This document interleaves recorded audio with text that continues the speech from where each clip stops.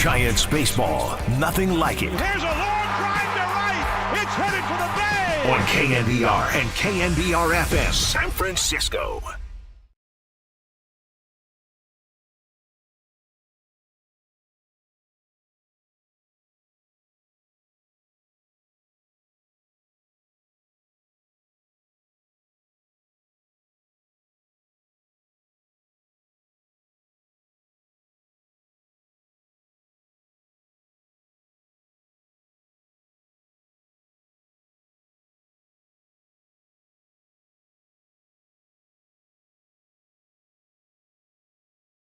Two-point game. Lakers trail. Lonnie Walker's been excellent in this fourth quarter. He stays, and Lonnie Walker keeps it rolling. He's got 11, all 11 coming in the fourth. Lonnie Walker guarded by Curry. Walker, pull up. Walker hits another one. It's the Lonnie Walker game. 13 in the corner. Here's the jump ball, and it's into the hands of Curry, who falls down. Loose ball near side. It goes out of bounds. Laker ball with a second and a half left. The Lakers take a 3-1 lead over the Golden State Warriors. Lonnie Walker did not do much through three quarters. What a performance by Walker in the final frame. He swings it, lines one into right center field. There's nobody there. Rounding third to score is Meneses. Going to third is Smith, heading for second call, and he's in there safely with a double. There's a ground ball up the middle, and two more runs will score. Now it is truly a big inning. 5-0 Nationals. Now a swing, there's a line drive, caught by the shortstop, lunging to his right. Nicely done there by Abrams to end the ball game. And the Nationals take game one of this series from the Giants, 5-1. And that should do it. Lonnie Blankin Walker. Oh, it's going to be a long one today. What's up, everybody? It's Marcus Boucher, a.k.a. the Water Boy from the Murph and Mag Show, back from overnight, Dave. And, Dave, this is usually the point of the show where we wish everybody a good morning. But it's really not a good morning. Waking up, hearing that highlight package, watching the Tony Disco Demolition Derby with the Giants yesterday, him allowing 5 runs on 7 hits. Giants take the L. Warriors obviously take the L. We're going to spend most of the show talking about that today. And hell, even down in the South Bay, the Sharks took the L as the NHL lottery was yesterday. They get the 4th pick. Connor Bedard is going to the Chicago Blackhawks, and people are calling the NHL being rigged with their lottery. Hell, Warriors fans can't call rigged about the referees in this game. I don't want to hear anything about the free throws. I don't want to hear anything about Lonnie Blankin Walker, who was the spoiler alert for all the Warriors fans yesterday. They have outplayed the Golden State Warriors. And I want to give a shout out to the KNBR digital team who posted a KNBR listener yesterday on their Instagram account. He was at the Giants game and he held up a sign. He said, hey, here's my birthday wish list for the Giants to get a win and for the Warriors to get a win. Well, I'm sorry to that guy because he got neither. You'll get nothing and you'll like it. Kind of like the Giants slogan for the year, #nothing like it. You will get nothing and you will like it. I understand. And you will get nothing from the bench of the Golden State Warriors after they got outplayed again by Lonnie Blankin Walker. And here's the thing. The Walker Texas Ranger, the Walker Laker Ranger, scores 15 points in the fourth quarter, almost outscored the entire Warriors team. The Dubs scored 17 in the fourth quarter. Lonnie Blankin Walker by himself scored 15 points. And here he is to save the day, to save AD, to save LeBron. It's not the superstars. It's the role players on a night where our superstar Steph Curry drops a triple-double, has an absolutely fantastic performance, but comes up short in the end after missing 2 game-winning shots against Anthony Davis. And there's plenty of storylines to get in this morning, from the whole GP2 angle of him being put in the starting lineup, him disappearing in the fourth quarter and only playing a couple minutes despite having success in the first quarter, the Warriors actually going to the paint, making some key adjustments, drawing AD out with a couple pick and rolls again, having a lot of success in that first half. I believe it was 32 points in that first half. That strategy disappeared in the second half. Where was it in the fourth quarter? And where the hell were the Splash Brothers? Klay Thompson, 9 points. Hit a big three-pointer with about 3 minutes left to tie the game. And then took a couple ill-advised three-pointers down the stretch with about 2 minutes left on the clock, 5 seconds still on the shot clock. Clang! Here was Klay jacking up 35-footers, but at least Klay was in the game because the other Splash Brother might just have his name revoked. He might get kicked out of the crew. Like this is some boy band meeting and Jordan Poole is the last man to get kicked out now. We joked about it on yesterday's show the last couple of days with Jordan Poole struggling that the pool party has been shut down for the summer. You know, like in Las Vegas, they closed down the pools for the winter. The pool is completely closed right now. We're going straight Caddyshack. There's a Baby Ruth in the pool. We're draining it. We're pulling everything out of that sucker. Because the dude gave you absolutely nothing yesterday. 0 points.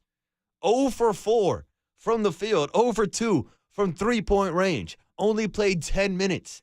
The guy that got paid this offseason to be that next generation of Splash Brother for the Warriors. Again, you can combine his points with Klay Thompson. Doesn't matter. It's not going anywhere. It was boring for sure. JP3, 311. Amber is the color of your energy. No, none of that was working yesterday. No shots were falling in for either of those guys. So on a night where Steph Curry does drop a triple-double, where was the help? I will give a shout-out to guys like Gary Payton, who stepped up with 15 points. 15! Moses Moody had a big third quarter, was playing in the fourth quarter down the stretch. He had some key threes. Dante DiVincenzo hit a couple of key threes. But outside of that, it was an ugly fourth quarter stretch. And it was the Warriors unraveling like we've seen them do it on the road before this year, which is probably the most frustrating part because this was a game where I felt like it was in the bag when the Warriors had a double-digit lead in the third quarter, when they're up at halftime, when they're putting up 31 points, 32 points in the second and third quarter. Steph looked unstoppable. Him driving to the dish, doing a little back off, behind the back pass to Dante DiVincenzo.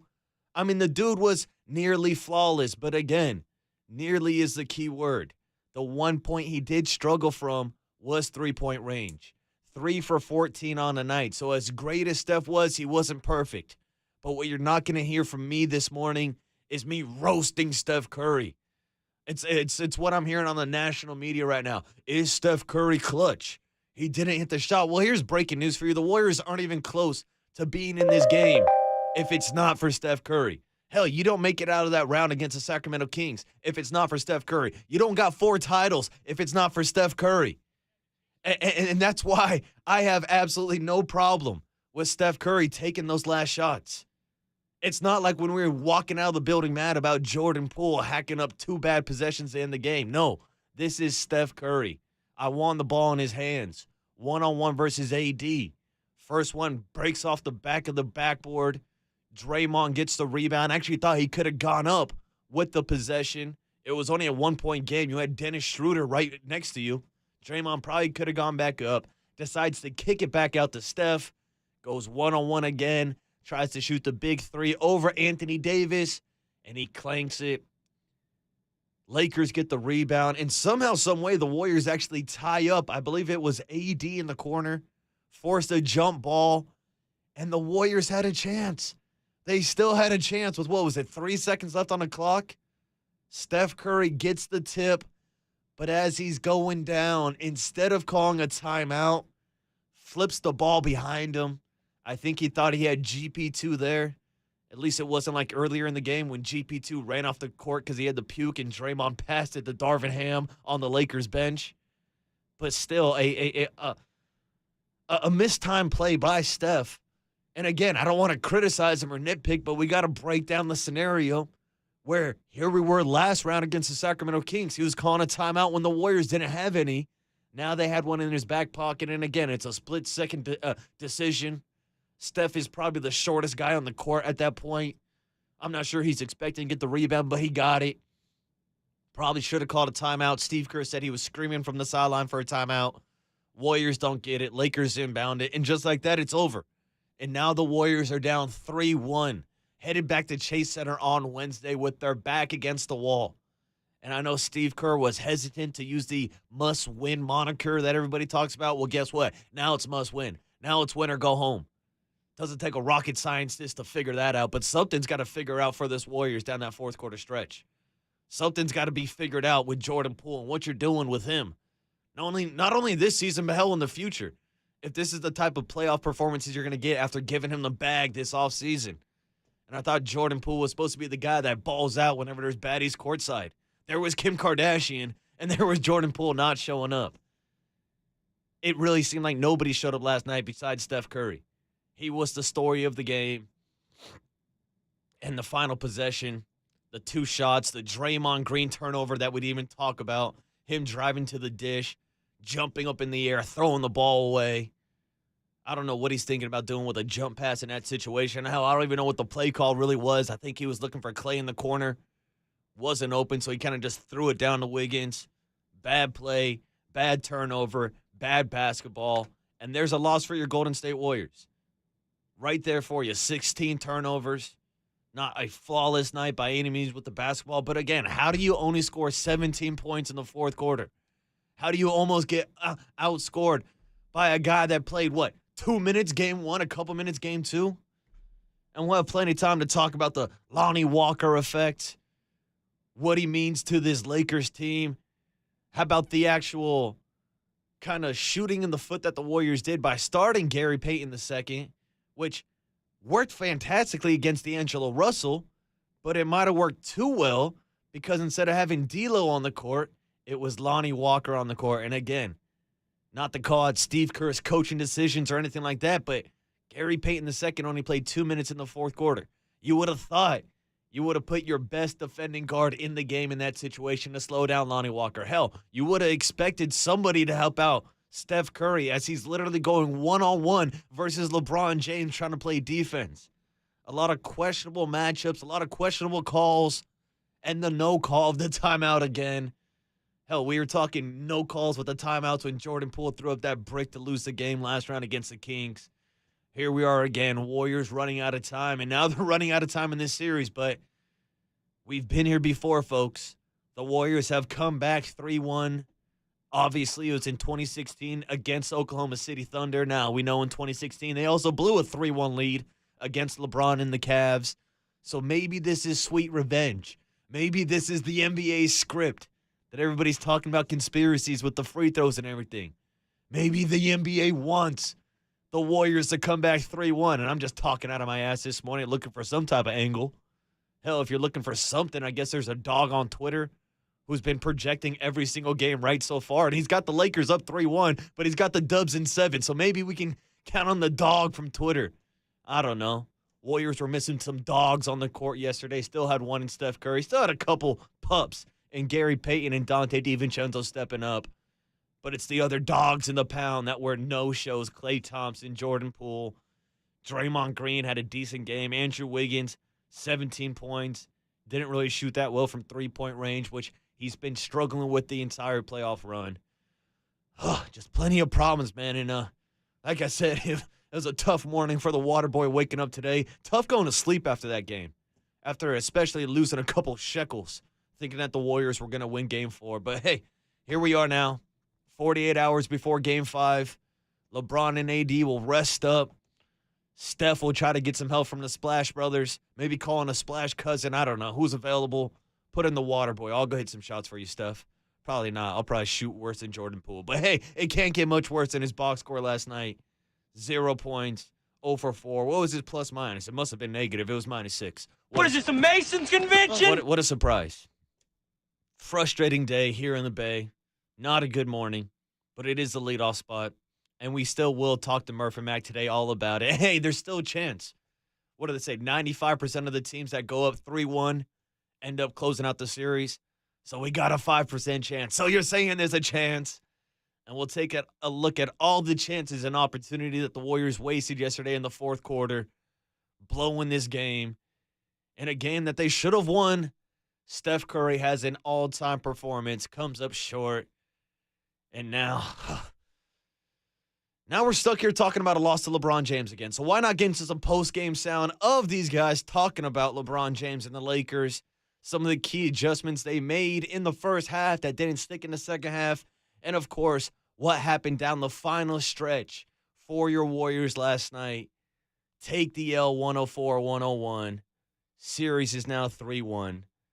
And, yeah, it's the Waterboy on the leadoff spot on a Tuesday morning on KNBR 104.5 FM and 680 AM, the sports leader. I understand how much I mean to this team, to this franchise, to this city.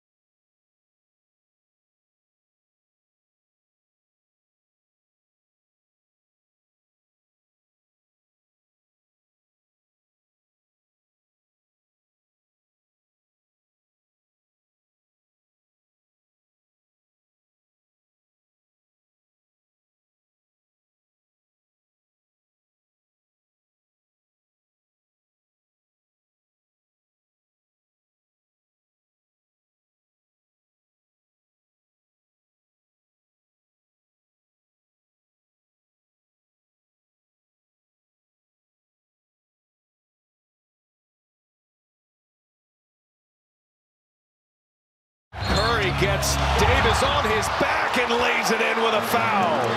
Stephen Curry, so crafty, and a chance at a three-point play to give the Warriors the lead. Curry driving. Behind the back pass, DiVincenzo gets the layup. And Steph Curry now with 12 assists. Curry brings it across, being guarded by Schroeder, puts up a three, and he knocks it down, plus a foul, and then a fist pump by Curry. Warriors take the lead and a chance at a 4-point play for Curry. Curry dancing with Davis, lost the handle, keeps the dribble, 10 to shoot. Curry doing it himself here. 1 foot fadeaway, no good. It's Green with a rebound, tipped by Wiggins. Another chance for Golden State.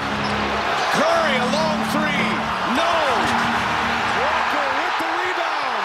Gotta foul him, they do. Oh my goodness, Curry launched a deep three. He missed it, and now the Lakers will go to the line. Here's the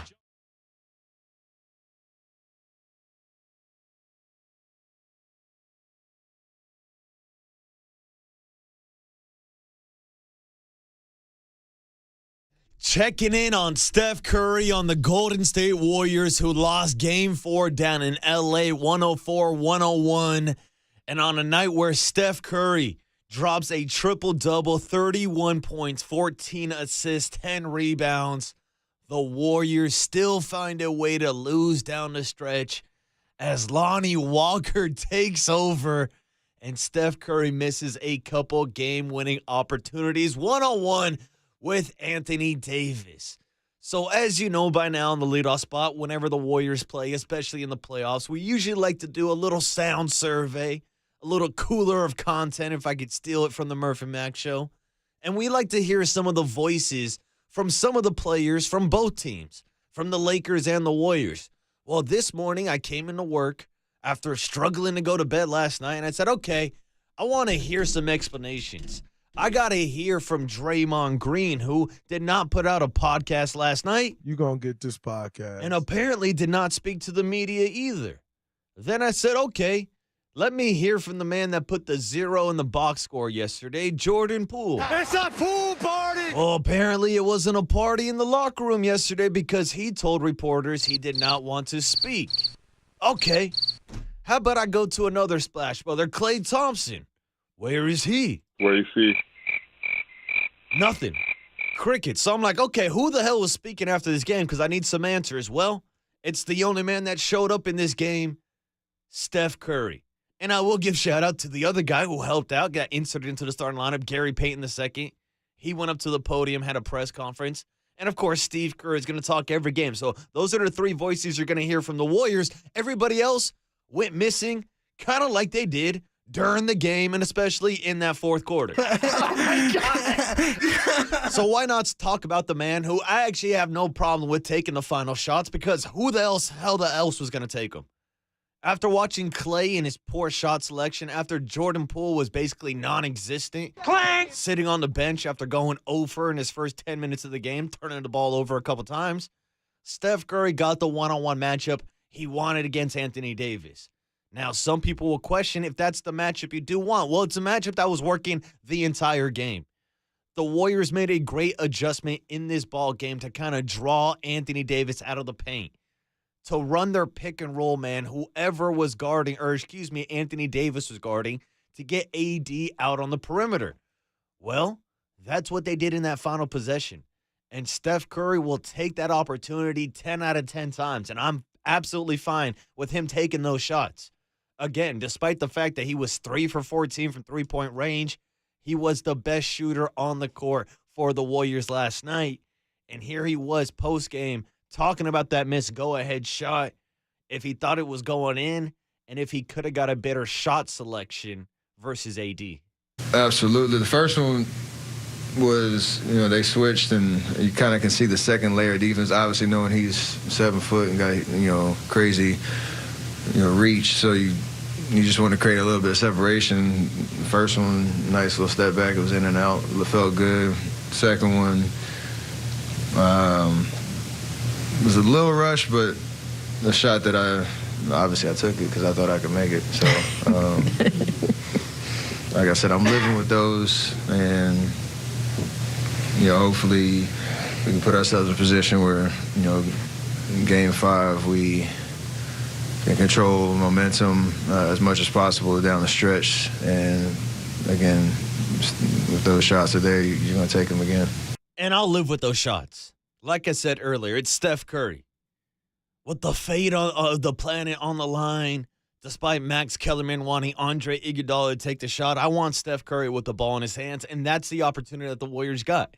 Now, you can talk about the shot selection, whether or not you like the long, kind of mid-range that Steph kind of dribbled around AD, caused a little separation, misses, and Draymond Green actually gets the offensive rebound. Now, I thought Draymond could have gone back up with the basketball. The only guy between him and the rim was Dennis Schroeder. We all know Draymond Green, even though he doesn't have size advantage versus too many players, he has it over Dennis Schroeder. So I thought he could have gone back up with the Warriors only being down 1 in that instance. Instead, he kicks it back out to Steph. Steph then proceeds to miss that 3, and then that's when all hell breaks loose. That's when we get down this final stretch. That's when we get the Warriors actually having an opportunity with the game on the line to draw up one play to go out there and win it. And what happens? Draymond Green drives to the basket, jumps up into the air with nobody to pass it to. Clay's not open in the corner, tries to kick it off to Andrew Wiggins. The ball is stolen. It leads to the jump ball, which leads to a bunch of discussions on whether or not the Warriors should have took a timeout in that instance. But hey, before we even get there, here was Steve Kerr asked about that last play design, about putting the ball in Draymond Green's hand, and what the objective of that goal was and who they were trying to get open on that shot. It's a play we've run quite a bit before. It's got multiple options in it, so there's 3 or 4 different options. We had time for a quick 2. We're down 3, but 15 seconds, and we had another timeout left in our pockets. So it's a play where you can get a quick 2 or maybe a 3 if it's open. We just didn't execute. They played good defense too. No, they didn't execute at all. And that's pretty much the theme for this Warriors fourth quarter. Again, we just didn't execute. They were outscored 27-17 in that fourth quarter.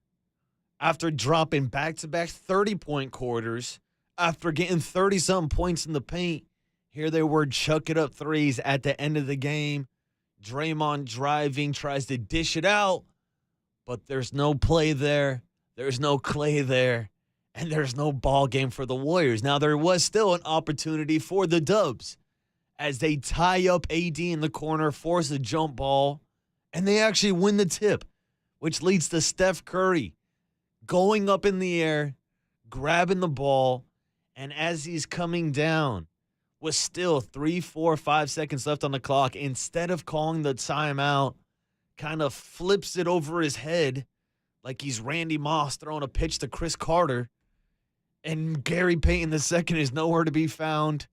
At least he wasn't in the locker room throwing up this time, but still a play where you probably would have liked to see Steph Curry just go down with the ball and call a timeout, but it wasn't called. Steve Kerr said post-game that he was trying to call a timeout, and I'll just let you hear from Steve himself. Here he was talking about that jump ball and having that timeout in the pocket, but not being able to get it off in time before Steph turned the ball over. And then on the jump ball, Steph comes down with it. Yeah.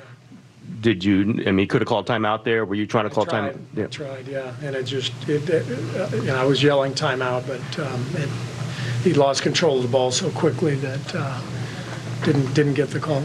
Yeah, and it's a tough situation. It's a split-second decision. But here we are again at the end of the game for the second time this postseason run. Was Steph Curry mismanaging his timeouts?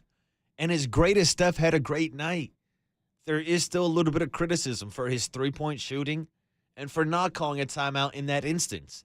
Now, I don't think it's as bad as round 1 against the Kings when he called a timeout without having any, or maybe that was in the back of his head in this situation.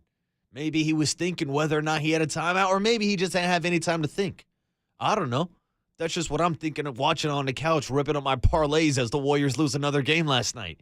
But here was Steph with his own explanation. I'm just about that action, boss. Yeah, thanks, Dave. The action wasn't very good last night, and it wasn't very good on those final plays for Steph Curry. Here he was talking about that late jump ball possession and whether or not he was thinking about calling a timeout in that exact moment. Yeah, I didn't realize how long much time it went off. I was in the air coming down, how long I was on the ground. I felt like somebody was behind me and kind of just let it go, but bang, bang play. I wish I had a little bit more awareness to maybe call a timeout knowing we had enough time, but it just didn't go our way. Yeah, it's a bang-bang play, and Gary Payton II was behind him, but he also went in to try to help Steph kind of secure the ball as he was falling down, throws it over his shoulder, ball dribbles out of bounds, and that's the ball game. Dribbling away from them. And that's kind of how it felt watching the Warriors only score 17. It seemed like they were going for Jordan Poole, dribbling the ball off his foot, even though Jordan was sitting on the bench, because nobody was hitting shots. And we kind of broke down the play-by-play for you with Klay Thompson hitting that three to tie it with 3 minutes left. After that, Klay had two very poor selected shots. One of them with 2:25 left, pulled up from 35 feet, missed another three down the stretch also. Just not the greatest shot selection, even with Steph Curry on some of these shots down the stretch also. So here was Steph, one of the few men who actually spoke yesterday after yesterday's loss, talking about the team having a rough shooting fourth quarter and what happened to this team to fall apart and lose this ball game.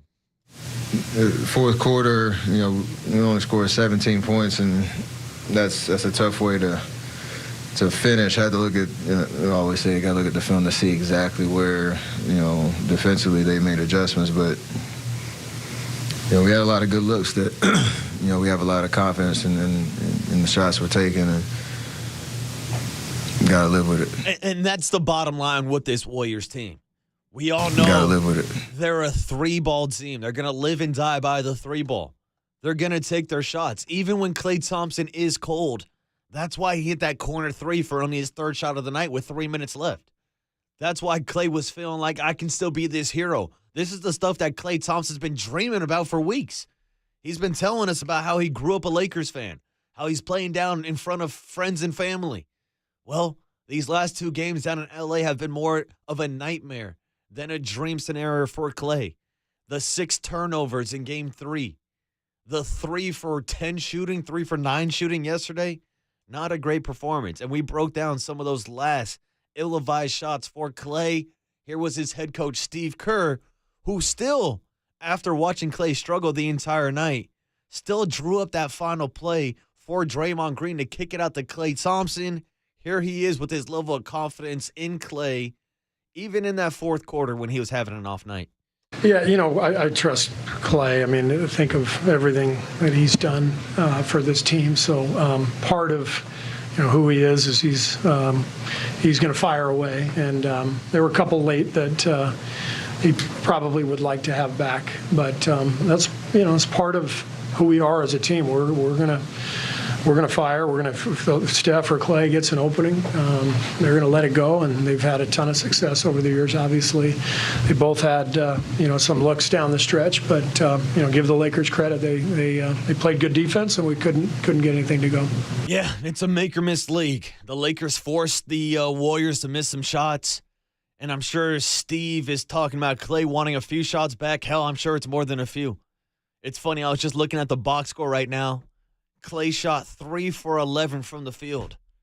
Remember last year when we were all laughing and giggling about Klay and Jordan Poole calling themselves 311? Like the band. Yeah, those jokes aren't too cute anymore when you're getting outscored by Lonnie Walker in the fourth quarter. Again, Klay and Jordan Poole, the quote-unquote Splash Brothers, had a combined 9 points. All 9 came from Klay Thompson. An absolute 0, a dud performance from Jordan Poole. I don't know what the Warriors are going to do with him in the rotation moving forward. I don't know how many more minutes he's going to get when Moses Moody is stepping up and getting fourth quarter crunch time minutes over Jordan Poole, over GP2, who probably should have been in there down the final stretch having a good game. But hey, it is what it is. Warriors lost. It's as simple as that, and now they're down 3-1. Now they got to come back and do what they did in 2016 against OKC and try to do what LeBron did against them in the finals. Maybe this is the perfect script. Maybe this is the Hollywood ending that the NBA wanted this entire time with their tinfoil hats. I don't know. But I do know the Warriors have been in this situation before, and I'm still not going to write them off until that final buzzer goes off, whether it is game 5, 6, or 7. Doesn't really matter to me. I'll still be betting money on the Warriors, probably losing, but I would bet on them to win tomorrow night at Chase Center. Here was Steve Kerr talking about taking it one game at a time, being down 3-1 in this series, and how big the opportunities is for the Warriors to win one at Chase Center on Wednesday. It feels like what it is. 3-1, you go home and you take care of business and you get a win, and the momentum is right back in your favor. So that's all it is. Somebody has to win 4 times, and that's why you play it out. Lakers did a great job of holding serve here and winning this game. Coming back in the fourth quarter to take it. So now it's we got to go back and get a win at home and flip the momentum. And that's it. It's as simple as that. It's win or go home now. The Lakers took care of business. They won on their home court. They came into Chase Center and won a game. Now the Warriors, without being Captain Obvious this morning, will have to win 2 at Chase, and they'll have to win 1 more down in L.A. And here's the thing. What is the streak now? 28, 29 consecutive series with the Warriors winning at least 1 road game? Well, they didn't do it in the first 2.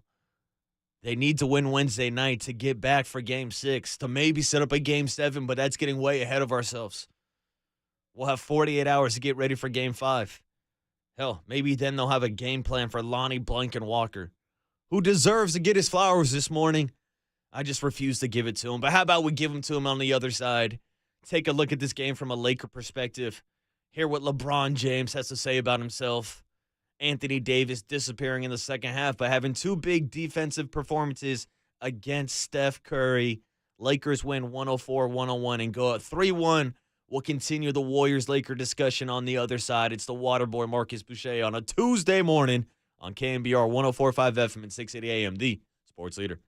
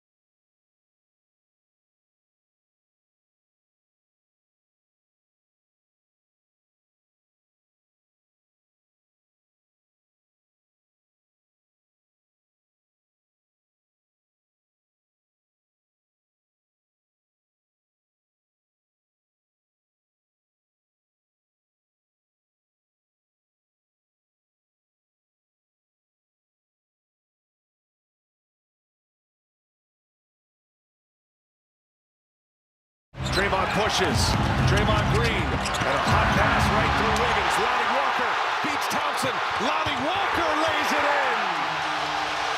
He's got 5 in the quarter now. Reeves will inbound far side, front court to our left to Lonnie Walker, who's had 9 points here in the fourth quarter. He's got a James screen to his left. He uses it. He drives, puts up a runner that's good. Lonnie Walker has been the fourth quarter story for the Lakers. Goes to Walker on the right side. Long 2 is on the way, and it's good from Lonnie Walker. My goodness, Walker has been the best Laker in the biggest moments here in Game 4. Lonnie Walker guarded by Curry. Walker, pull up. Walker hits another one. It's the Lonnie Walker game. 13 in the quarter. The Lakers take a 3-1 lead over the Golden State Warriors. Lonnie Walker did not do much through 3 quarters. Didn't even take a shot. But in the fourth quarter, he won the game. And he is getting congratulated and hugged by all of his teammates. LeBron James leading the way. What a performance by Walker in the final frame. Missed an interview or want to hear it again? Catch them all at knbr.com/podcasts. You're tuned into the leadoff spot on the sports leader. There's a bad boy right here. There's a bad boy. Yes, it is the leadoff spot on a Tuesday morning. It's Marcus Boucher back with Overnight Dave, who just gave us a rejoin, in case you missed it, of Lonnie Blankin Walker. I mean, I could have sworn that highlight package alone, I heard his name 10 times last night.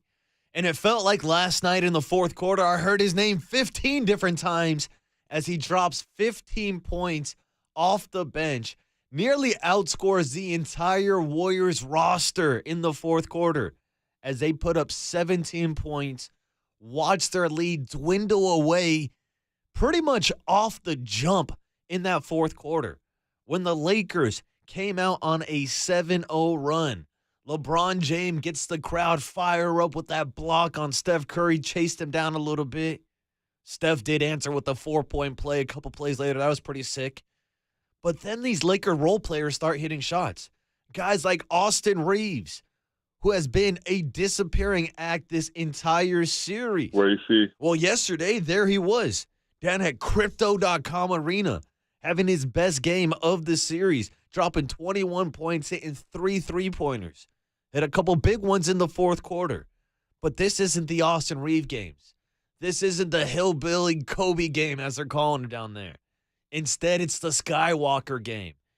It's the Lonnie Los Angeles Walker game. I don't know. I'm thinking of bad punts this morning on the fly.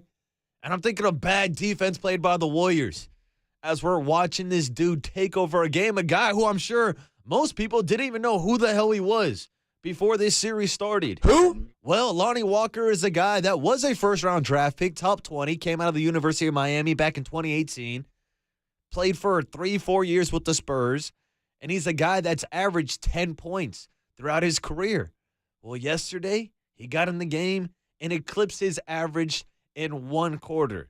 In fact, I think he might have had more points in that one quarter than he did in the first 2 ball games. This was a guy that started off the season for the Lakers as a starter. One of the few guys that survived the LeBron James trade deadline giveaway. After being delegated to the bench, didn't complain, stuck around on the roster, and then in game 1 and 2, or should I say games 2 and 3, when we're looking at those 27-point blowouts, those 30-point blowouts, he gets in garbage time and shows Darvin Ham that he can contribute. And so Darvin Ham, credit to him, went with Lonnie Walker in the fourth quarter. Now, a big reason why he went with Lonnie Walker is because D'Angelo Russell was struggling. A big reason why D'Angelo Russell was struggling is because GP2 got inserted into the starting lineup. So it's kind of like pick your poison for the Warriors, because I think they benefited from GP2 being in the starting lineup, but so did the Lakers, because it ended up having D'Lo on the bench and Lonnie Walker taking over. Warriors kind of shooting themselves in the foot in that strategy, and also shooting themselves in the foot by only playing Gary Payton II for 2 minutes down that fourth quarter stretch. Now I digress. I said I was going to give some flowers to Lonnie Walker, so here I am. Probably letting you hear this guy's voice for the first time ever, unless you're watching post-game. Here he was talking about the process he's gone through, the quote-unquote proof being in the pudding, and how he stepped up last night in the fourth quarter for the Lakers.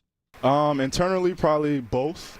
Not anger on the sense of not being able to play, but anger on the sense that no one knows who I am yet, and understanding my value and capability on the floor. It comes with a lot of diligence, a lot of discipline, but I've been doing this for 24 years of my life. I've always been in the gym, and nothing's ever going to change. So the proof is in the pudding. The harder you work, the more sacrifices you make, the better the outcome.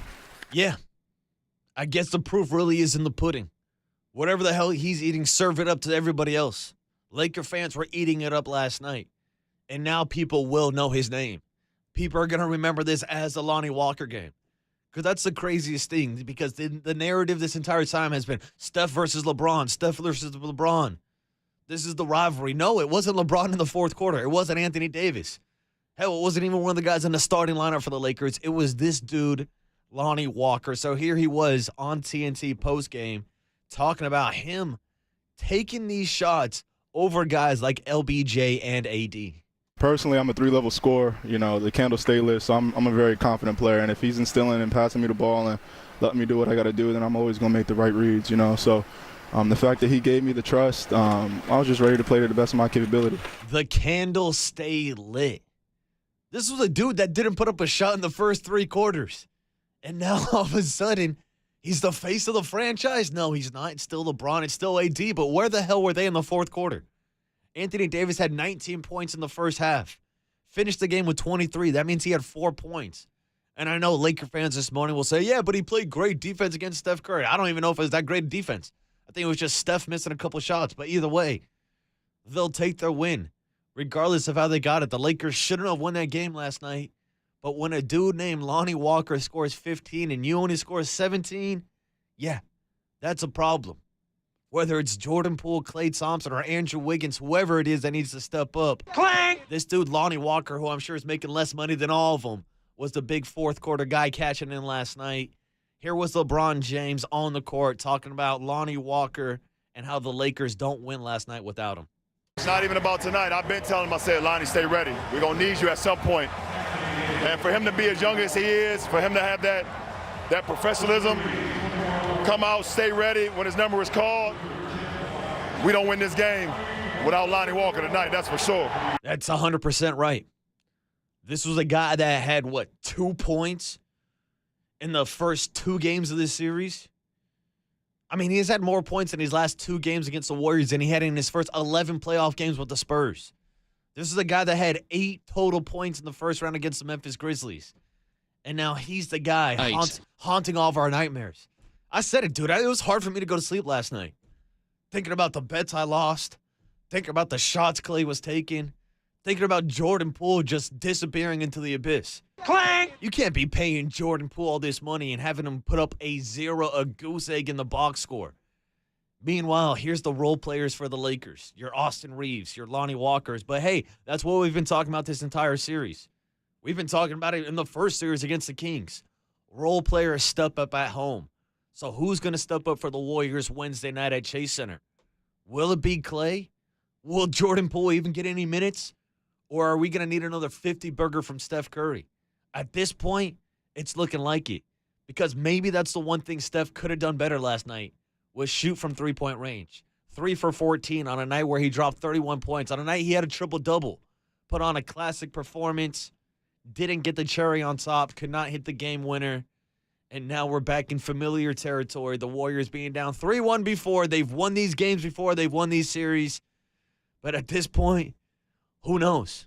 Who knows what the NBA script has in mind? We'll find out tomorrow night at Chase Center. Hell, I'll probably be in the building. I've been at every Warriors game so far this year. Far out. I'll be repping for the Murph and Mac show, and on the other side, we'll make the connection with Murph and Mac. Talk some more Warriors basketball. I don't know. Does anybody want to talk Giants baseball after the Disco Demolition Derby yesterday? Anthony DeSclafani getting lit up for 5 runs on 7 hits in the first inning, and then getting shut out by the Washington Nationals. Shout out to Jock for having a late-night home run, but it didn't matter. You lost 5-1 anyways. Now we'll skip out on the Giants talk. We'll get back into the Dubs on the other side with Murph and Mac. Make the connection and get you ready for a Tuesday show on The Sports Leader. It's the Waterboy Marcus Boucher on KNBR 104.5 FM and 680 AM, The Sports Leader.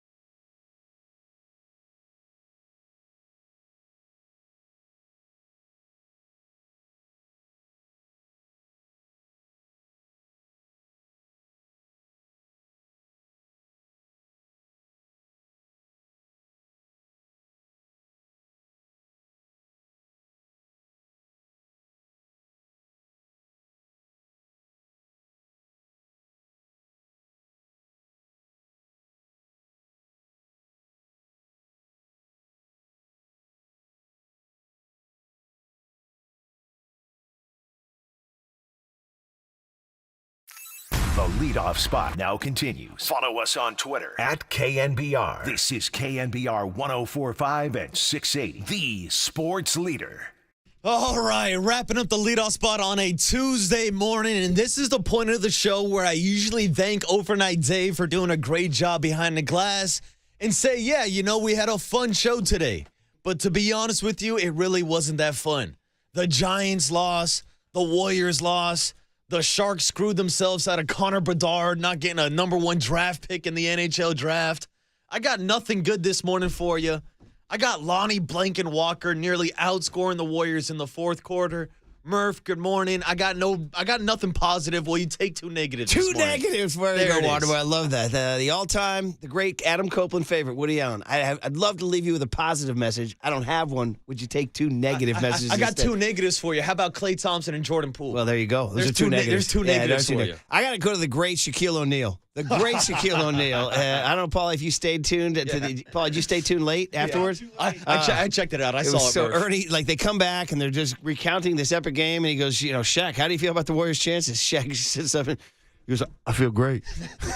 and Ernie's instant reaction is like, you feel great? You feel great right now, Shaq? He goes, yeah, the champs, man. He goes, well, we're good. He's like, we're good. We goes, going back, take game 5. This thing's okay. Yeah. It was just so fun. Just the way, thinking of Copes' impression and everything, just I feel great, man. I'm feeling great, which is hilarious because then they pan down the panel and there's Charles Barkley saying, oh, it's over. Well, guaranteed. Put a nail in the coffin. Barkley said, yeah, it's done. It's done. I'm just here to tell you at 5:59, it ain't over. It ain't over. It ain't over. It ain't over until Lonnie Walker starts singing. Well, that's true. Yeah, dude. Paging Barry Zito. Ooh. That's what I'm saying right now. Paging Barry Zito. Don't kill my dreams, dude. We've done 3-1 before, and you have 2 of the 3 at home, so I'm just going to take it. Now, that said, we will dissect this collapse for sure. Yes. And Lonnie Walker. Dreams, yeah, exactly. Thank you. Thank you, Dave. There's no other word than collapse, right? That's it. I mean, you're up 7 going into the fourth quarter.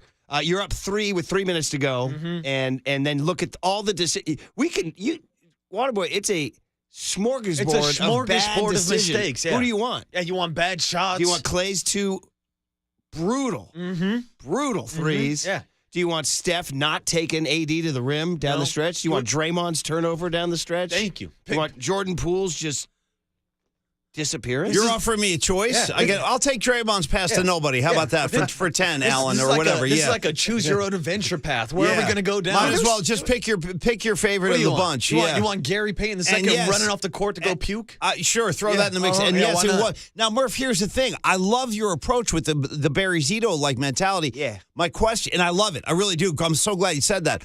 Who's it going to be, though? That's the thing. Like, where's my Lonnie Walker? Where's the guy to come and help? Gary Steph Payton. Well, I mean, listen, I'm good. Could they have played Peyton more in the fourth quarter? Yes. I don't know what's going on with him. I don't know. Yes. Yeah, well, he's got a mouthful of puke. That's maybe the thing. That might be the thing. Yeah, No, but he played great last night. He scored 15. They ran that pick and roll all day, and Dude, then they took D'Lo out of the game. Now is that exactly? Which also put Lonnie Walker into the game. Lonnie Walker, dude, That's just with ice in his veins. What a story! What a story! Insane. Former first rounder. Now I had to go back and I had to bone up on my Lonnie Walker. Yeah, I think we all did. Reading, Pennsylvania, 5-star recruit, goes to Miami, becomes all ACC. Drafted by Popovich.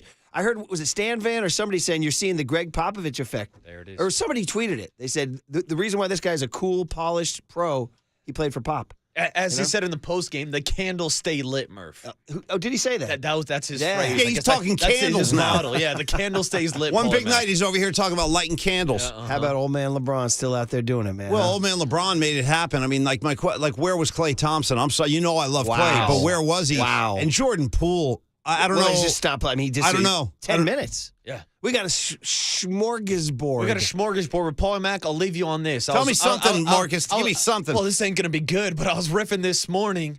Last year, we were calling Jordan Poole and Klay Thompson 3-11 like the band. Yeah. Yesterday, them combined, 3 for 11. Oh, wow. That's it. Wow. Actually, more than that. Clay was 3 for 11 himself, but Jordan added no shots. So 3-11 like the band. Brick. There's your splash cousins Okay, for man. you. All right. Brick disowned from the family. Bricks are the color of your energy. Ooh, missed shots are the color of your energy, and right now it's the color of the Murph and Mac Show. We're going to start it off. It is a Tuesday morning at 6 a.m. You're listening to KNBR AM and FM in San Francisco, the sports leader, a Cumulus Media station, and the Murph and Mac Show starts right now. Good morning, and welcome to the KNBR Morning Show with Brian Murphy and Paul McCaffrey on KNBR 104.5 FM and 680 AM, the sports leader. Everybody's got to channel their inner Shaquille O'Neal right now. Shaq, how do you feel about the Warriors' chances? I feel great, man. I feel great. I just had to laugh out loud. I was sitting there stunned on the couch, Paulie. And I need some of your. I need the touch of a Brian Murphy today. That golden comedic touch, because I like to look at Shaq and just always giggle to myself with he's taking a nap in the middle of a segment. No, he's the best. I couldn't stick around. I was actually, dare I say, troubled by the loss. Troubled somewhat. Like I heard Marcus say he had a hard time. Troubled. That's good. Troubled. I felt troubled. I was. I don't want to say cocksure. But I was damn near cocksure they're going to win the game. So was I. Especially the way the game was playing out. I was like, well, they're answering the call. By the way, just for the audience, there's nobody at the wheel right now. This ship is just floating around out at sea. Just to bring a level down, maybe? Who knows? We're just floating around. We like the levels There's like this. Nobody at the helm. Usually when you're getting settled, this is what I do. I shout over the... Just nobody at the helm. Look at this. Okay, there he is. I like the levels. That was funny. Anyway, Murph. Well, this new thing where you don't have to get settled. No, it's a whole new world. I know. This is brand new to me. So this is how usually I let the levels just rage. Dude, you would think somebody would bring them down. No, maybe help this it. guy out. You're like, anyway, listen. I've been shouting over the levels for years. I didn't know because I'm always getting set up. My headphones aren't even plugged in usually. I thought the listeners liked the levels. Man, I was hot. Anyway, dude, you said you were cocksure. Well, okay. I kind of was too. The way the game was going in the third quarter when you're up 12, you're up 12 in the third quarter. Feeling great. Feeling great. And they were running those pick and rolls, and AD was not, even though AD had a good stat line, he was not a factor at all. I agree with you. I agree. In the second half. The way the Warriors took it to the rim over and over and over, it was bad. And Steph, once again, distributing. Oh, my God. Steph Curry. What else can you say about Steph Curry? Well, I'll tell you what else you can say about him is that I was telling my TV and anybody who would listen, I was like, we make these all-time lists. And I'm here to say that, before last year, Steph was definitely not in my top 10. But watching him obviously win the championship last year, and then watching him score the 50 in Game 7, and then watching him turn into the distributor that he's turned into in this series. He's a machine, man. I'm like, he's a one-man machine. Rewriting his legacy right before our eyes. He's playing some of the best basketball we've ever seen from this guy right now. Right now, which is remarkable. Paulie, all except for the final 30 seconds last night. I don't know. I heard Windhorst on ESPN saying this, and he's right. Shades of Kevin Love in 2016. Where he didn't attack. He let Kevin Love kind of keep him on the perimeter in 2016. And he had Anthony Davis out there ISO. He did. He's turned into the master finisher at the rim. And all they needed was 2, and he didn't take it to the rim. I don't know what happened there. I don't know. Like he said, though, after the game, and obviously you're going to back Steph Curry on his decision-making, but Steph said, listen, that's a shot I'll live with. And based on what we've seen, I gotta live with it. The ball's in his hand. I understand, but I was actively yelling to at the rim. TV. Yeah, they had success there. There's no question. That was their ticket last night, was taking it to the rim. I was talking to Tanel here, and he's like, if you look at it, the big three, the championship 3, Steph, Clay, and Dre, all had major mishaps in the final minutes. Yeah. They all had and so that's I hadn't thought of that, but so that's definitely they're human. That's why we play the game, right? Yeah. B, fatigue. I keep thinking about that. What it all 7 games against the Kings. The how it's accumulated over the years and just these late runs have piled up. There's got to be some of that. Also, it ain't over. It is not over. Thank you. I need some of that today. I'm not just saying that. I'm not just saying that to be some shill homer loser. Stay tuned. It's not over. No, I truly, in my sports fan heart, believe it is not over. I love it. I am not BSing you right now. I'm giving you straight, authentic truth because I as much as I can't even believe I'm saying that, respect the Lakers and LeBron. I hate them, right? I hate them, but I'm not overwhelmed by the Lakers, and neither am I. I'll give you that too. I agree. Laker fans in this car going, hey, Jabroni, you're down 3-1. Well, let me ask you this: Did you feel the threat was greater from the Kings when they were revving at all? No joke. I did. I did too. There was a different kind of pressure they were putting on the Warriors, like with their speed and their youth. It just felt different. It was more like it felt like it was a more difficult obstacle. And I agree. Bless the Lakers. Listen, they got 3 of the first 4, but I will say this: they're not like I'm not in fear of the Lakers at all. Jerry, don't fear the Reaper or the Lakers. No. Jerry McDonald, great sports writer, put out a really good tweet last night that I agreed with and it was well said. He said, the Warriors played against the Kings like they were afraid of losing, and they played frantically urgent to win that series. He said, it feels like they're playing against the Lakers like they think they're going to win. And I kind of agree with that. Like, I feel like the Kings series is like, holy man, we got this young, you better hold on tight. Team, yeah. loaded with talent everywhere. Yeah, every mistake, they burn you. I kind of feel like they're like, oh, we can beat the Lakers. Mm-hmm. And, do you buy that at all? Yeah, a little bit. I know what you're saying. That they haven't been as urgently crisp. We're going to have to see that urgency tomorrow night. We're going to have to. And I think, I truly believe, again, a lot of that is until I see these guys get knocked out, I won't believe it. Yeah, they're not knocked out yet. Oh, here's what I know. If you simplify it like this, you just say, all I know is they got a game tomorrow night. Yeah. They got a game. Or as the great Shaquille O'Neal said, Chuck, how do you feel about the worst chances? I feel great. I love it. I should have stayed up, but I couldn't take it last night. I was like I said, I was troubled. I believe it or not, I am going to say this. I think the Lonnie Walker story is pretty cool. Lonnie Walker, one of those stories. These are kind of things that happen in great postseason runs. Guys like that kind of surface and pop up, which makes me think greatest Lonnies of all time. Paul, you are. I am. Yeah, I got a couple. We're going. I already have Mount Lonnie Moore for you. Okay, well, I got a couple too. So we're going straight to WKRP in no Cincinnati. Question. Right? She's at the front desk. That's Lonnie. I'm going to go with the old Atlanta Brave outfielder who did he win an MVP or at least a Lonnie Smith, Paulie? Do you remember Lonnie Smith? Yes, I do remember Lonnie. Yeah. Bro, we need more Lonnies out here. A whole other thing I wanted to go in. Just that we do need more Lonnies. We do. He didn't win an MVP. We got a Lonnie crisis, a shortage. Was Lonnie Smith? Did he get caught under the tarp? Or was that Vince Tarp? Wow, was that him?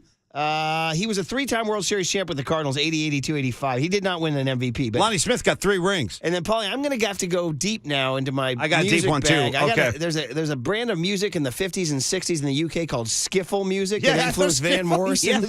No, the great skiffle master, Lonnie Donegan. All right, Skiffle. Lonnie Donegan. Bro's coming at me with skiffle. So you know who's in the skiffle? Early on was Joe Strummer was in the skiffle. Yes. I'm not kidding. Well, Van Morrison, thanks to you, who's been big. We're on a 2-day van run. Skiffle. So. This is the best. So I'm going Lonnie Walker the fourth last night. This is what I needed today. Lonnie Anderson. A skiffle breakdown. I'm going former base stealing king Lonnie Smith of the 80s. And I'm going UK skiffle master Lonnie Donegan. It's so good, your Who list. else you got? I'll throw one more, dude. You got me with the skiffle. That's incredible. It's a little subgenre over there. And Joe Strummer was involved heavily before the clash. I'm still not even sure what skiffle is. It's like acoustic kind of jug music. It's like, yeah.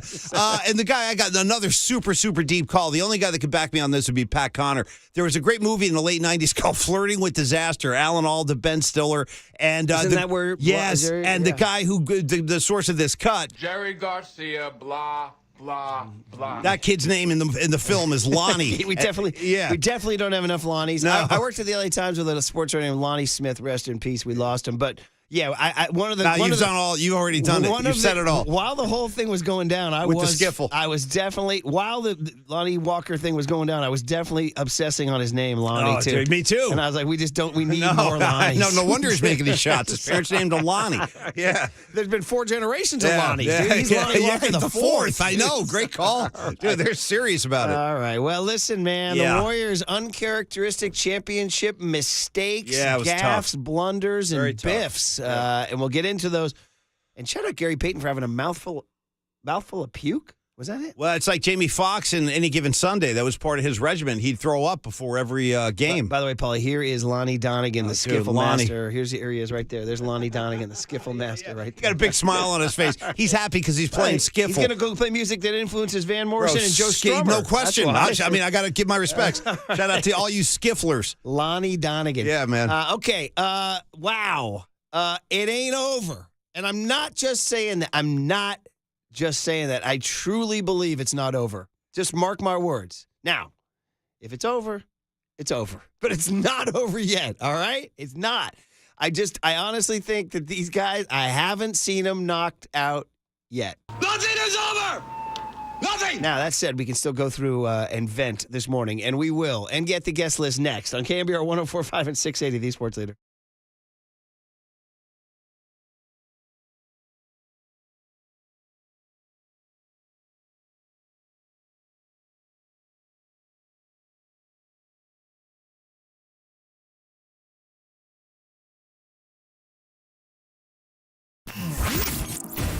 What's trending now? Trending now.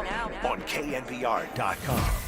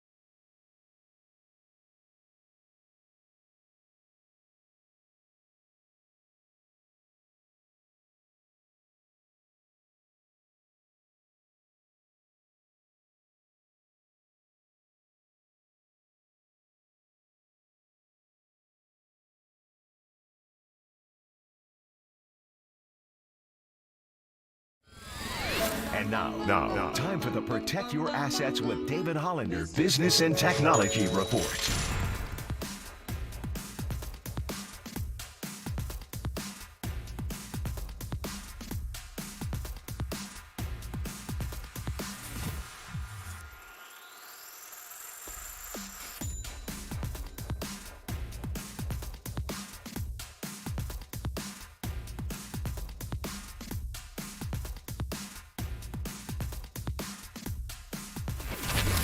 This has been the Protect Your Assets with David Hollander Business and Technology Report. Do you want to pay less taxes this year? Learn more. Listen to David's show every Saturday morning on KNBR or call 1-866-PROTECT.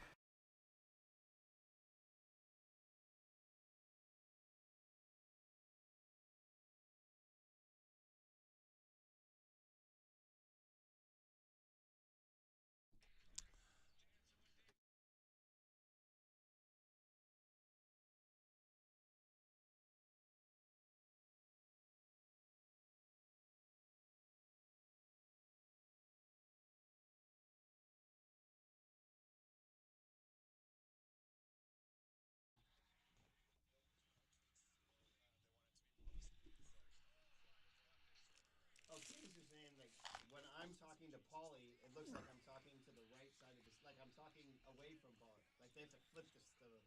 Yeah. Wow, what drama. And I'm telling you, it ain't over. And I'm not just whistling through the graveyard. That said, we can go through all the bad stuff that happened last night because a lot did.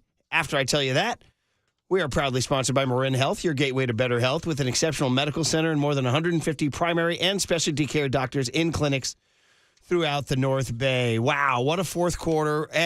Up 12 late third quarter, guys. I honestly was thinking, well, this one's, I mean, Waterboy used the phrase this morning on the leadoff spot, quote, in the bag. Yeah, it certainly felt that way to me. Marcus Boucher, I was with you. Marcus. I thought, I mean, and that's obviously a dangerous place to be, saying it's in the bag. Yeah. But it just felt a lot of evidence there, though, yeah. I felt like the Warriors were doing exactly what we thought, which is like, okay, we're going to go get this one, you know, and if Steph needs to distribute, he'll distribute, and we'll pull Anthony Davis out of the paint. We'll start Gary Payton. We'll go small. All these things will combine, and the Lakers, Anthony Davis is going quiet in the second half. I just kind of felt like this is firmly in the Warriors' control. Yeah, and to me, it felt like Steph wasn't going to let this team lose.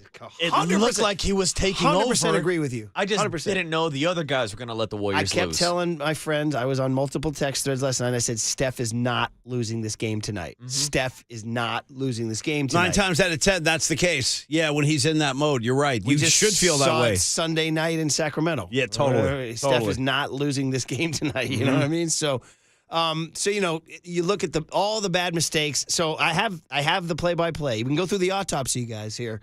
And you can pick any kind of key moment, but I think where you want to start is when Clay makes the three to go up 99-96. Well, that was still good. That was a good moment right there.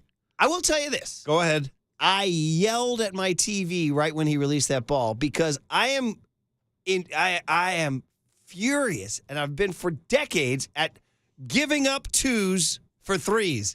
Moses Moody had the ball right under the basket, and I said, great pass. And when he swung it out to Clay, I said, no. That's one of the biggest. And then Clay made it, and everybody said, yes. One of the biggest changes in the game, I would say, from the 90s, like the Jordan era to now, is back in those days when the guys drove the lane, regardless of who it was, guys would go to the lane and they would have a plan to go to the rim. Now I feel like guys drive to the lane, they don't really have a plan to finish. They wind up kicking back out. Steph is one of the ones that does. Even Stan Van Gundy said this in the second quarter. There was a sequence where the Warriors had the ball. DiVincenzo penetrated. He had a wide-open layup. He kicked it back out to the perimeter. Warriors missed the shot. But, I mean, this is what they do now. It's just we're being old men. We're doing the get-off-my-lawn thing. But it's a big part of the game, and you're right. You got to. But we'll pick it up there. Clay makes the three. You're up 99-96, 3 minutes to go. Okay, here's Lonnie Walker comes down and misses a three. One of his few. I think he went 6 of 9. 6 of 9, yeah. LeBron got the rebound. So that's a big moment right there. Steph fouls LeBron. So LeBron goes to the line. My kid goes, he's going to miss one of these. He was clutch. I say he's not. He was clutch. He made them both. He's clutch. 99-98. Now, guys, we come down, and Clay jacks up that really bad three from deep. I know. His blood was shot pumping. Shot clock was at 4. I know. 5? Waterboy, you think? 5? It was just a bad look. He was leaning. It wasn't a good take. It wasn't a good moment for him. Lakers get the rebound. They come down. Lonnie Walker gets Steph one-on-one, takes him, pulls up 15-footer. Yeah. Now, that's a big-time shot right there. He was feeling it. So he's up 100-99. Yeah. They're up 100-99. Okay. We come down. Time on the clock. And this is 141. Okay. This is when Clay goes to the left side, right in front of the Warrior bench, and absolutely casts up hated it. I don't know why he did that. I don't know why he did that. In the bad shot angle clock. too. That's not a shot over there. I don't know why he did that. And ESPN ISO. Did you see Steve Kerr even though he said after the game, he puts both hands on top of his head like, no. He rushed it. I don't know why he did that. So he misses it. Lakers get the rebound. Schroeder gets the rebound. Steph fouls LeBron.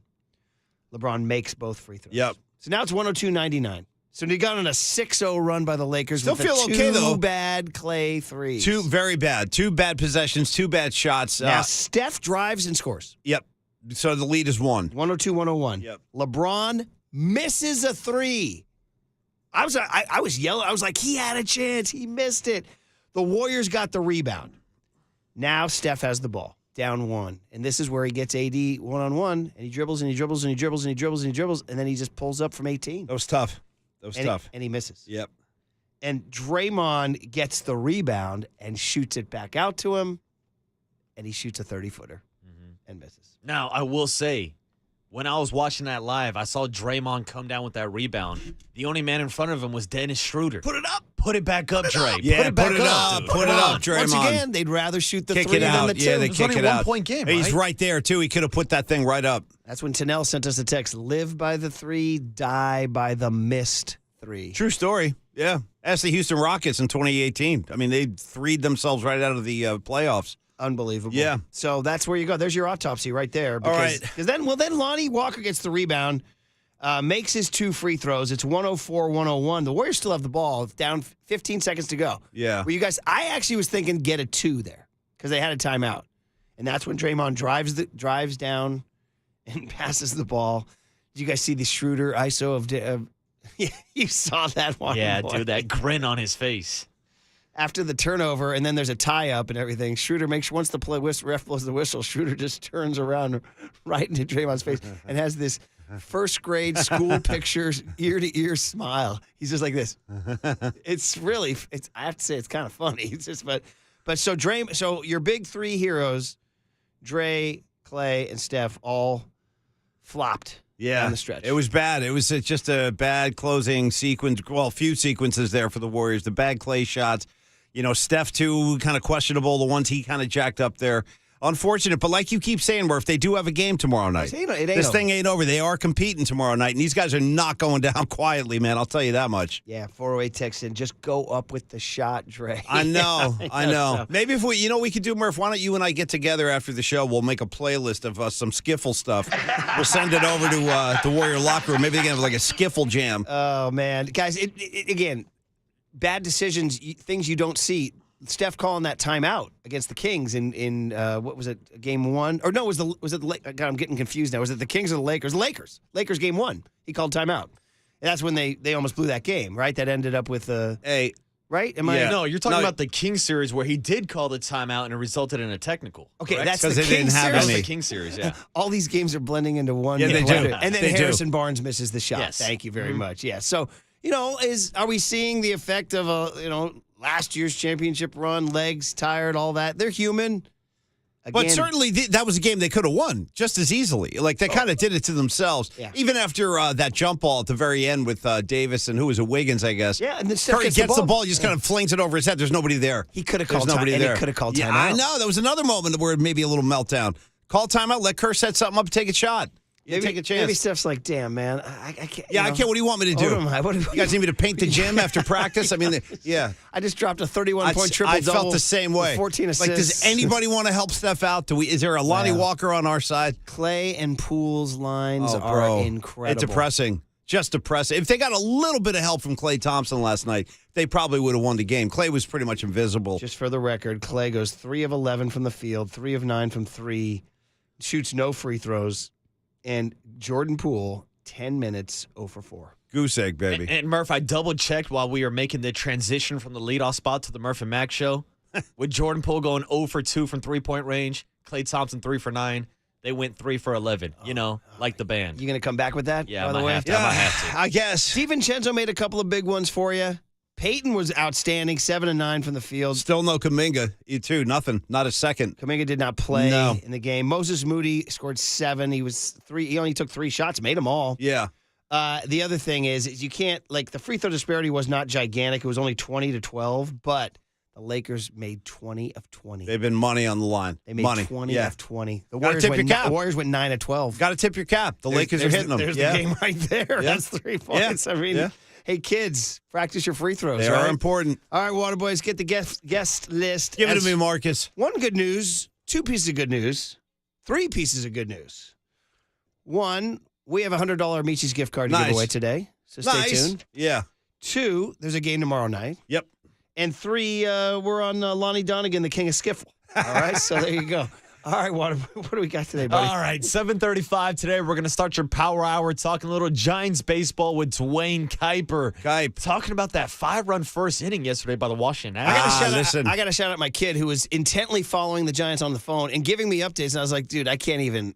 Like, it's hard to process, in the middle of that kind of intensity. He's like, Dad, Nationals scored 5 runs in the first. I'm like, I can't go there. That is unfortunate, but I know. I can't go there. I have other concerns. That's a bad loss, though, with Tony D on the mound at home against a bad Nats team. That's a bad loss. On a Monday night, too. And then they get shut out for 8 innings until Jock goes deep in the 9th. It's a bad, You'd like to. I know it's a bigs and all that, but you have Tony D at home. You'd like to. Get I know it's a bigs. You're all big leaguers. All right, we'll talk Giants baseball this morning with Kipe 7:35. Get into our big hit, reacting to last night's Warriors and Lakers game. A cooler of content, a daily dose of dubs. 8:50 as always. And then we'll check in with MT2, Marcus Thompson II, 9:15 this morning. And top off our basketball discussion, 9:35. Kate Scott talking a little Warriors. Also talking a little Celtics and 76ers. Speaking of the Eastern Conference, how are we feeling about the Heat 1 win away from the Eastern Conference? Not the least bit surprised. And guess what? Waterboy. Guess what? Bing bong. And knowing Spoelstra, and as we do, and Butler, and he's got. What do you think they're satisfied going to the conference finals? It would not surprise me if they just slug their way into the finals somehow. Heat culture. If they get that close, watch out. Did you read the Times story that Stan Tim sent you? I did. Thank you, Tim, by the way. I did read that. Pat Riley, 2023, and he's, by the way, refusing all interviews. He's focusing on winning right now. Still looking cool as hell, by the way. He's like, no, I don't want. He goes, that's extraneous energy, the media. And it even said it like I'm here to win. Even in the piece, it said, because this is like my thing with Riley is no matter where he is somewhere, he's always up above the court and the arms are always folded. Yeah. And the guy said that. He goes, like, somewhere in the gym, Pat Riley sits with his arms folded. His arms are always folded, Murph. Oh, man. Okay, guys, here's the deal. You're going to hear Chuck taunt you, but then Shaquille O'Neal rides to the rescue. No, man. Next on KNBR 104.5 at 680, the Sports Leader.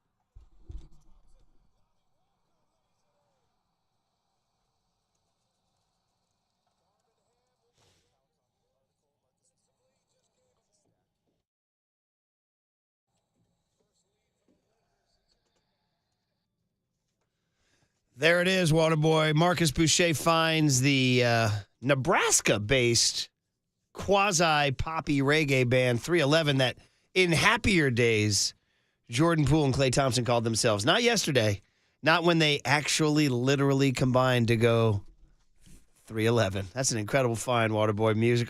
Musical connection. Klay 3 for 9.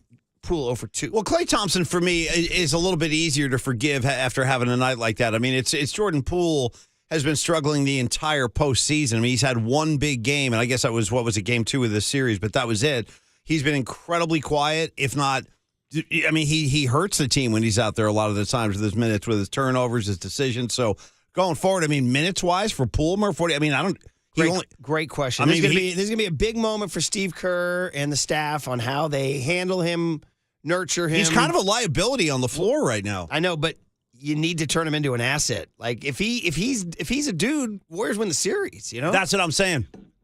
Oh, there it is. See, those were happier times. Here's from Tim Kawakami's column, just posted this morning about after the game. Here it is. Says approached by reporters, quote, "I've got nothing for you," unquote. Poole said to Kawakami first to his locker. He said he wasn't unpleasant.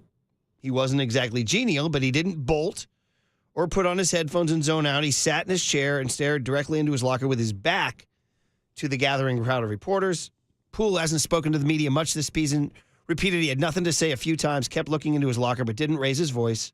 Eventually, he answered questions with brief answers, not unpleasant, not biting, not angry, just not much in the sharing mood. Quote, "We've got another game in a couple of days. It's at home, so we should get that one done." So, I mean, listen, as Kawakami writes, in fairness, what's he going to say? It's kind of one of the weird, awkward things in sports, man. Like, I remember, this makes me think about when I was in Detroit, probably on a Monday nighter with the Niners in 95, Doug Bryan. The kid what are we talking, Silverdome? Yeah, and he missed a field goal on a Monday night to lose a game. Doug Bryan at a De La Salle. Yeah. Cal Golden Bear, who, by the way, as we digress, sadly, late last night found out that the great and legendary Joe Kapp passed away at the age of 85. Peace. The Bear the author of one of the great quotes of all time. I tease Cal a lot, but there's a great history there. And his line, "The bear will not quit. The bear will not die," sends the goosebumps all over Berkeley community. By the way, that's if you can still call it Berkeley. You saw that, right? No, what now? I don't know anything about this. They got Berkeley. What, the name itself? The dude, yeah. See, So I didn't know Berkeley was named after this ancient Anglican priest from the 1700s. So what are we going to call Berkeley now? They did a little digging around on the guy. Yeah. They got him. Just stop digging. We got names. What are we going to do with Berkeley? Like, what do we name it now? I'm going over there. I played at the Cornerstone with the Free Peaches. Freestone Peaches. Excuse me. I don't know where you played. That was in Berkeley. Yeah, no, not as far anymore. as I knew. Berkeley says they're going to. They said despite the misgivings, they're going to hang on to the name. Just it's too inconvenient to shed. It's a little bit of an inconvenience. But there is a movement to shed. Mailing addresses. Wow. They're going to change the name of the city. Well, I mean, I'd rather they don't. Yeah. I mean, at this point. I'd rather they don't. No, at this point in 2023. I think you just summed it up nicely there, buddy. Yeah. Hey, Mark Spears joins Papa and Lund today at 11:30 to break down the Warriors' loss in Game 4, and that'll be good to listen to. All right, like I said, again, I'm not trying to whistle through the graveyard on anybody. I truly believe that until I see these guys get knocked out, they ain't dead. And until I see these guys lose a Western Conference playoff series, I won't believe it. And they haven't lost it yet. Now, are they on the ropes? Yeah. Were the 2012 Giants on the ropes, down 3-10 in St. Louis? Yeah. Were the 2016 Warriors down 3-1 to Durant? Yeah. Who's going to be the Barry Zito? That was a 73 Who's going to be the Barry Zito for the Warriors in Game 5? Probably. That's the question. Klay. Well, Klay's, I mean, he's perfectly capable of going on one. How many times have we seen it? And he's due. Now, he had a nice game, too. That was good to see, but he is due in a big way, especially after last night. Wiggins? Boy. No, he's chipping in, but you don't feel his impact that much somehow. Do you know what I mean? Yeah. Like, he misses some big shots, too. What do you have, 15 last night? He did miss. He missed. When I was going over the autopsy of the final fight, he has a big open look that he misses at one point. Yeah, he's had a tough time. 3.5 to go. But I'm telling you guys, Shaquille O'Neal, who's, by the way, shout out Shaq for always supporting the Warriors. Huge Steph Curry guy. And they come back to the TNT inside the NBA on TNT, and Ernie sets the table, and he turns to his right. And he addresses Shaq. He says, "How do you feel about the Warriors' chances here?"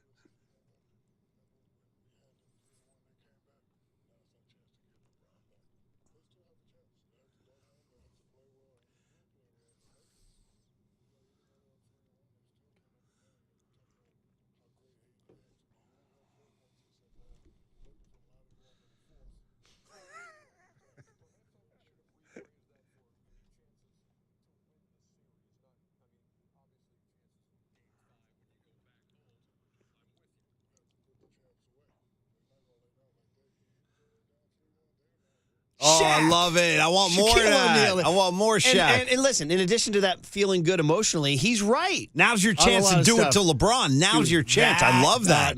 How about this? Yeah. Now we Now's your chance. avenge 2016, guys. Let's go. Now we avenge 2016. I just got a little jolt of energy right there. Let's Now go. we I do love it. that. Can you, I love it. This is the Princess Bride, buddy. Are you Waterboy? Are you Princess Bride guy? Oh, Yes or no no way. He doesn't know what's going on there.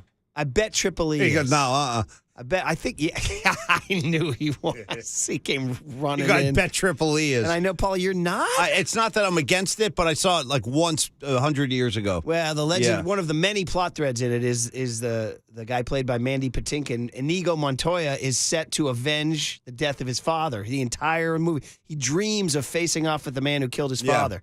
And he says, I'm going to look him in the eye and say, my name is Inigo Montoya. You killed my father. Now prepare to die. It's a legendary thing. And then he finally, in the final scene, he comes face to face. And he says, my name is Inigo Montoya. You killed my father. Now prepare to die. My name is Steph Curry. That's it. You know what I mean? Right in this LeBron's is our face. Inigo Montoya moment. My name is Steph Curry. You killed me in 2016. Now prepare to die. You know, the other thing, too, is if Steph Curry, I know this means, obviously, going to mean a lot to all those guys, but none of those guys want LeBron to get through the finals and then win a fifth, because then he'd be able to hold that over the Warriors, and I know they don't want that. Air quotes fifth. I know. They're still counting that Fugazi one, though. There needs to be some sports commissioner from like the Globe, somewhere in the Globe, that comes in and says anything won in 2020 is officially invalid. Yeah, can we get like a permanent ruling on this? Permanent ruling. That will like strike a check against them. I want Aerosmith to put them on a permanent vacation. Shout out Steven Tyler. Yeah. Because, dude, let's be honest. I mean, none of them, I don't care. And as Copes accurately said during the time, they said, oh, these people came at us. Oh, what if your Warriors won? And Copes goes, we'd throw it on the pile. Yeah, that's about it. But you don't even really acknowledge it. It's like Fredo kind of, he's like that one kid that didn't work out. Did you hear Shaq there? I loved what he said. Right? I loved what he said. And the strongest point I think that there is with these guys is they are not going to just go down easily. They're going to be scratching, fighting, kicking the whole time. So expect a hell of a fight tomorrow night from the Golden State Warriors. Now, that championship pedigree will show itself. And by the way, I love how Shaq, once again, still makes sure to remind Chuck he's never won a championship. Chuck's over there laughing. I hear you giggling. But he goes, he wouldn't know this, but the champ's got to go down. I'm with Shaq on that. Chuck wouldn't know that. And you now, don't know what. So here's Chuck, and he's just plays of course. exactly it's a field day. Exactly the role you'd think. Yeah.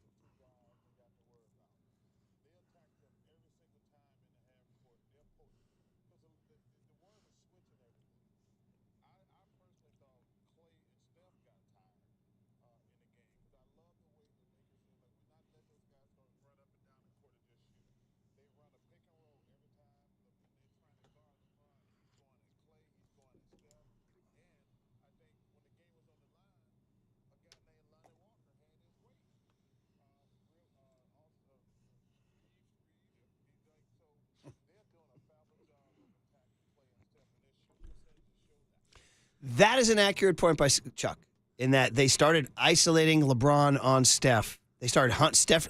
This is the knock on Steph when you talk all-time great. All-time greats don't get hunted on defense, right? That is the one thing, like, you have to. LeBron was like, in those final few possessions, was like, get me on Steph, get me on Steph. It's a total mismatch. Yeah, that's a tough one. Even if he wasn't shooting it, he was distributing out of there and also wearing Steph's legs down. Well, LeBron is doing a great job that way. When there's a mismatch, he just goes right into his mode. He just backs dudes down. He's been doing that to Klay Thompson the whole series, too. Every time Klay gets over there, Clay can't stop him either. Murph, just other thoughts I have just randomly running through my head last night, the celebs that we saw, because we did a Diane Cannon tribute yesterday. Shout out to Jack Nicholson. He came back. Did you pause right there? Go ahead. Hold your thought. You know where I'm going. So I'm following. I follow all the Laker writers on Twitter. Did you see this, Waterboy? That the guy said this just happened during a timeout, and on the big Laker big screen they showed The Shining. Here's Johnny. And then they showed him as the Joker, which is a role, by the way, I never truly embraced. Who, Nicholson's? Yeah. Yeah, I understand what you're saying. And he did, what's his iconic line from that? You guys know that one? What's his iconic line? They said it, they played it on the screen. What is it? Damn it. I'm not sure. I don't know. Line. Where are the Batman people? Help us out. I need the Batman people. Where are the Batman? Oh, there are plenty of them out there. There's like 80, 100 different Batman. He has a famous line in that movie. Marcus, not a Batman guy? Not a Batman I'm surprised. Guy. I'm not like you strike me as one of those DC or Marvel. No, I'm not not millennial. Isn't that the millennial? No Avengers? Thing? Oh yeah, my best friends love Batman and Star Wars and all that stuff. I just like sports. What about the Avengers? Here comes Iron Man. I don't like nothing. any of that. No. Okay, I've got nothing for anybody. I got you. His line. You got Captain America now. No. Thor. Wasn't he there? Chris Pratt. Yeah.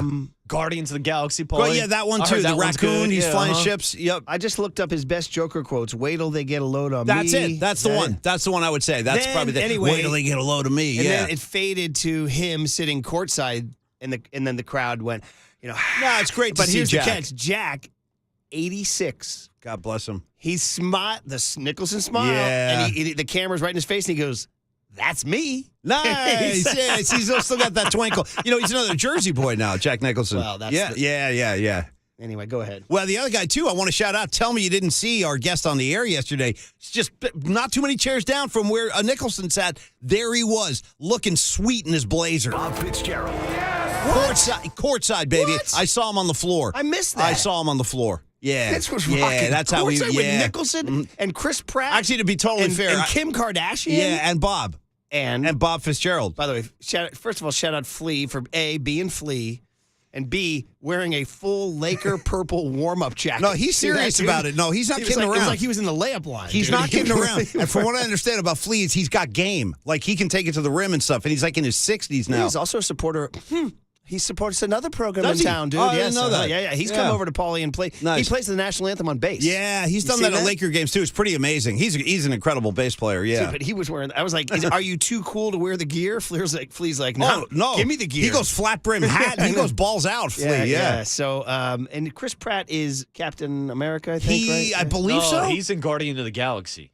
Oh, see, I'm not sure He then. was big in Jurassic What's Park Captain also. America's name? That's Chris Evans. Oh, Evans, that's right. Evan, good call. How do I know this? Yeah, you don't even watch the movies. How do you know that? Yeah, how do I know this? Pratt was also in Parks and Rec. The other guy, Thor, too. He's got the Yeah, I lose track of all hammer. of them. Yeah. But anyway, listen, let's take a break. Let's come back. What did the Warriors say after this game? We also, I know we take calls during the big hit at 808 KNBR, but if any of you want to chime in now, because we are at that crisis mode, and you gotta circle, as the great Tom Rathman used to say all the time through the 80s when Mike Silver and the crew would gather before any game, whether they're playing the Rams, the Cowboys, whoever, the Saints. Well, guys, time to circle the wagons. Freaking love Tom Rathman. I love that guy. Hey, Tom Rathman, if you're listening right now, hey, Warriors, time to circle the wagons. If Tom Rathman is listening right now, Tom, I hope you have a neck roll on while you're eating your oatmeal. Just at the breakfast table with the neck roll. We'll circle the wagons next on KNBR 104.5 and 680, the Sports Leader.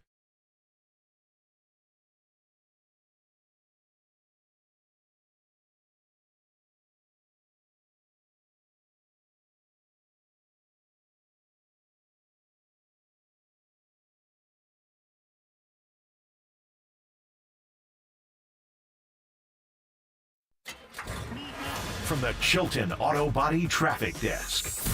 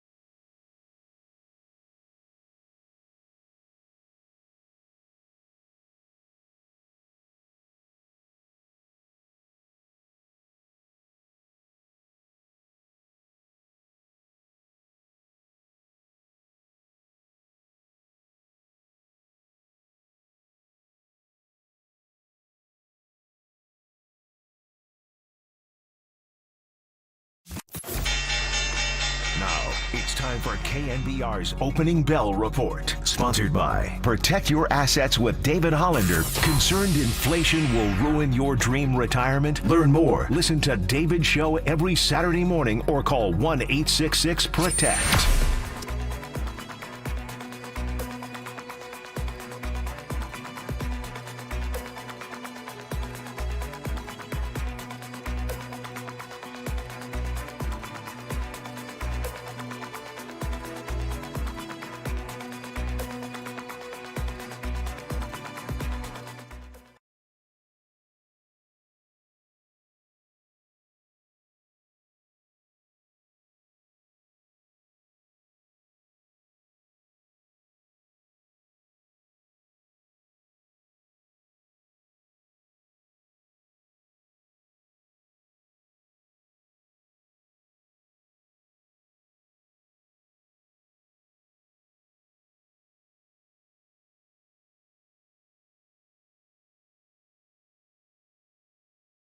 Ouch, ouch, ouch. Oop, and I just spilled some coffee. Nice, Murph. That's good. That's good. That's good for the show. You can see that. It's a tradition. Okay, guys. I have towels. I'm good. You don't have I'm to okay. run in. You're okay. It's a tradition. Don't pull a groin, water boy, like yesterday. Oh, no. No, don't pull a groin during the show. You want to tell that story? Dude, I actually woke up a little sore this morning. Okay, tell Like that Chris story Paul. then, buddy. So yesterday during the power hour, we're talking to Mike Kruko, and I look up and I see Murph spills something.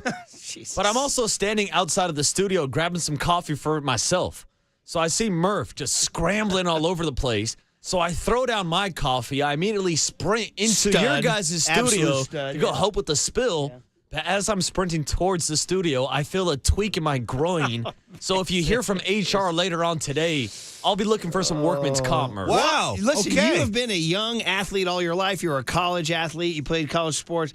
Dude, it's now the first sign of the breakdown. Stuff just starts breaking down. Here's the thing. The first sign. Stuff starts breaking down. We were just talking about staying ready so you don't got to get ready. Yeah. Apparently, I got to stretch out now before I go run to clean up some coffee spills. Tears for Fears has a very underrated song called Start of the Breakdown. This is the start of your breakdown, This is buddy. it, dude. You are listening to KNBR and KNBR FM San Francisco, the sports leader and Cumulus Media Station. All right, if you're just tuning in, yeah, of course, that's all we're talking about is last night, the collapse of the Golden State Warriors and all the varied reactions from Jordan Poole's disappearance to Klay Thompson's bad decisions down the stretch to Steph not getting it done. Draymond turns it over to Lonnie Walker the fourth, who scored 15 points. By the way, do you know the last time a Laker scored 15 points in the fourth quarter of a playoff game? Let me take a stab at that. You know what? I'm going to go a little off the road here. I'm going to say James Worthy. Nope. Okay. A little more recent, but also back in the 20th century. How about that? 20th century. Kobe Bean Bryant, 1997. Yeah, wow. In 26 years That's since the still Lakers a scored Bulls 15 title. points. That was still during the Bulls title run. Yeah. So, and listen, so the guy's not in fairness to Lonnie Walker, he's acting like he's just some absolute, they got him off the streets. He was a first-round draft pick by the San Antonio Spurs out of Miami. He was a high school star in Reading, Pennsylvania. Shout out Reading, Pennsylvania. Nice. I also loved his demeanor. I mean, he was just super cool on the court. I agree. There's no emotion, just nice and steady. I agree. I'm not. And I think that's what the Warriors missed. If the Warriors were a Lonnie Walker away from winning that game, they just didn't get help from Klay Thompson last night. You said Poole has become a serious problem. I mean, 0 points, 10 minutes. I wonder what we're even going to see from him tomorrow night. But also, you look at a guy like Lonnie, you look at Lonnie, but then you also look at Austin Reeves. That's another kind of guy. Like the Warriors. 21? He was hot last night, and that's what the Warriors need. They need another hand like that. And the Lakers have those guys right now. Platzi was checking in with all sorts of great thoughts, and that's what he was talking about. He goes, listen, they've gotten D'Angelo Russell. They've gotten Lonnie Walker. He goes, where's Austin Reeves, man. Where are the Warriors' others? That's it. That's others? what was evident to me last night. They're missing the help. Okay, so we'll go through the autopsy after I tell you you're listening to KNBR and KNBR FM San Francisco, the sports leader at Cumulus Media Station. And I hope this team, we talk about the championship medal, and we heard Shaq's sound saying it's not over yet, and their chances are great. And I truly do believe it's not over yet. I will add this. If anybody heard our Bob Fitzgerald interview yesterday, Paulie and I both talked about it. As soon as it was over, we said, did you sense in Fitz? He was already beginning to say, hey, it does end sometime. I was stunned that he used that kind of language. I was absolutely stunned he was talking that way. I really was. And he was kind of pulling back and going, they did win 4 titles like Joe Montana and Ronnie Lott. He did. He goes, all things come to an end. That's one thing. And he's right. Of course, that's true. But Bob is one of the great, confident Warrior voices we know. Always optimistic. Yeah. Okay, so here's the breakdown from last night. And it starts with, we picked it up, we went through the autopsy when Clay hits that unlikely 3 in the corner after I was actually mad that Moses Moody passed up a 2 to get that 3, and then Clay hit the 3, and then you're the idiot who's looking for the 2 instead of the 3. But, oh, by the way, I think the 2 versus the 3 down the stretch would have been more useful. But anyway, we picked it up at 99-96, and that's where it all broke down. Clay took 2 really bad shots in the final 2 minutes. Steve Kerr was asked about that.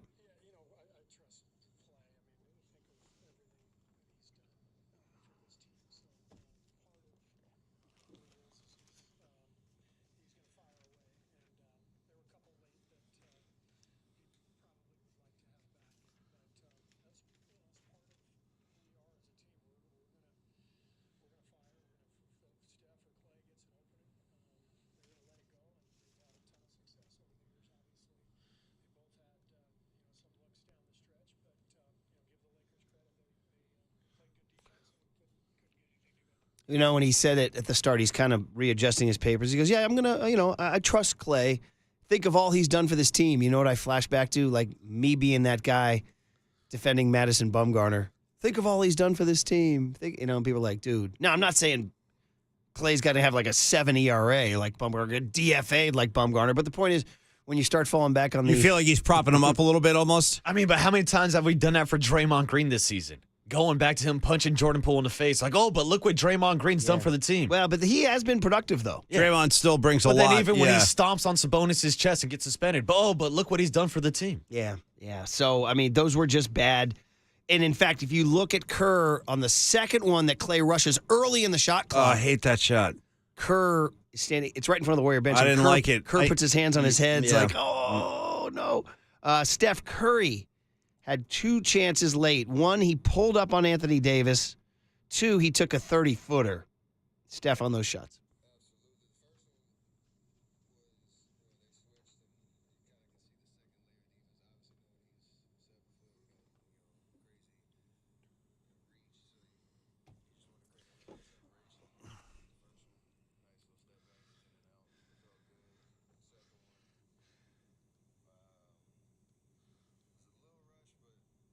Shot that I took it because I thought I could make it. So, like I said, I'm living with those, and hopefully we can put ourselves in a position where in Game 5 we can control momentum as much as possible down the stretch. And again, if those shots are there, you're going to take them again. It's been a tough matchup for the Warriors, these Lakers. Even though we're talking about how we feel confident they can beat them, it's just been a weird matchup. Well, but the thing is, too, is like even when Anthony Davis, a guy like that, who's such a big part of what they're doing, like when he's quiet in the second half, like he was, they have other guys to beat you. The Warriors are not bringing that right now. Wiggins ain't bringing it. Clay's not bringing it. Poole, who scored a lot last year, he's invisible out there. So I'm telling you, the Lakers are multidimensional right now. They got a bunch of guys out there that can hurt you. So, Copes and I have that running joke ever since Pete Alonso hit the scene for the Mets. I kept saying, where's my Pete Alonso? Yeah. And then I'll take an Alonso right now. And then Michael Harris of the Braves. Where's my Michael Harris? You know what I mean? Where's my Lonnie? Where's my Austin? Where's my, J-Rod arrives for the Mariners. Where's my Julio Rodriguez? Yeah. So I guess what I'm saying to you, Paul, is where's my Lonnie Walker the fourth? Where's my fourth? Not the third, the fourth. One of the Laker beat writers said his headline was Game 4 with the Roman numerals IV. You know what the funny thing is? Murph and myself, Marcus, we're both like this as dads, as fathers. Like neither of us named either of our, so we both have 2 sons. Neither of us named our sons after, there's no Paul McCaffrey II. There's no Brian Murphy. It is. I've always been interested by the juniors and the thirds. I just want these guys to have their own identity, their own lives. You guys go do your thing. But I'm saying now, here's my question. Lonnie Walker the fourth, let's just say he gets married, has a baby. There's pressure on him. Are we going V? That's what I'm saying. There's pressure on him to keep that going. Now I got to bring you the fifth. Have you ever met a fifth? No. I don't even know that I've met a fourth. Anybody in sports ever been a fifth? Well, I was just going to say with our guy Wilmer Flores, and him and all of his brothers are named Wilmer, all their kids are named Wilmer. It's a whole Wilmer family. George Foreman, same thing, right? All the kids are named George. I want a Marcus Boucher the fifth. Yeah, you know what I'm saying? Yeah, fifth. Just give me a V on his jersey. Can we push it for a sixth? Well, now we're talking, a century and a half. Now we're getting into kings in France in the 1200s. Now we're getting into dynasties. Okay, more Steve Kerr after the game. Now, don't forget, they're down 3, 15 seconds to go. That's an eternity in the NBA. So you can even get a 2. So they run a play, a dribble handoff where Draymond's dribbling under the basket and Draymond passes. Nobody's home. Play we've run quite a bit before. It's got multiple options in it, so there's 3 or 4 different options. We had time for a quick 2. We're down 3, but 15 seconds, and we had another timeout left in our pocket. So it's a play where you can get a quick 2 or maybe a 3 if it's open. We just didn't execute. They played good defense too. We just didn't execute, and that's when Schroeder turns around at the end of that play and just gives Draymond this grade school class picture smile. You got to see it, Paulie. To harken back to a show of ours last week, I think it was last week, where it just blew up. Murph, one could even say an S-eating smile. Yeah, pretty much. You know what I mean? Remember, we got into that whole. We don't need to revisit. I'm just saying it reminded me. It really is. Yeah. Meanwhile, one more thing that went wrong for him is they actually get a jump ball, and Steph somehow gets the jump ball off of Davis. Unbelievable. With a great effort. But then he falls to the ground because he jumped so high and he came down in a thicket of bodies. He could have called the T. So here's Kerr's view of that play. And then on the jump ball, Steph comes down with it. Did you? He could have called timeout there. Were you trying to call time? Yeah. I tried, yeah. And I was yelling timeout, but he lost control of the ball so quickly that didn't get the call. Yeah, was he? Like he thought there was a teammate there or something? I guess. I have to think he did. There's time to make a 3 and tie that thing. Mm-hmm. I think he thought someone was going to be over there. Well, here's Steph's version of it right here. Steph Curry on the getting the jump ball and then falling to the ground, cut W. Yeah. Yeah, I didn't realize how long much time it went off. I was in the air coming down, how long I was on the ground. I actually felt like somebody was behind me and kind of just let it go, but bang, bang play. I wish I had a little bit more awareness to maybe call a timeout knowing we had enough time, but it just didn't go our way. It just didn't. Wow, that would look. You might want to keep that. Yeah, just didn't go our way. Yeah, it just didn't go our way. Oh, man, that kind of sums up pretty much. Like, can you think of anything they did right in the final 3 minutes? Like, I mean, they got it. They rebounded LeBron's missed 3. Wasn't going well. I guess. Yeah, I'm thinking. I was thinking about LeBron missing that 3. I was like, dude, you took that shot. You missed it. Yeah. You know? Well, the Warriors need to answer. My kid was calling him LeBrick all night. LeBrick. And every time he made a mistake, he's like, yeah, LeBrick. Yeah, LeBrick. And now, is he involved with his friends and stuff while he's watching the game? I've lost track. On any number of platforms? I will say this, though. He'll be playing some TikTok video with volume. I'll be turn that blanking thing down. I'm watching the game. TikTok. You know? By the way, Waterboy, now are you on the TikTok dog? This has become a thing now, the corgi. You were talking about the dog. Yeah, the dog that's been predicting all the games. Did you know how the dog predicted the series? Dog had the Lakers going up 3-1 and the Warriors winning in 7, I'm going to ride with this dog. You're going to ride with the dog and Shaq. Yeah. All right.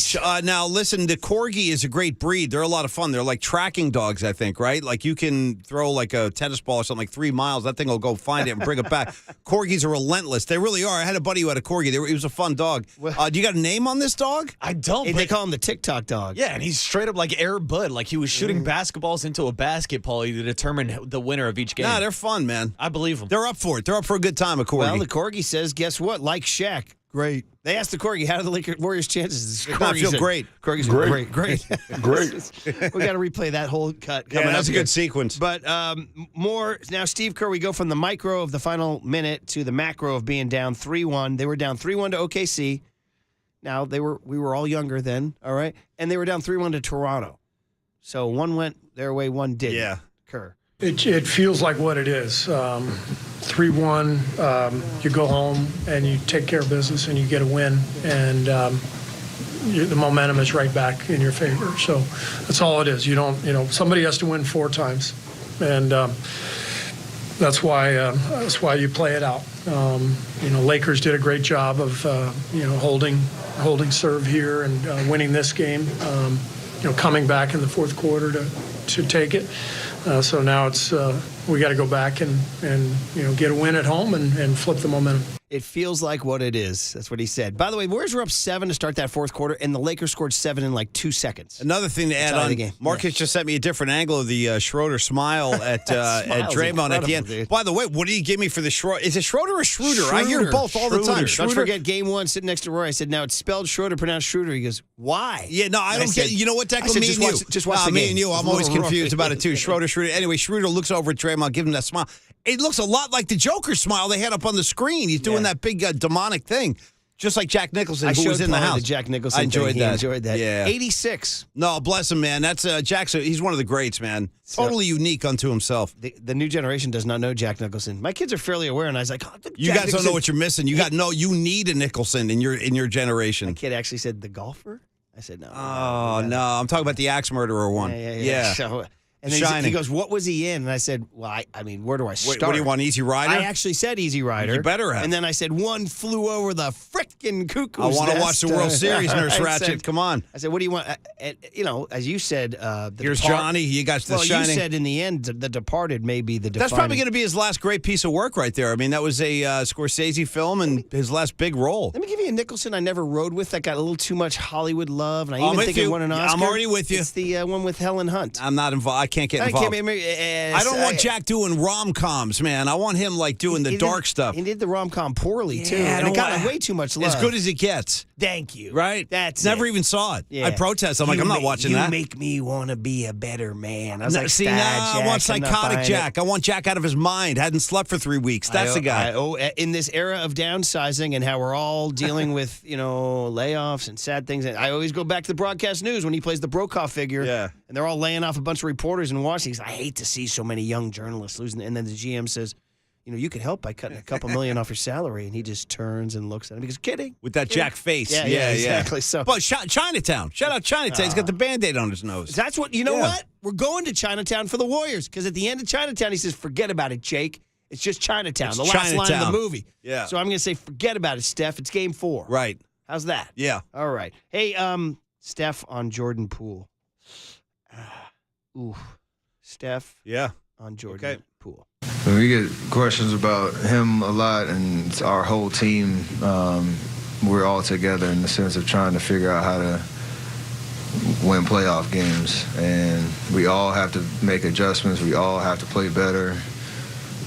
Considering we're in a 3-1 hole, so there's no sense in isolating him in this situation. It's all about collectively what can we all do to be better, and the conversations we have in film sessions and on the bench in the locker room are all consistent throughout the season, especially in this playoff run of trying to answer that question. So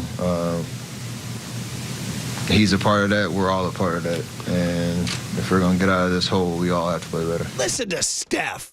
The leader, the absolute. He always says the right thing. I mean. He always does. No, there's no sense picking on Poole. We're in this together. Collective was a word I heard in there. Collective. He's amazing. Yeah. I hope they should play that for Jordan Poole. Yeah. I know he wasn't in the mood. They said he was very somber, and rightfully so. I mean, that's an embarrassment. This is the lowest point of his career right now. This is the lowest point of his career right now. It's bad. And he's going to have to. This is where, it's brushed off all the cliches, darkest before the dawn, or, you got adversity, I don't know, give every cliche biggest you want. obstacle is yourself. Whatever. Your only opponent is yourself. Trot him out, Marcus. Give me one. Your back's against the wall. I don't know. Give me every cliche, but this is the time. You got to dig deep, kid. These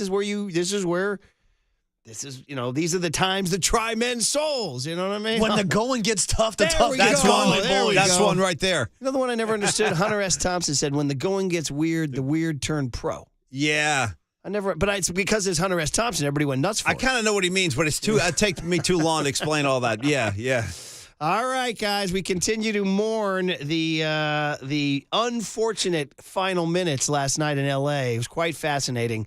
We will continue. Let's find out a little bit more about this Lonnie Walker character on the other side. And you guys got to hear, if you need inspiration, not just Steph Curry, Shaquille O'Neal. Next on KNBR 104.5 and 680, the Sports Leader.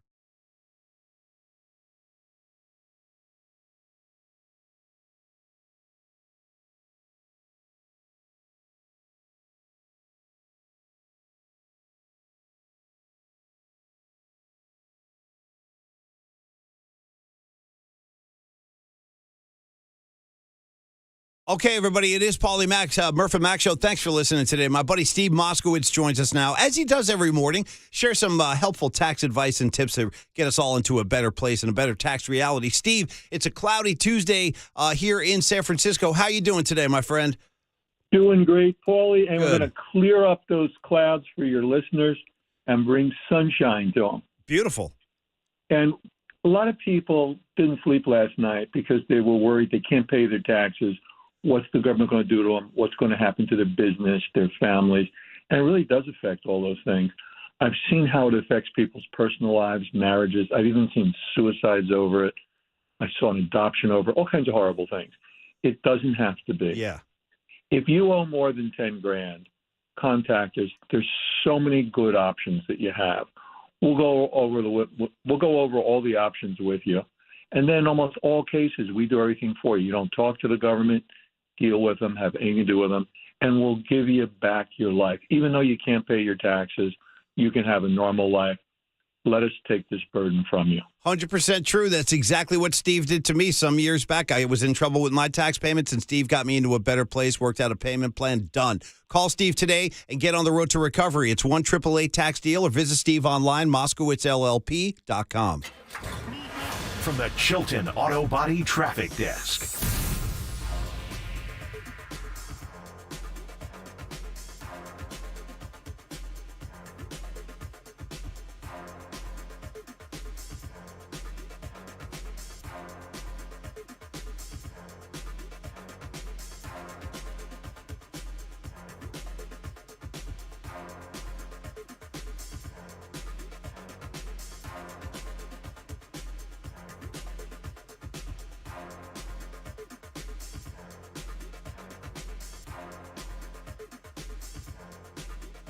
It was great news to hear that Triple E and his buddy got Amici's last night. They loaded up. He said they went all in. Garlic bread even.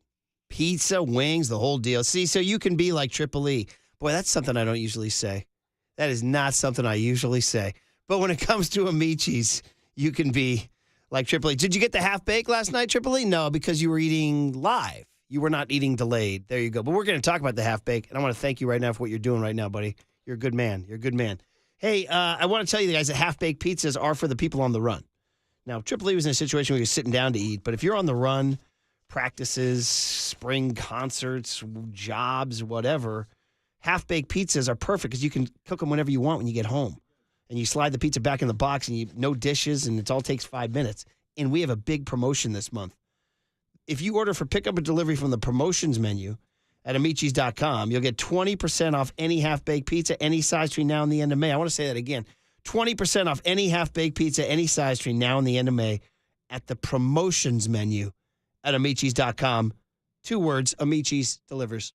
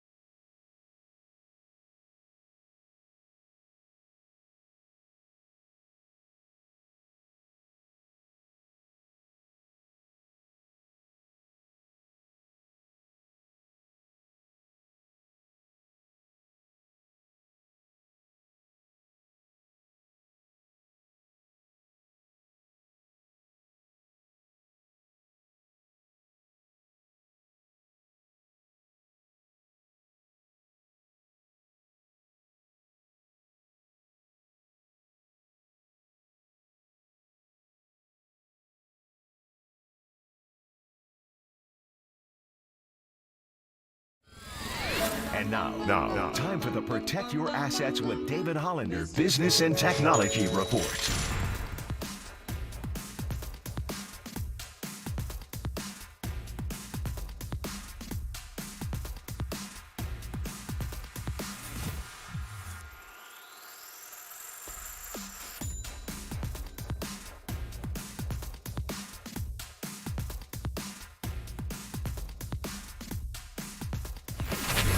This has been the Protect Your Assets with David Hollander Business and Technology Report. Concerned inflation will ruin your dream retirement? Learn more. Listen to David's show every Saturday morning on KNBR or call 1-866-PROTECT. Seamheads, there's a party happening on our podcast page. Hear every interview from every show on demand at knbr.com/podcast. Now on with the show on the sports leader. Draymond pushes. Draymond Green. And a hot pass right through Wiggins. Lonnie Walker beats Thompson. Lonnie Walker lays it in. He's got 5 in the quarter now. Reeves will inbound far side, front court to our left to Lonnie Walker, who's had 9 points here in the fourth quarter. He's got a James screen to his left. He uses it. He drives, puts up a runner that's good. Lonnie Walker has been the fourth quarter story for the Lakers. Throws to Walker on the right side.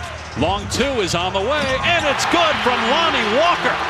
My goodness, Walker has been the best Laker in the biggest moments here in Game 4. Lonnie Walker guarded by Curry. Walker, pull up. Walker hits another one. It's the Lonnie Walker game. 13 in the quarter. The Lakers take a 3-1 lead over the Golden State Warriors. Lonnie Walker did not do much through 3 quarters. Didn't even take a shot. But in the fourth quarter, he won the game. And he is getting congratulated and hugged by all of his teammates. LeBron James leading the way. What a performance by Walker in the final frame. Walker this way, Paulie Mack. Thank you, Waterboy. At least we got some Aerosmith out of it. Yeah, I'll take that. Man, oh, man. Lonnie Walker, the fourth.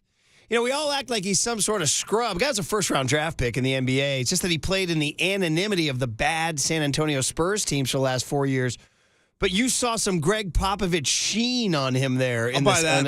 I'll buy that. And the young man himself deserves a lot of credit. Out of Reading, Pennsylvania. I like his composure. I like how steady he was. He was a big 5-star high school recruit out of Reading. He goes to Miami of Florida. Not a great basketball school, although, what am I saying? Weren't they in the Final Four this year, I want to say, with Jim Larinaga? But, and then the Lakers just signed him this summer to the mid-level exception. It's the kind of thing like you're like, man, Bobby Myers, we could have used Where's Lonnie my Walker. Lonnie Walker? Yeah. You know, if I could. He went through a stretch. He did start 32 games for them this year. But, okay, so he's part of it, yeah. But once they did the trade deadline thing, he was relegated to, just into the dustbin. You got to give Darvin Ham a lot of credit. I do give Darvin Ham a lot of credit. I like the job he's done down there. We talked about the chess moves and all that. And remember I had the bit where Steve makes his play and takes like the knight or whatever, or the rook. And then Darvin Ham just stares at the board for like 15 minutes, doesn't know what to do. Well, I'll tell you what he did. He moved Lonnie Walker onto the chessboard. Lonnie Walker. So even when AD was as quiet as he was in the second half, it turns out it was guys like Lonnie Walker and Austin Reeves that were burying the big shots. It was crazy. Tripoli just sent us this new ISO of Curry's face after Walker hits that last shot to go up. Curry looks at him going down the court like, yeah. What the blank? What are you doing out here? That's my show. Yeah. So, that's my move. A little bit from the game, after the game last night, Lonnie Walker, Darvin Ham, to his credit. And now, again, it's only 3-1. There's a game tomorrow night, ladies and gentlemen. And Paulie and I will, by the way, be interesting. We'll be catching that game later because we are doing the Dwight Clark Legacy event in San Jose. I look forward to that big time tomorrow night. Kyle Shanahan, Christian McCaffrey, the whole deal. Yeah, a lot of luminaries. By the way, they cleared with McCaffrey that he's not going to Game 5. Well, hold on. Wait, what time is Game 5 start? 7. Okay, well, that's manageable. Maybe Christian McCaffrey pops up in the second half. I think McCaffrey's like, I'll go to Game 7. Yeah. I'll FaceTime for the event, or I'll FaceTime the Warriors. He's going to have to... Anyway, here's Darvin Ham about Lonnie Walker's journey this year. Okay. Let me just back up and say this, man. The kid is a beautiful kid. You know, he fell out of the rotation through no fault of his own. We make the trade. You know, he had an injury. And it's just a lot of different circumstances, and that wasn't his fault. But he remained a trooper, remained professional, remained high-spirited, positive, and really kept working on his game, attacking his game every day, really staying locked in on the information, especially during these playoffs up to the point where, you know, he was able to crack the rotation. And, you know, when your mind and your heart is in a good place, the body follows. And I've seen a ton of kids play with them, coach them, where, you know, there's nothing but negative because their individual circumstances aren't what they would hope them to be. And then when they do get an opportunity unexpectedly, they fail miserably. And so kudos to him, shout out to him. You know, he was huge for us tonight. I mean, I know it sucks for Warrior fans to hear that, but this is a great story. This is a great athletic story. And for anybody that you heard him saying, this is the kid who, hey, man, it wasn't going his way. He wasn't getting what he wanted. All he did was work and stay positive, work and stay positive, work and stay positive. And then he gets his chance. It's a classic story. It's a classic morality tale for every athlete. Darvin Ham, man. Oh, yeah. Especially after what we saw from the Warriors going back to the Steph speech before Game 7. Yeah. And Don't get on this bus unless you're committed. Whether or not there were guys complaining about playing time. Look at Lonnie Walker. I got a dark riff for you here. Like Steph gives the same speech on the don't get on this bus unless you're going to win Game 5. So I got Steph standing by the bus as they're getting on one by one. And Jordan Poole comes up and he just grabs him by the elbow. He's like, "Yo, bro, but you can take the bus behind us." I'm just a dark riff. You know, it's so this is a dark. It's comedy. very dark. It's very dark. Humor, no, dude. it's dark. You know, the thing is that he could wind up being the hero. That's so crazy. Of Like course Poole could wind up like stepping up and having a He should game. take inspiration from Lonnie Walker. He should. And then it becomes one of those moments like Rod Beck, like where like if Jordan Poole has a big night tomorrow night, he's like, you know what, blank all of y'all. Blank all of y'all. I gave you 23 or whatever, and you're cheering me, blank you. Little known, in 97, when Rod Beck got out of the bases loaded, no out jam against the Dodgers in the Brian Johnson game. Yeah. He comes off the dugout, he comes off the mound, and it looks like he's putting his fist up in the air, but he takes his right hand and grazes his biceps because the fans had been killing him for the final month of the season. Yeah, they were beating him up. On KNBR. Beck's a bum. And so he gets out of that jam and he gives the, you could get that tomorrow night, too. That'd be a great story, I hope actually. we get it, because that means he'll do me good. too, yeah. Anyway, great stuff from Darvin Ham there about staying ready. Stan Van Gundy said it. It was his. He said he played in garbage time in Game 2 and played so well that Ham gave him minutes in Game 3. And Van Gundy had a great line. He goes, "There's a lesson for you kids." Oh. He said, "There is no garbage time, only garbage players." Heard the quote. Loved it. Stan Van. I thought Darvin Ham said a lot of really great things. I mean, for starters, he said, "You stayed professional. He stayed ready." That's a huge part of just being productive in life. You got to stay professional. You got to stay ready. I'm serious. Here at the leader. No, bro, if I didn't stay professional, I wouldn't even be sitting here right now. Waterboy. Look at him. Well, that's the other thing I was going to say. How about what Darvin Ham led with? He goes, I just want to say, first of all, this guy's a beautiful kid. I mean, Murph, when was the last time somebody called you a beautiful kid? Been a long time. You know what I mean? Shout out Warren Zevon, beautiful. No, John Lennon, beautiful boy. No, great track. By the way, Waterboy stayed so professional, he's hosting this damn show Monday. All right, buddy? Yeah. Yeah. And Tuesday and Wednesday. Paulie Mack's going to New York. So, I'm going to New York just to eat pizza. Well, I'm jealous. Yeah. Excited for you. Also excited for Marcus to come on in to the big show, big studio here. Here he is, the kid, Lonnie Walker the fourth. Okay, Lonnie. About working hard, staying ready. Internally, probably both. Not anger on the sense of not being able to play, but anger on the sense that no one knows who I am yet, and understanding my value and capability on the floor. It comes with a lot of diligence, a lot of discipline, but I've been doing this for 24 years of my life. I've always been in the gym, and nothing's ever going to change. So the proof is in the pudding. The harder you work, the more sacrifices you make, the better the outcome. I mean, this is He's correct. By the way, I also want to shout him out. He's for this old head here. He shot twos. He made 1 3. The other 5 were twos. Listen, twos still count. Well, as far as I know, not you're still in today's day and age. You saw. I wish Draymond knew that. He could have put that one right up in the rim instead of kicking it back out. Same with DiVincenzo. Yeah. You guys are right there. You got open layups. Seriously, put them into Murph's point. Take the 2. They don't. That's old head thinking. Larry buddy. Bird like hitting 2s. That's like Farhan Zaidi having an everyday lineup. You know what I mean? That's old head. That's old head thinking. By the way, you know what's crazy about Larry Bird? I was looking at his numbers over the weekend with my kid. We were talking about Larry Bird. Nice. Not only he's become a huge bird head, my son. Yeah, he's become a huge. And he was one of his How big. did he process last night, by the way? Oh, he's quite upset. Quite upset. Yeah. He's got that young passion. How about this? How about Larry Bird? I didn't know this until we looked at the numbers. Not only was he a great scorer, he averaged 10 rebounds a night. in his career? Yeah. Larry Bird pulled down 10 boards a By the night. way, Nobody talks about that. When Larry Bird's vertical, when he jumped, you could slide a piece of binder paper Yeah, over his shoes. but he's grabbing All right, boards by double figures every night. Hey, we want to end it with a Shaq and Chuck. We are proudly sponsored by O'Donnell Financial Group because planning is a process for loans, insurance, investments, and retirement. Yeah. Call Greg O'Donnell at 866-496-2300. This made my night because, listen, I'm defiant, and some would say stupid, but I'm like, it ain't over. And I'm not just saying that to be a shill homer. I've yet to see these guys go out like chumps when healthy. They don't lose. They've never lost in the Western Conference. Fitz was hinting to us yesterday, guys, it does have to end sometime. I was stunned to hear that. And I understand that. But it's not there yet. It's not there yet. They can win this series. Absolutely. They have 2 of the final 3 at home. Yeah. So I stick around because I need to see some Shaq and some Kenny and some Chuck and some Ernie. And it was well worth it because they come back and Ernie Johnson turns to Shaq to open the postgame here. Now they're down 3-1 to the Lakers, going home for Game 5. What are their chances? Oh, it's still great. Their chances are great? Yes, his chances are great. And Chuck wouldn't know this. He over there giggling, laughing, but you're going up against the champs. You got to put the champs away. Champs ain't going to lay down. This ain't Memphis. The champs ain't going to lay down. Steph Curry, the greatest shooter in our game, missed those last 2 shots. You don't think he's going to be pissed off? And he's a dog. When dogs get pissed off, they come ready to play the next game. They're probably over there saying, you know what? Remember when we had them 3-1, they came back? Now it's our chance to get LeBron back. They still have a chance. They have to go home, they have to play well, and they will play well. And the Lakers, even though they're 3-1, they've still been up and down. We talk about how great AD has to be. He only had 4 points in the second half. If it wasn't for Lonnie Walker, the fourth, it would probably be tied. But perhaps I should have rephrased that for, chances to win the series. Not, obviously chances in Game 5 when you go back home. I'm with you. You have to put the champs away.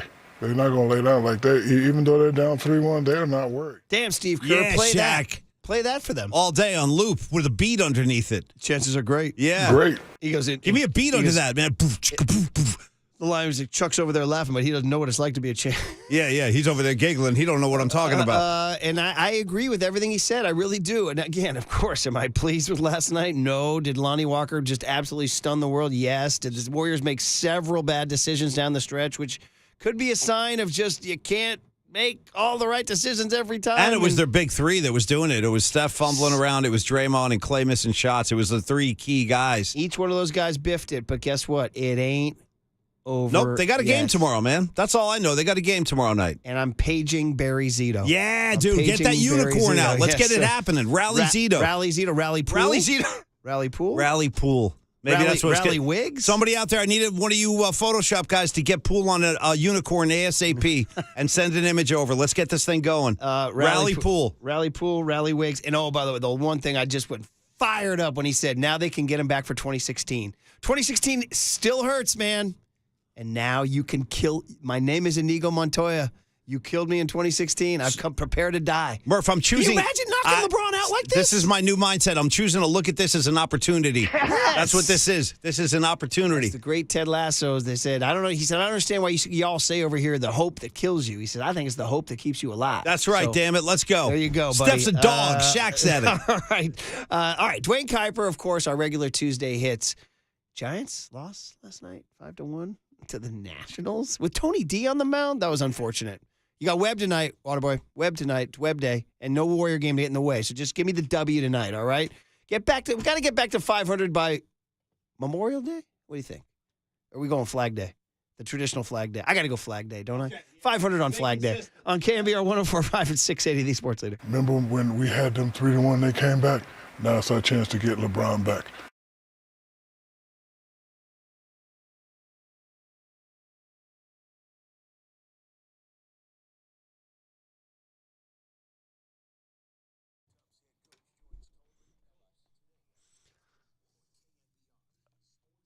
You always know I'll rep the North Bay big time. World-class beauty, and we have a world-class secret in Marin Health.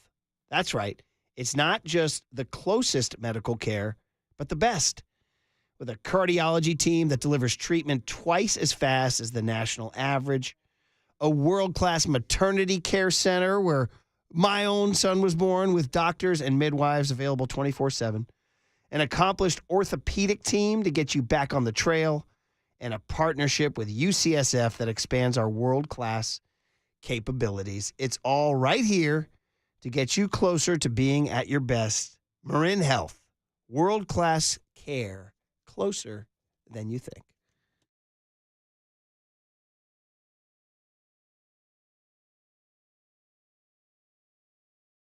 Be caller 10 to 415-896-KNBR for your chance to win a pair of tickets to see your Giants take on the Phillies Tuesday, May 16th. First pitch, 6:45. Presented by Toyota, the MVP of MPG, with class-leading MPG and more hybrids than any other brand. Toyota, let's go places.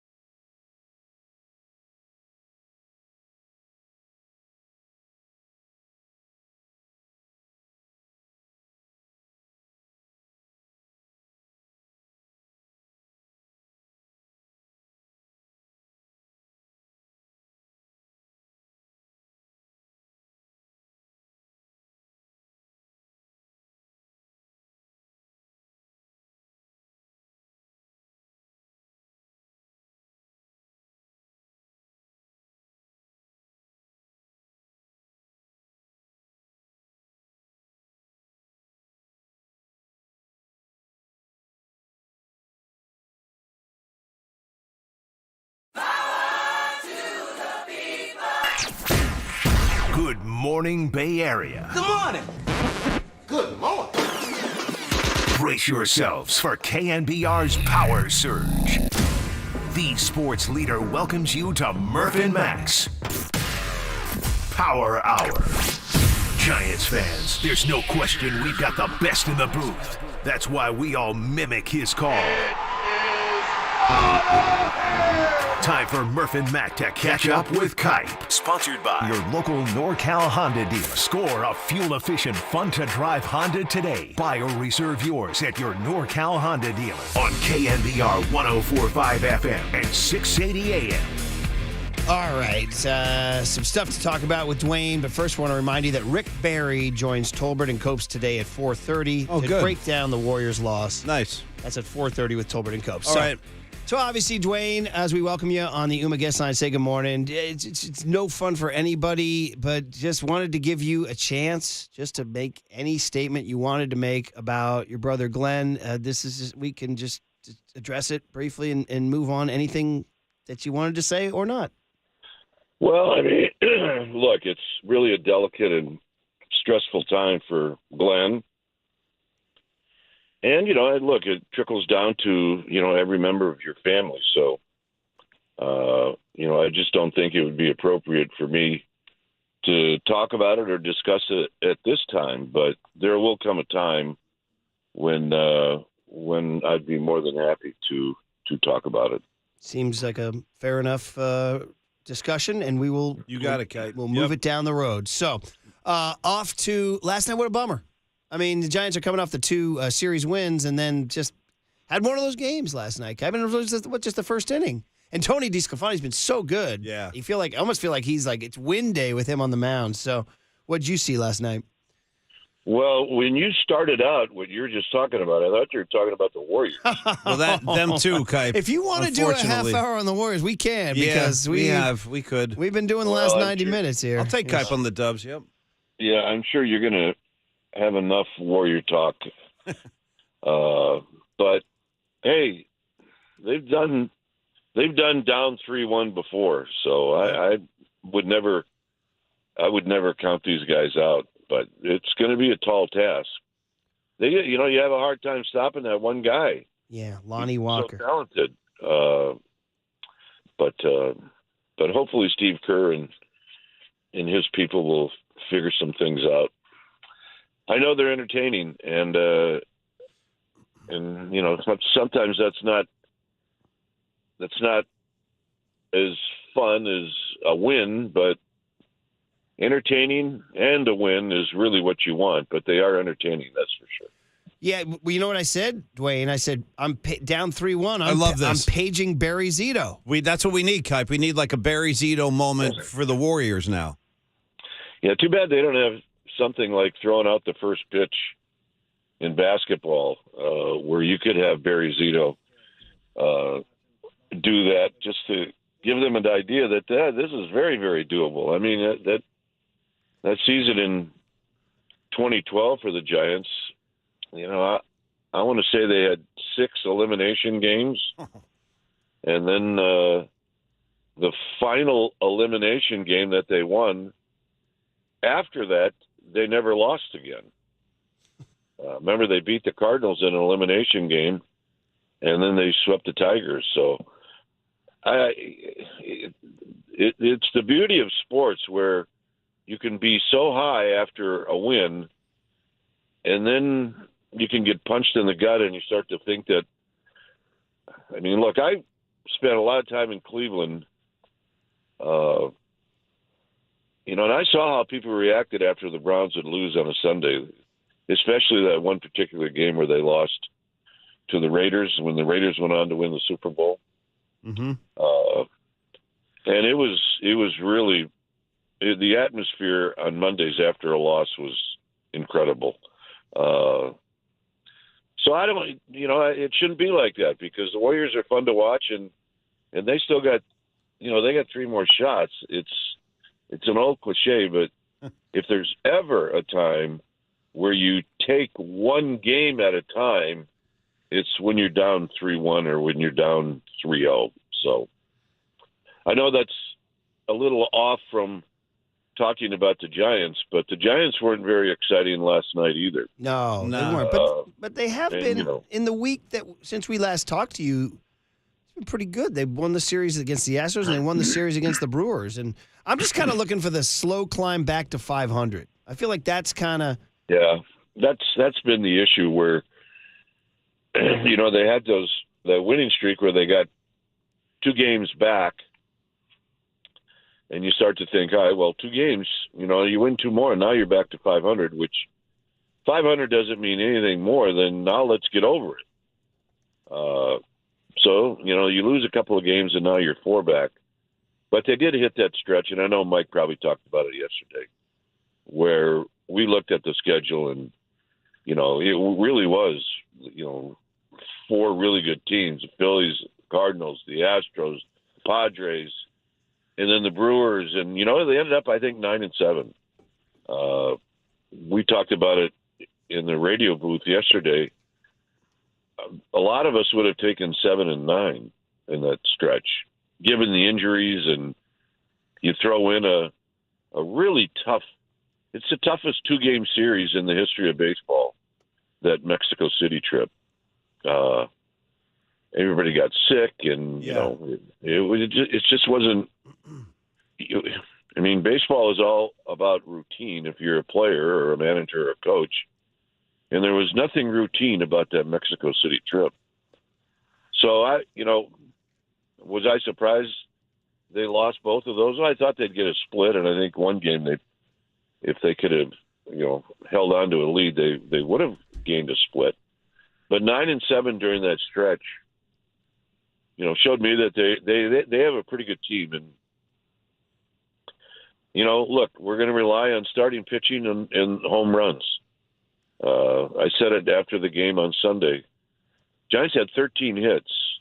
They were 3 for 12 with runners in scoring position. They out-hit the Brewers, but they didn't hit the home run that they usually do. And if they do that, they probably win the game. Jack Peterson had one last night, but that was in the 9th inning. So we need signs that guys are starting to come around offensively. They need to get Conforto going. Haniger's looks like he's swinging it now. Jock can get hot and carry you for a couple of weeks. And then,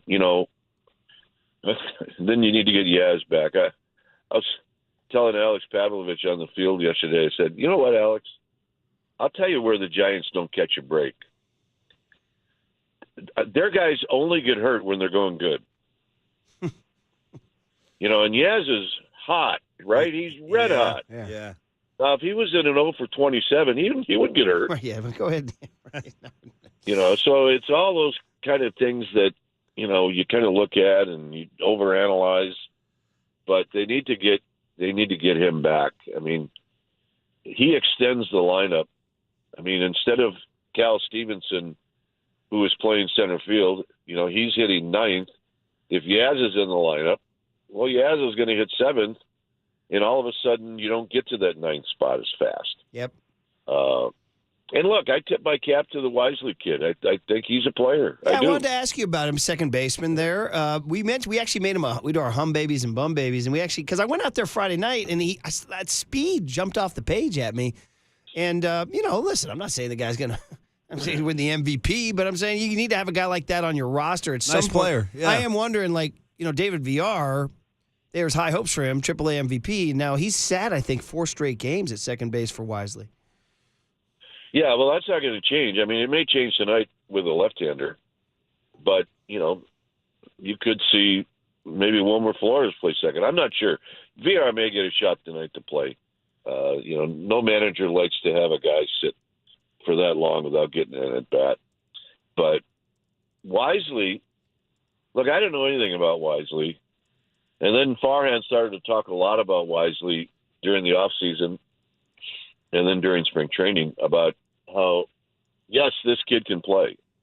And we like the fact that he can play all over the place. And he's got some power. I didn't know anything about him defensively, but over the last week, I'm really impressed at how he's handled that position at second base. He's just fluid, and he's smooth, and he doesn't panic on ground balls. And then, you know what? He may show up at the ballpark the next day, and he may be in center field. And he may be at short if you need a shortstop for a couple of games. So those guys are invaluable. Look, if you're Wisely, you want to play every day at one spot. But if you're trying to stay in the big leagues and that one spot is taken by Thairo Estrada, you got to figure out how you can play other positions. And he has done that, and he's done it very well. Talking to Dwayne Kuiper, we do it every Tuesday. Giants won 2 straight series against the Astros and Brewers and then lost the opener against the Nationals last night while we were all watching the Warriors, and they go back at it tonight. Logan Webb on the hill. Against a lefty, though, for the Nationals, who what's his face? Sorry, Kipe, I had it here. It's Patrick Corbin. Yeah, sorry, my bad. Hey, real quick, just a quick comment on Mitch Haniger. I know the bat hasn't gotten going yet, but I was at the game Friday night. He made a sensational catch in left center field. And then last night, when everybody was watching the Warriors, he made a diving catch down the left field line. So, listen, he's not Gold Glove, but we talked about improved outfield defense. Those are 2 standout plays there. Yeah, and he made a play Sunday, battling the wind and the sun and the warning track in left center field. I've been impressed with him defensively. What appears to me about Haniger is, he's not a guy that's got great speed, but he makes up for it. He gets a good jump. And there are guys that if it touches the glove, it stays in the glove. And he appears to be a guy that if he can get leather on it, it's an out. I never thought he was going to be a liability in left, but I didn't think he was going to be this good in left. They got a player. Plus, he's starting to swing the bat a little bit. I've made this comparison before. His swings are the closest hitter that the Giants have since Pat Burrell. Huh. Wow. That's how his bat comes through the zone. Yeah. And he doesn't get cheated. And Pat Burrell did not get cheated. Now, Burrell had a better eye. I mean, Burrell was going to take his walks. He was a really good on-base guy. But, Pat Burrell had tremendous power. And Haniger's a lot like that. We allowed to compare a Bellarmine and Mitty guy? Those are rivals, right? Yeah, well, they may not like each other, but right. They probably played some. They were getting to WCAL baseball. That's big time. Have you talked to Burrow lately? We had him a few months back. Within the last 6 months. Yeah, I'd say a few months ago. Yeah, he's a pretty good guy to talk to because he was up in Idaho. If you want some honest answers, yeah, well, let's get him again. Hey, he doesn't sugarcoat much. No. Let's put it that way. Kipe, I'm gonna bark out an order right now. Hey, Triple E, book us Pat Burrell in the next week. All right, all right. Bat to bat, bring him in. I've always said this about Burrow. If he likes one of those young players, you better take it to the bank because he doesn't like anybody. See, especially if the guy is somebody that goes out and throws from the mound. Oh yeah, so yeah. I love talking to Pat the Bat. Yeah, because he's sometimes brutally honest. Yeah, and he kind of fit perfectly into that band of mischiefs in 2010. Oh, awesome. Totally. Hey, Kai, we have the last few minutes. We should talk about your friend and ours and the passing of Vida Blue. Oh, man, yeah. We talked to Mike about it yesterday. We talked to Dave Stewart about it yesterday. And we all love Vida. Everybody loves Vida. I'm sure you had your own experiences with him, your own friendship with him. Well, I mean, look, if people have heard this before, I apologize. But in my rookie year, 1975, I faced Vida when he was literally at his peak. Oh boy! And he was the toughest left-hander that I faced. And I remember thinking, if this is the way it is in the big leagues, then I'm not going to be here for very long. I get that. I hear that. That's good. Oh, man. So this is not for me. So I played 10 more years after that. Yeah. And he still was the toughest left-hander I ever faced. Wow. Yeah. And then we got to be teammates in '85, and I was around in '86. Starting out as a broadcaster. But one of my favorite stories in 1985 is we're in Pittsburgh, and in those days we were required to dress up on the plane. Right. I mean, full dress up. We're talking jacket, coats and ties. Yeah. So we're in Pittsburgh, and it's after a game. It's probably 11:30, 12 o'clock. I get a knock on the door, which, I was a single guy, but still, it's like, what? So I look through the peephole, and it's Vida. So I open up the door. Yeah. He's got 20 ties. Okay. He doesn't know how to tie a knot. Oh. So I spent the next half hour tying 20 ties. I gave it to him the next day. Yeah.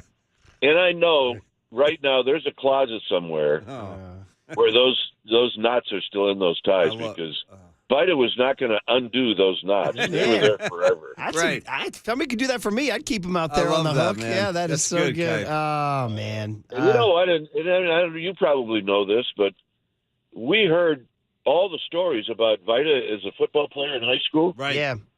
That he was Michael Vick before Michael Vick. Yeah. That's what they say. Yeah. Well, I mean, that's what Mike told us that yesterday. He did. Krug said the same thing. Well, that you were quoting him, and, he was – we were saying, thank God baseball still had its hold on the young African-American community back then because he would have played football in today's day and age, and we probably would have lost him, especially now where the NFL isn't so infatuated with how tall a quarterback is. No, not anymore.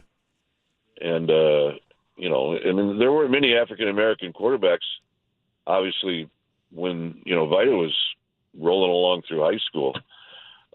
And plus, people forget he could hit, and he was a switch hitter.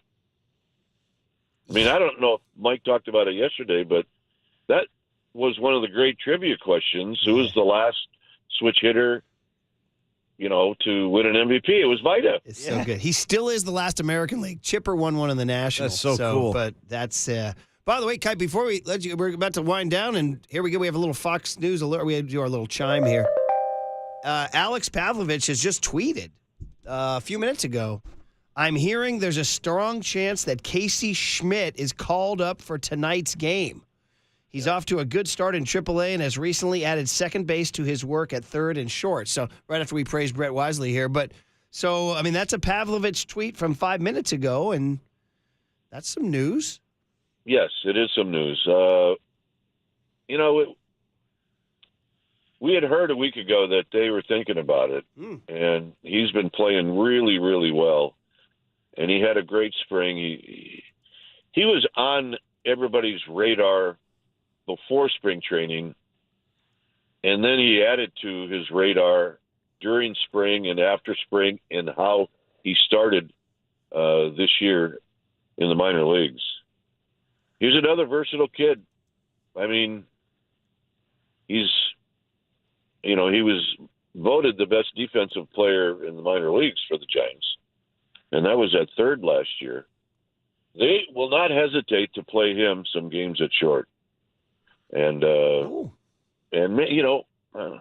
Estrada's done a great job at short, but do you want to wear this guy out? Yeah. So you might see Casey Schmidt a little bit at short and Estrada back at second, or they could play. I know that Casey Schmidt has been playing second base recently, so the options are there for Gabe and for Farhan and the coaching staff. So we'll see. But there is a lefty tonight. So if what Alex says is true, and I trust my life with Alex, he'll be in the lineup tonight. For Giants fans, it's very exciting. As, the post sort of Buster era plays out, I've sort of settled on, hey, listen, this is the cycle. And the next cycle is going to be Casey Schmidt, Kyle Harrison, Marco Luciano, Elliot Ramos, Vaughn Brown, all these guys, whoever they draft this summer. So this is where it has to happen. Got to start somewhere. Yeah. Bring them up. Well, it does. And remember, the Giants are not like the Astros maybe, 8 years ago, or the Pirates, where they just break it down. Yeah. Just break it down, and we don't care how many games lose we 110. They won't do that. No. So here you are trying to develop and also trying to win at the same time. And sometimes that's really difficult to do. Yeah. But it's great to see if this is the case with Casey Schmidt. It's great to see some young blood from the organization. We all need it. Hey.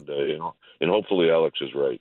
We need to take our mind off the Warriors for a night. We got Logan Webb on the mound, and if Pavlovich is right, we have something exciting. That'll be great to look forward to. So, perfect way to end it. Yeah, go. Yeah. Plus, I mean, I'm not really that happy with the Major League Baseball schedule and the Warriors schedule. Yeah, seriously. Well, Wednesday you get a break. Wednesday you're good. In all honesty, watching the game last night and doing the game, you really have to be careful that you don't yell out, Jordan Poole, good. What? Right.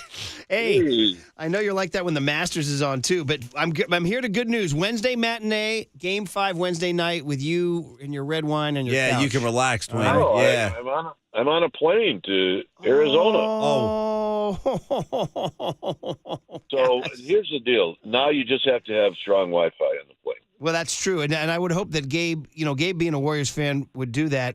And by the way, I'm glad to know you're going to do the Arizona series. That excites me. Yeah, Mike will be in the studio. I'll be in Arizona. Well, you're going to go stay with the Nelsons, right? No, I'm saying we got a whole brand new hotel. Plus, it's the Newmans. The Newmans. I'm sorry, that's my bad. Darn it! I stepped in it. No, as usual. This is work, so I got to stay at the hotel. Okay, the Newmans, Jeff Newman. But yeah, so hopefully we'll be able to stream it once we get on the plane. I would imagine Major League Base. Come on, Larry, you got to do that. So no, I mean the Wi-Fi on our plane is really good. Yeah. Well, so we've streamed. I think earlier we watched the 49ers last year, streaming it. So So hopefully we'll be able to do that because this is going to be a fun game. Those elimination games, everything kind of goes out the door. Yeah, agreed. And totally. I'm looking ahead to your Mm-hmm. If it means, Curry or these guys have to play 44 minutes, that's what they'll do. They will. Yeah. They definitely will. Then I got bad news. When the Warriors do win Wednesday night, which they will, the Friday night game does conflict with your Diamondbacks game. This is what happens. So that broadcast, you're in the middle of that broadcast, we're going to hear a Klay Thompson bomb from I won't hold it against Dwayne. you, though, Dwayne, if you do. It's good. Hey, you know what? I'll take that. And then I'm looking ahead to Game 7, Mother's Day, the 14th. It's a matinee. I imagine they might give the Warriors the 12:30. Oh, I'm sure they will. I mean, they're good. They'll first look at the Giants' schedule and make it hardest on you. Before they do. Right. All right. Well, listen, we'll just take it one. Let's just start with tonight. Logan Webb, maybe Casey Schmidt, and then we'll take it one. Like you said at the very start for the Warriors, one at a time. That's all. One at a time. You got to take it one at a time. I mean, you can't worry about when would the next game, you said, be Wednesday, Tuesday, Thursday. You can't worry about Thursday. Nope. Well, let's have some fun tonight. Maybe the kid comes up, and we'll be watching and listening. So, Dwayne, have a great week. Guys. Have a great trip Thanks, to Arizona. Dwayne. I'll look forward to Talk it. to you next week. Talk to you next week. Dwayne Kuiper, and you're listening to KNBR and KNBR FM San Francisco, the sports leader at Cumulus Media Station. Well, hey, that Casey Schmidt news, that's Pavlovich, Alex Pavlovich, NBC Sports Bay Area with the credit. I hope he's right. Now, even though we don't know who the Rally Zito figure is going to be yet for tomorrow night, because Murph and I are trying to drum up some support here for Jordan Poole. Maybe it's Jordan Poole, a Rally Poole kind of thing where Poole's on a unicorn. We get that trending. I actually think the momentum just started with Dwayne. There was something about his vibe that just really affected me in a positive way. I just like his outlook. I always love Dwayne's vibe, but I think that his energy today, talking about one at a time, Murph, I'm going to try to snowball that into tomorrow with my whole Rally Poole thing. Anybody can help me out with you, Photoshop? Let me see Poole on a unicorn. Let's get this happening. Well, there's a history here because, Marcus, when you were in high school or, I don't know, Mission JC, Giants were down 0-2 to the Cincinnati Reds. And they went back and won 3 in a row. And Kipe did a show from a coffee shop in Cincinnati, Starbucks. He's a big Starbucks guy. He was doing a Starbucks, and a garbage truck went by. It was really loud, and Kipe said, "That's the good luck garbage truck." Yeah, we got superstitious about it. And then the garbage truck, they wound up winning 3 in a row, right, at Cincy. Yeah. And then I remember one time, one of our listeners made a special garbage truck for us with KNBR decorations on it and our faces on the side. Yeah, totally. So we're going garbage truck, we're going Kipe, we're going energy. What were some of the other images we saw when people were tweeting all those images of he was Zito? him like wearing those like designer jeans. Wasn't he like levitating over the Golden Gate Bridge and stuff at one point, like with his hands out, like with light? And it is Poole we're rallying around? That's kind of what we're trying to pin down, I guess. He breaks out for like 28 tomorrow night. That could happen. Just keep driving to the basket. Keep your handle, kid. Drive to the basket. All right, the big hit. You know what it is. The BHE, autopsy, the BHE. rally. Shaquille O'Neal versus Charles Barkley. Are the Warriors dead? Are they alive? Who the hell is Lonnie Walker IV? How can the big three make those mistakes? The big hit next on the Sports Leader. Kipe with Murph and Mac has been sponsored by your Northern California Honda dealers at NorCalHondaDealers.com. The Murph and Mac Power Hour surges on. Absolute power corrupts. Absolutely. Next on KNBR 104.5 and 680, the Sports Leader. Here's what's trending now. On KNBR.com. Lonnie Walker nearly outscored the entire Warriors team in the fourth quarter, and now the Warriors are in a 3-1 deficit headed into Game 5 on Wednesday. To read the top takeaways from last night's game, check out that story and more trending now on the all-new KNBR app.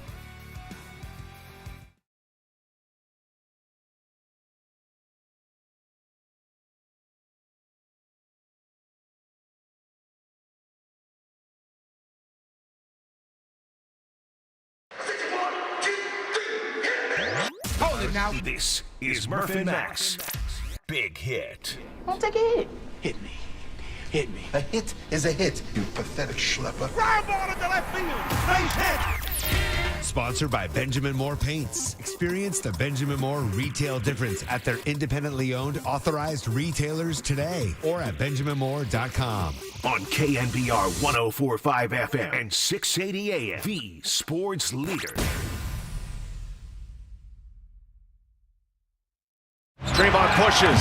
Draymond Green. And a hot pass right through Wiggins. Lonnie Walker beats Thompson. Lonnie Walker lays it in. Curry is fouled, and it goes.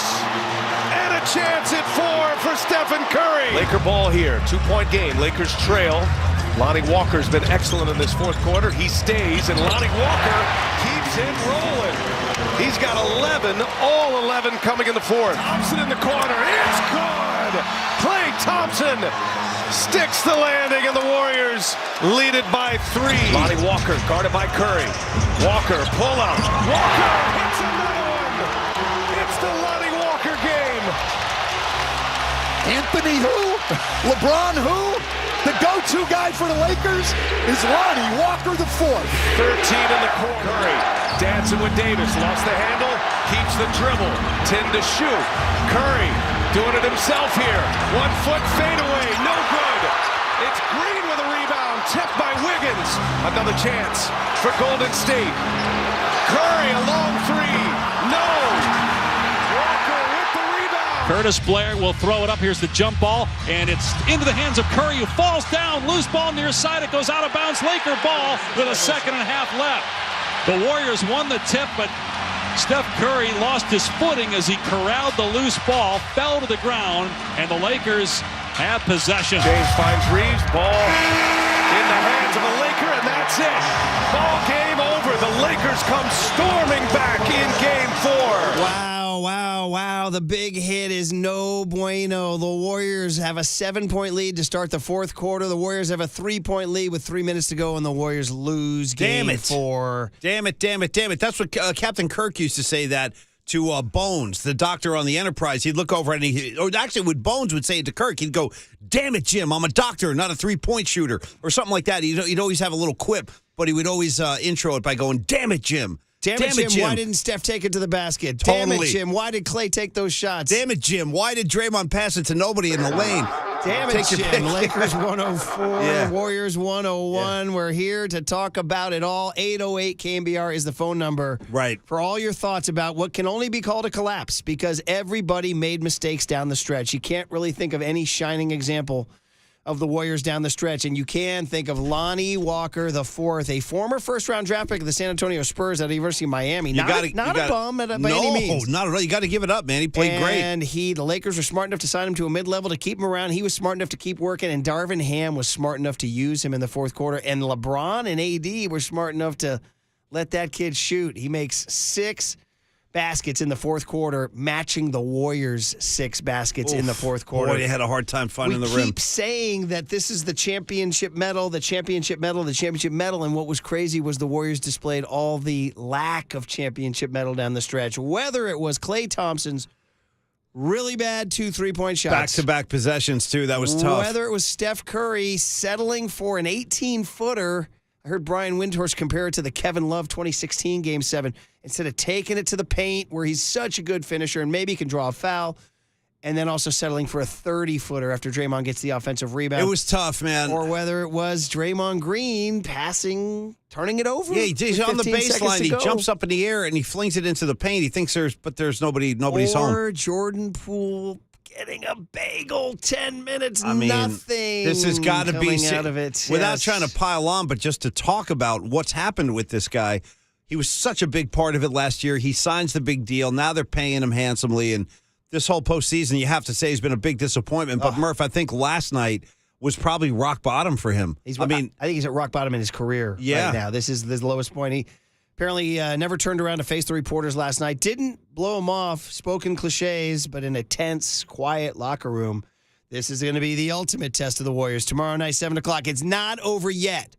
It's not over yet, but we do need to recap how it went. 808 KNBR is the phone number if you want to check in on what angered you the most, or how shocked you were by Lonnie Walker, or if you think you're seeing the end of the road. But it starts with Steph Curry last night. Or pardon me, it starts after the game with Steve Kerr. Asked about those 2 shots that Klay took in the final 2 minutes that were long, contested, and rushed. Yeah, I trust Klay. I mean, think of everything that he's done for this team. So part of who he is he's going to fire away. And there were a couple late that he probably would like to have back. But that's it's part of who we are as a team. We're gonna fire. We're gonna, if Steph or Clay gets an opening, they're gonna let it go, and they've had a ton of success over the years. Obviously, they both had some looks down the stretch, but give the Lakers credit. They played good defense, and we couldn't get anything to go. He rides with his guy. He says, "Listen, I think of all he's done for the team." That made me remember, like when Bumgarner was struggling, we'd say, "Look at all he's done for the team." I mean, Clay's not at that state, but it was. But it was a night that they needed more from Clay. Let's just be totally honest. I mean, 9 points. It's not going to – you can't beat the Lakers like that where Steph has to do all the heavy lifting himself. I mean, the Lakers had scorers all over the floor. LeBron, Anthony Davis. It was Reeves. It was Lonnie. It was all these unsung guys like that. They're secondary guys, but they were all good for double figures. Warriors need somebody to step up. Clay can't hit for 9 tomorrow night. He's going to have to perform better. Among the many things that happened, 15 seconds left down 3. The Warriors are still very much in it. Very much in it. They run a play where Draymond takes a dribble and he goes under the basket and then passes to a Laker. By the way, Dennis Schroeder going viral for when the play finally winds up a jump ball. Dennis Schroeder turns and flashes like a first-grade school picture smile. Some might say an S-eating grin, Paulie. Yeah, well, we just on a theme we talked about last week, right? The S-eating community. So and the S-eating grin. Steve Kerr, what happened on that play? Okay. It's a play we've run quite a bit before. It's got multiple options in it, so there's 3 or 4 different options. We had time for a quick 2. We're down 3, but 15 seconds, and we had another timeout left in our pocket. So it's a play where you can get a quick 2 or maybe a 3 if it's open. We just didn't execute. They played good defense, too. Yeah, the Warriors, again, this is a Draymond mistake after those Clay mistakes. And you're like, these are supposed to be the champs who know, quote unquote, know how to do it. Now, remember, Steph called the timeout against the Kings. Are we seeing a cumulative effect of a long NBA championship title defense, a long 7-game series against the Kings, and now every other night? Well, you're asking that question. LeBron wearing down Steph on defense, too, leaning on him. You're asking good questions. What's the answer? Like, seriously, there's a game tomorrow night. Yeah, that's a great answer. They got a game tomorrow night, so this ain't over. Yet another thing that went wrong, the Warriors somehow get a jump ball. Steph somehow jumps up and steals the ball with 4 seconds left, 3 seconds left. You can make a 3. The fact that he wound up with the ball in his hands at all is miraculous. Falling down and does not call a timeout. Yeah, that was tough. And then on the jump ball, Steph comes down with it. Yeah.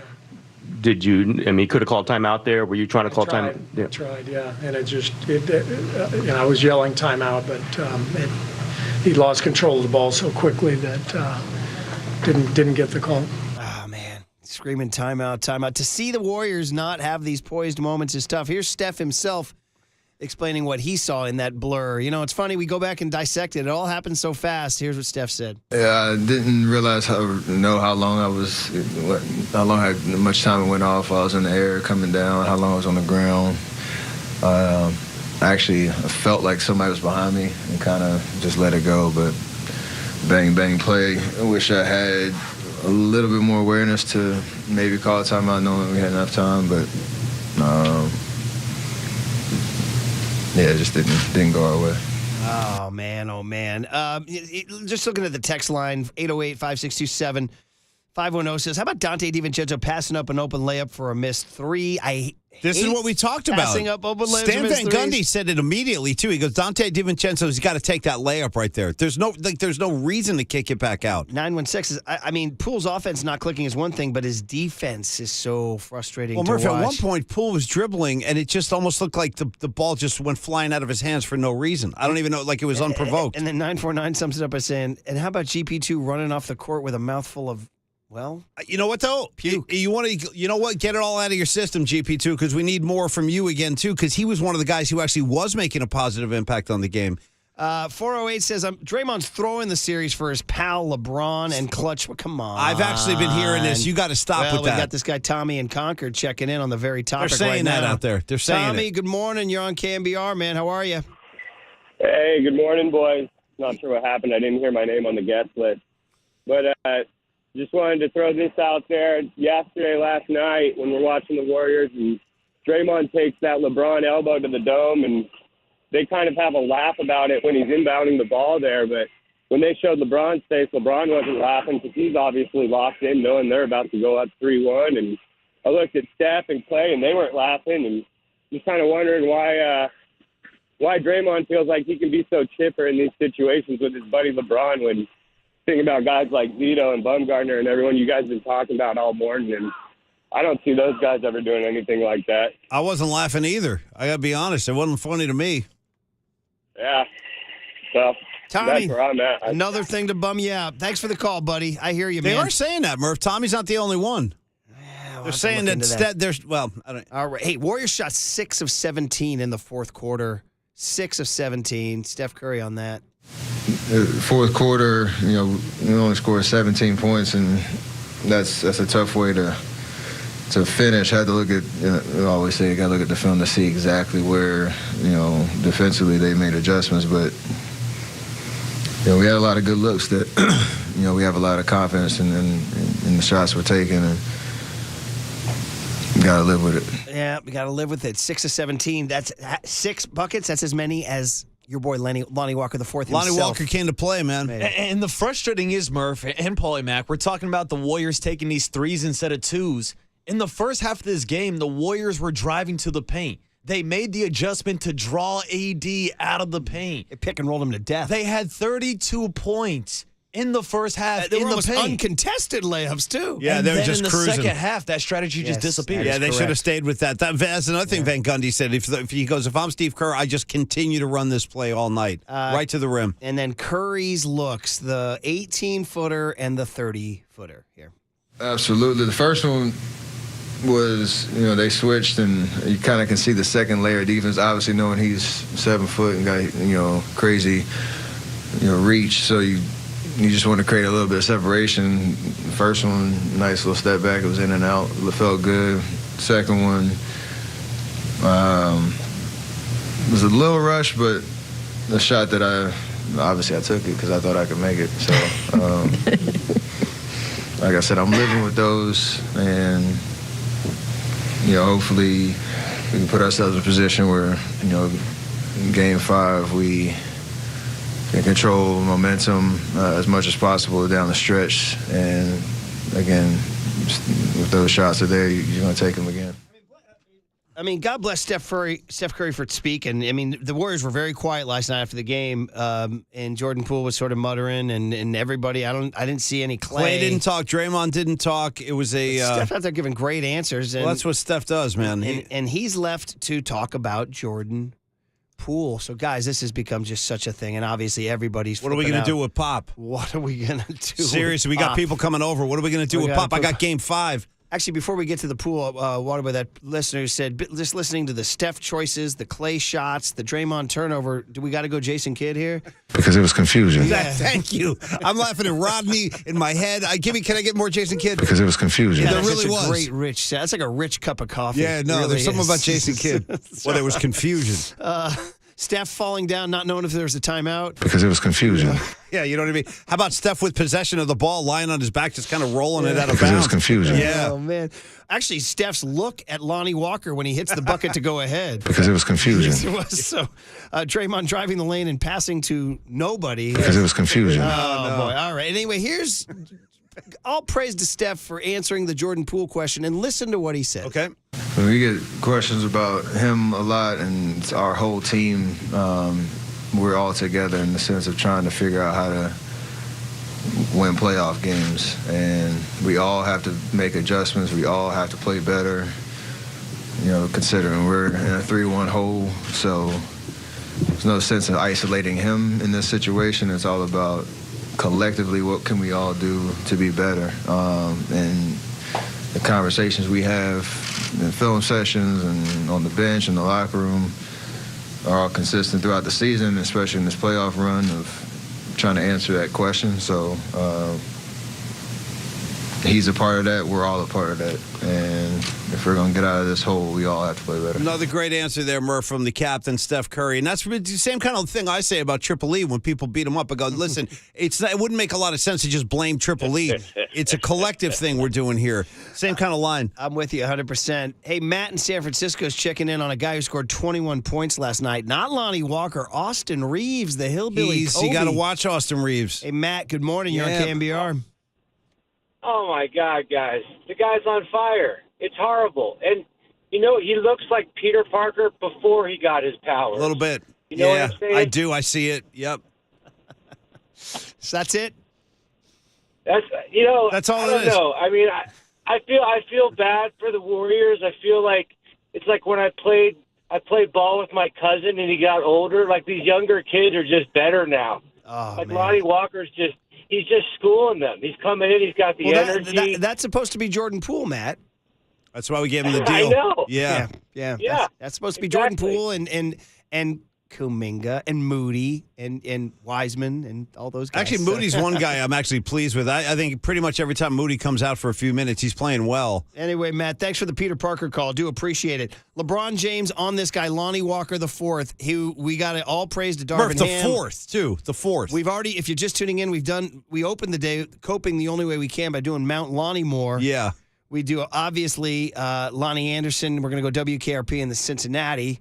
We're going to move on to Cardinal and Brave base stealer galore, king of the 80s, Lonnie Smith. I remember Lonnie Smith. Shout him out. Bag for you. He was. I got to go the king of skiffle. Well, this is what got me. Lonnie Donegan. Just the fact that we approached the whole skiffle movement. Which inspired not just Van Morrison, but Joe Strummer, Keith Richards, you name it. You wouldn't be surprised how many texts came in after Murph said skiffle, and these guys like, Paulie Mack, you obviously know Jimmy Page was involved in the skiffle movement. We got multiple Paulie, Jimmy Page. If you go back and reread Keith Richards' life, I believe he was involved too. Lonnie They Donegan. were playing like in burned out buildings after World War II. They were getting skiffle jams. Lonnie Donegan. I'm not making this up. And then Joe Strummer, finally, big skiffle guy. Lonnie Walker the fourth for Mount Lonnie Moore.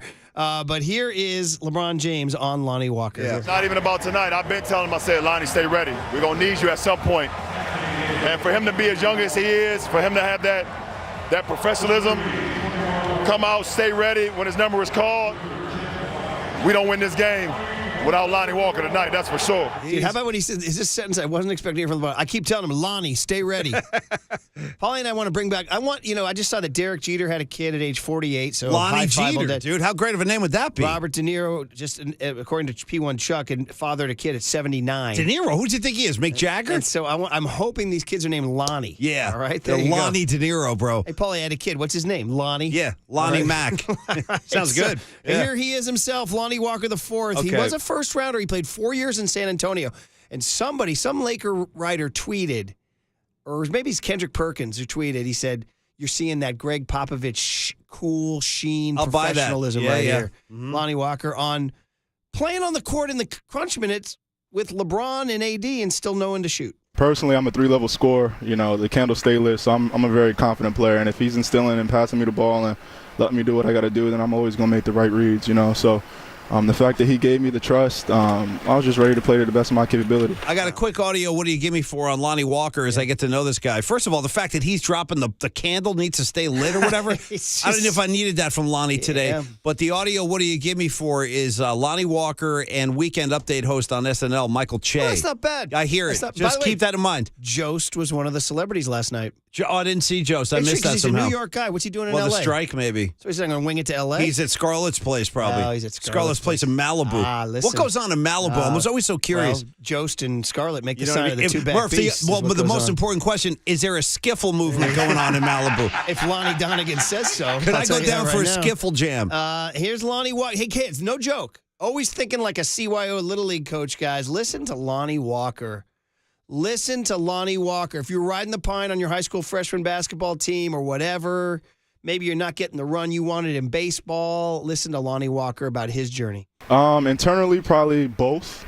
Not anger on the sense of not being able to play, but anger on the sense that no one knows who I am yet and understanding my value and capability on the floor. It comes with a lot of diligence, a lot of discipline, but I've been doing this for 24 years of my life. I've always been in the gym, and nothing's ever going to change. So the proof is in the pudding. The harder you work, the more sacrifices you make, the better the outcome. Yeah, kids, from Lonnie Walker's mouth to your ears, kids. And by the way, Paul, how about this? I know, I see it. It's just never ending. What are you talking about, Knopfler? Yeah, shout out 760. Says add Knopfler to the Lonnie Donegan army. Bro, this skiffle, you know what? I'm going to start doing skiffle now. I think I need to get involved. So, Waterbro, I've never even known what skiffle music is. I just like when you read, if you're a music head and you read about, believe me, leave this to us, Marcus. You don't need to worry. It was Van Morrison or the Clash or the Who. They're like heavily influenced by Lonnie Donegan's skiffle movement.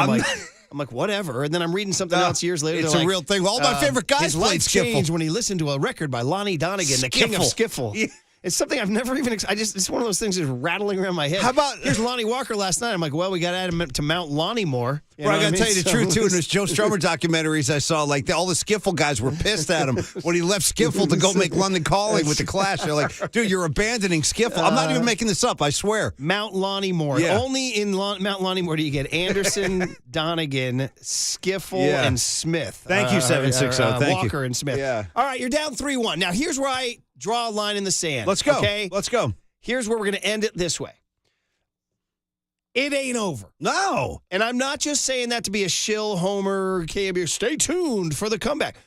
I'm telling you, like, last night I was sort of defiant, much to my son's dismay. Well, you know what it's they over, are? Dad. Like, no, it's not. I think it's not over. They're all fatalists at that age. Like, they don't see, like, what's potentially out there. They only see, like, the moment in front of them. Like, they don't have that kind of vision. Well, when he was, I'll tell you this, pretty funny moment. So, like, he was very fatalistic early on when the Lakers scored a bucket. And I'm like, easy, relax. And the Warriors go up 12 in the third quarter. I said, you owe me an apology. Oh, look at you. Okay. Holding the kid accountable, Marcus. When the final buzzer sounds, he stands up, slams down the pillow, and turns. He goes, you owe me an apology. And storms out. This is the best. This is the great stuff. Great stuff. Hey, you got to love that they're living and dying with the team, right? Yeah. But I am no joke. When I look at this Laker team, with all due respect to Peter Parker, Austin Reeves, with all due respect to Lonnie Walker IV, to the great LeBron James, to the great Anthony Davis, I still think the Warriors can beat these guys one game at a time. Klay Thompson's not going to score 9 points. Jordan Poole's not going to score 0 points. They're gonna make key shots. They're going to outshoot the Lakers from three. And there's a path to victory here. There really is a path to victory. You're going to hear two sound bites to finish up the big hit. Steve Kerr. They were down 3-1 to OKC. Yes. Came back. Now, we were all younger then, all right? They were down 3-1 to Toronto. It didn't work. So they asked Kerr. It feels like what it is. 3-1, you go home and you take care of business and you get a win, and the momentum is right back in your favor. So that's all it is. Somebody has to win 4 times, and that's why you play it out. Lakers did a great job of holding serve here and winning this game. Coming back in the fourth quarter to take it. So now it's we got to go back and get a win at home and flip the momentum. Okay, so that's number one. Number two is I stuck around. I needed some Shaq, some Kenny, some Ernie, some Chuck. I just needed it. It was late. It was pushing past my bedtime. And man, was it worth it. Because they come back and Shaq delivers the Sermon from the Mount. It was fat. And I'm saying, guys, this is the rally cry from Shaquille O'Neal. So they come back. Ernie Johnson says, how the Warriors looking right now? Looking for the burial? Here's Shaq. Awesome. Now they're down 3-1 to the Lakers, going home for Game 5. What are their chances? Oh, it's still great. Well, their chances are great? Yes, the chances are great. And Chuck wouldn't know this. He over there giggling and laughing, but you're going up against the champs. You got to put the champs away. Champs ain't going to lay down. This ain't Memphis. The champs ain't going to lay down. Steph Curry, the greatest shooter in our game, missed those last 2 shots. You don't think he's going to be pissed off? And he's a dog. When dogs get pissed off, they come ready to play the next game. They're probably over there saying, you know what? Remember when we had them 3-1, they came back? Now it's our chance to get LeBron back. They still have a chance. They have to go home. They have to play well, and they will play well. And the Lakers, even though they're 3-1, they've still been up and down. We talk about how great AD has to be. He only had 4 points in the second half. If it wasn't for Lonnie Walker IV, it would probably be tied. But perhaps I should have rephrased that for, chances to win the series, not, obviously chances in Game 5 when you go back home. I'm with you. You have to put the champs away. They're not going to lay down like that. Even though they're down 3-1, they're not worried. I'm telling you, Shaq, Thank you, Shaq. God bless. Thank you, Shaq. I got to tell you, I was sitting there, everybody's down and he goes, great. Chuck wouldn't know. Now, did Declan see that? Did he No, see the he stormed passionate out. speech? You should He send that stormed to him out. on Twitter or something. See what he says. Stupid TikTok thing. But he did earn points this morning. He stormed out. Turning me on to the Alex Pavlovich tweet that Casey Schmidt's likely getting called up Kidding tonight. Kidding aside, though, I think Shaq's had some great points there. These guys are going down without a vicious fight. I totally agree. Yeah. And, man, the 2060. Can you imagine avenging 2016? Well, that would be the ultimate. If they come back from 3-1, they're probably going to be. This is for all my Princess Bride crowd. This is the Inigo Montoya moment, man. My name is Inigo Montoya. You killed my father. Prepare to die.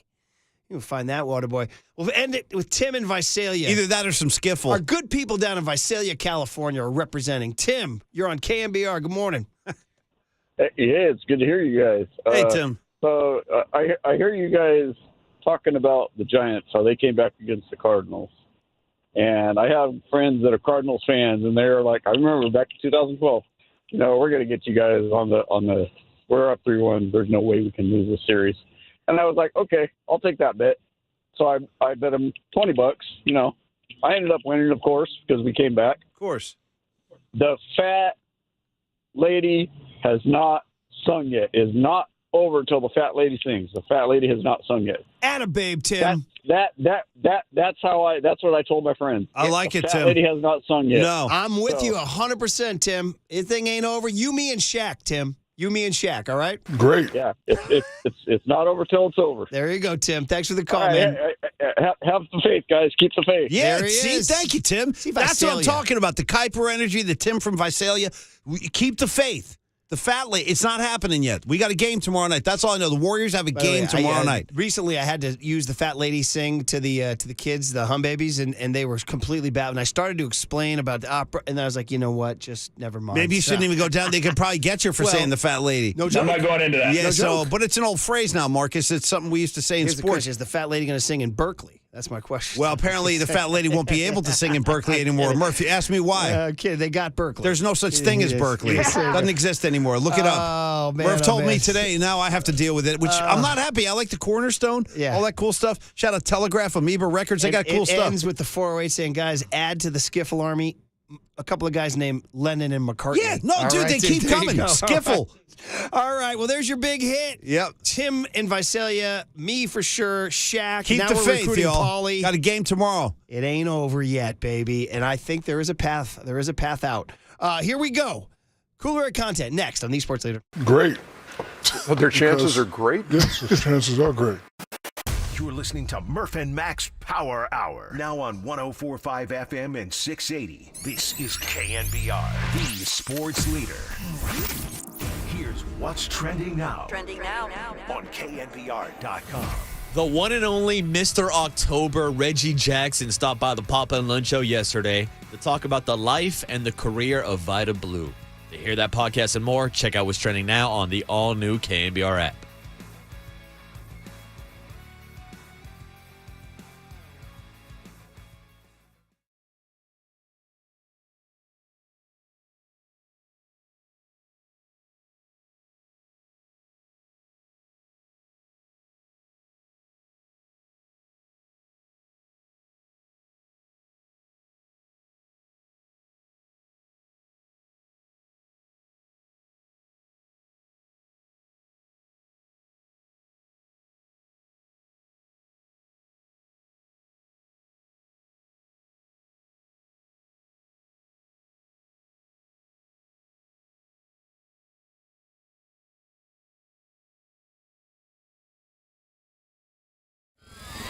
And now, time for the Protect Your Assets with David Hollander Business and Technology Report.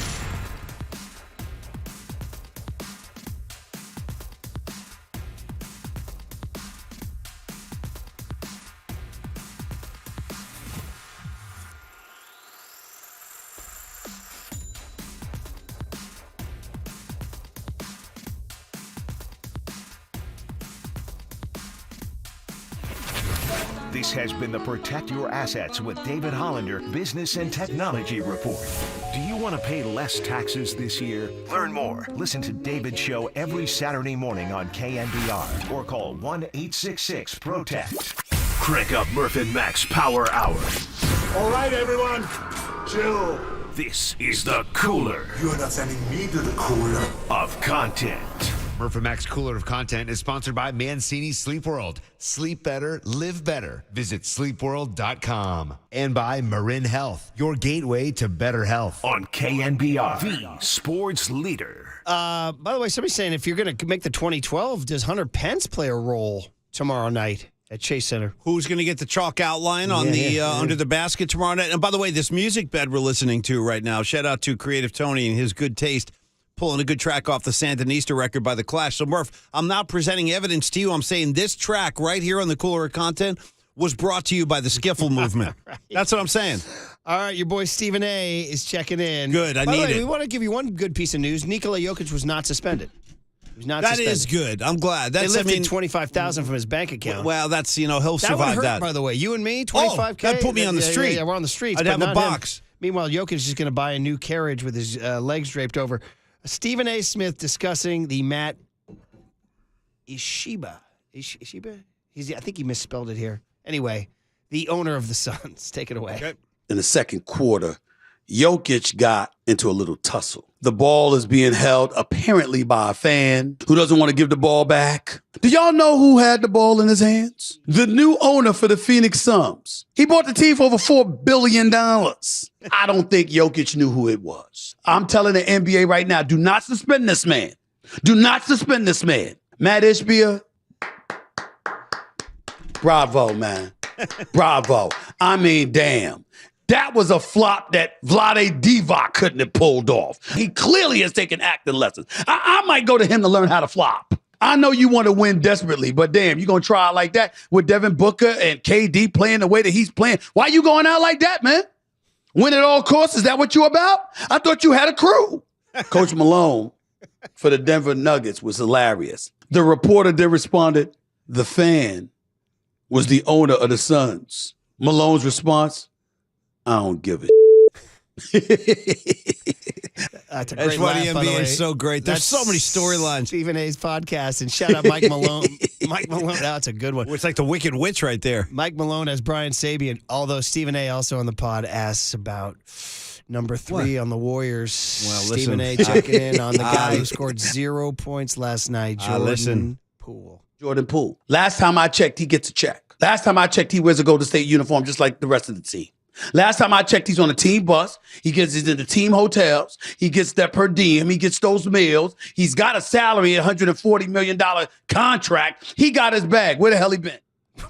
Well, listen, he's not. That's one of millions of This people. is a big moment for Jordan It's Poole. huge. Somebody's, I don't know if somebody's going to have when they come back from the 3-1 deficit, we're going to have to learn what happened today. Did somebody take him for a long walk on Ocean Beach? Does somebody People have short memories, just swing man. by with some Shake Shack for him or something? Play video games? I don't know. Somebody's got to lift him up. Does he have to do the Klay Thompson approach and go purify himself in the Pacific Ocean? Fine. Maybe a boat ride with Fine. Klay. Maybe a Whatever boat ride it with takes, Klay. dude, jump in. I wanted to squeeze this Yeah. one in because the Knicks, this is bad for the Knicks. Our buddy CK, Chris Kelly. I know, poor Marcus. We haven't even said the K word yet. I know. Julius Randle of the Knicks. I don't know. I'm sorry. He utters the forbidden phrase here when they ask, why are the Heat beating you on the offensive glass? Julius, you guys haven't been able to get the amount of offensive rebounds and loose balls that you were in the Cleveland series. Just what have they done, maybe to kind of beat you at your own game almost? Just maybe they wanted more. I don't know. That's been who we are all year, and we got to find a way to, step up and make those plays if we want to keep the season alive. Julius, to that, where do you go to find that in the middle of a series? I look within. That's all I can say. Look within. How bad do you want it? The dreaded, maybe they just want it more. It's like he's already surrendered Yeah, to he Spol- shouldn't the talk that powers way. But the powers of Spoelstra. They're not going to like that in New York either. I know. Spoelstra's worn him down. He's got him like. He's looking at Spoelstra. He's like, this guy wants it He's more got than him I do. retreating. Well, it's probably And true. You know what? It's true. There it is. If you watch Randall, It is especially in Game 3, dude, I don't know I think where. when you're up against the force of a Spoelstra, you just start to buckle. Dude, yeah. when you're up against Jimmy Butler, he is dominating this series. He's Yeah. making Julius Randle look terrible. Himmy Butler. Are he going to slug their way? I'm just saying, watch out in the conference fight. I don't care who comes through. The Heat Boston lost doesn't the have that play-in game. Here's my thing with Boston. Like, as great as they are individually, if you watch them over the course of his, I don't know if they have a killer instinct. I don't know if it's there. Maybe it is, and we'll find out.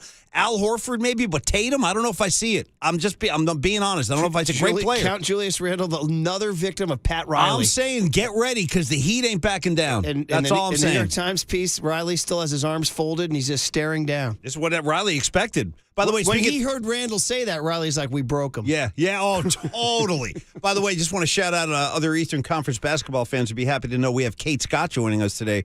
We'll talk some Sixer ball, some Celtic ball, 9:35. Tune in for one of our favorites, part of the family. All right, awesome. There is the thank you cooler of content. There is the thank you big hit. There's Kype. There's your power hour. So like you said, Marcus Thompson 9:15, Kate Scott 9:35. Thank you. As we continue to sit here and piece together the Lonnie Walker game on KNBR 104.5 and 680, the Sports Leader. Jordan Poole. Where the hell he been?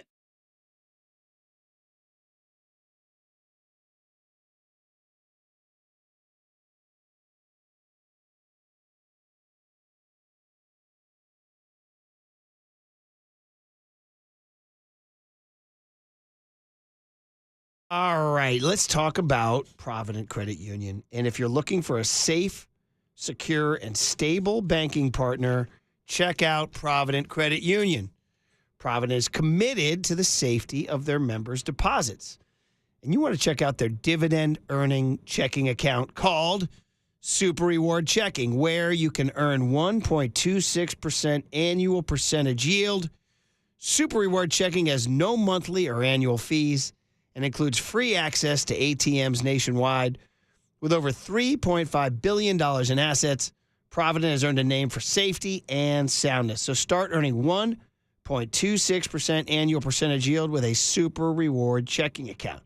Visit providentcu.org. That's providentcu.org, or stop by any of their 21 Bay Area branches that raise effective May 1st, 2023, federally insured by the NCUA. The rate may change at any time. Other terms and conditions apply.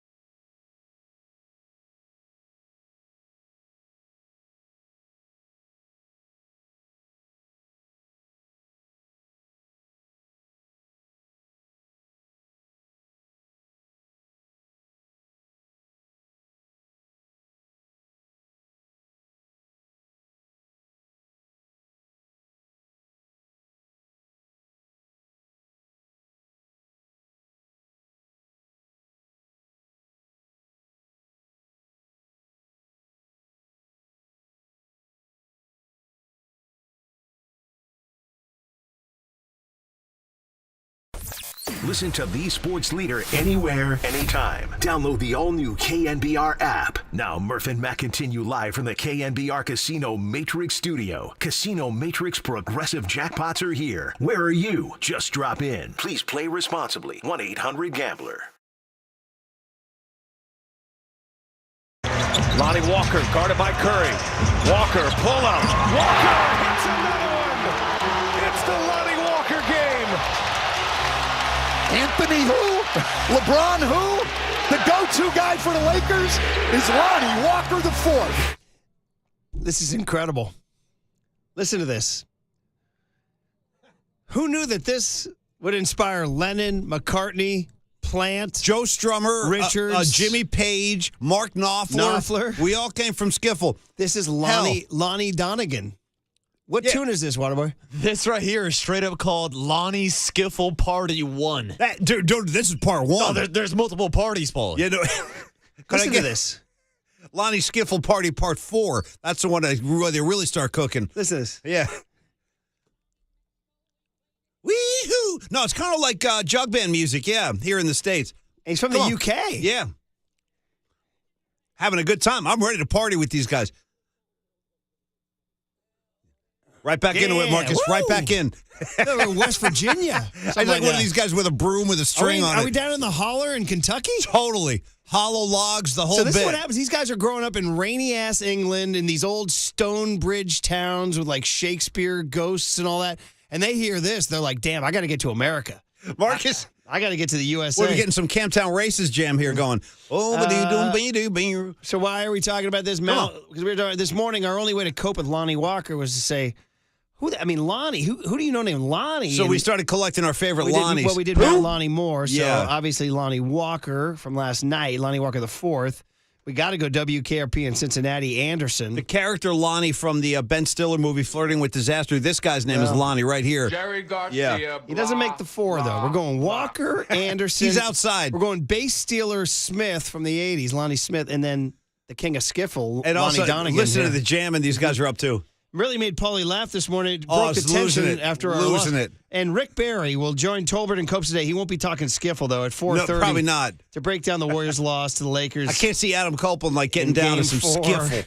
And, of course, we are proudly sponsored by O'Donnell Financial Group because planning is a process for loans, insurance, investments, and retirement. Call Greg O'Donnell at 866-496-2300. All right, things to talk about. These final possessions by the Warriors. Shocking to see the champs biff it. And the big 3. Those were the guys responsible for all those possessions that went wrong. Where are we at with Klay Thompson and those decisions to shoot those shots? I don't. He made the 1-3, so I think in his brain he was like, all right, I'm hot. I'm just going to start firing. Because he does a lot, and a lot of times he'll continue to make them. But do we need to go over the autopsy again from the 3-minute mark? Just to go through some of these things his shots after he made the 3 in the corner, both of those were bad. LeBron misses, by the way, a hook shot at 96-96. Draymond gets the rebound. LeBron, by the way, missed some shots late. He missed that 3 also, big 3. Hence, my kid kept saying, LeBrick. Yeah. They come down. I forget. I think Curry hits Moody under the basket, and I'm excited for a half a second. Oh, that was a nice bucket, the left-handed pass. No. Moody then whips it out to Klay. Oh, that sequence, yeah. And I'm in a bit of foreshadowing. I'm yelling, no, give me 2. And then Klay makes the 3. And everybody's like, yeah, 3. And I was like, well, now I look like an idiot because I wanted the 2, right? Well, you take that 3. So 99-96. Lonnie Walker comes down and misses. One of only 3 misses in the fourth quarter. He was 6 of 9. He was sick last night. He was on it. Here's the catch. LeBron gets the offensive rebound. That's a huge moment right there. And then Steph fouls him. So he goes to the line. My kid says he's going to miss one of the 2. He makes them both. Those are big. Lakers, by the way, 20 of 20 from the free throw line. You know, you just mentioned... What the hell? We haven't even mentioned this yet today, and it's probably bad form of us, but also a factor in last night's game, which hasn't even been talked about at all. The fact that Kevon Looney is still just a shell of himself. He only played 11 minutes.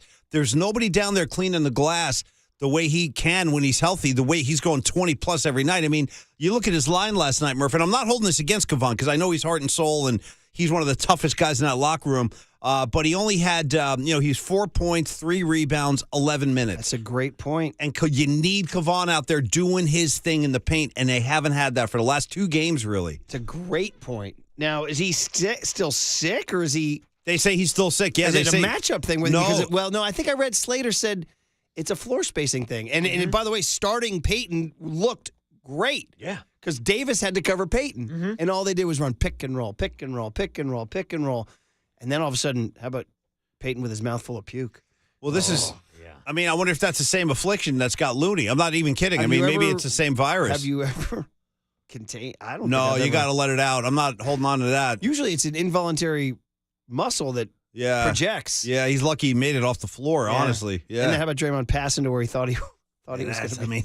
Yeah, but then it brings up the questions on where was Gary Payton in the fourth quarter down the stretch when Lonnie Walker's going off. And maybe also, he was sick, honestly. I don't know. And also, how about the butterfly effect of Gary Payton being in the starting lineup, him locking up D'Angelo Russell only has 4 points, which leads to Lonnie Walker playing in the fourth quarter instead of D'Angelo Russell. You're all over it, man. These are all the strange things that happen. You would think you were happy that Lonnie Walker is in instead of D'Angelo.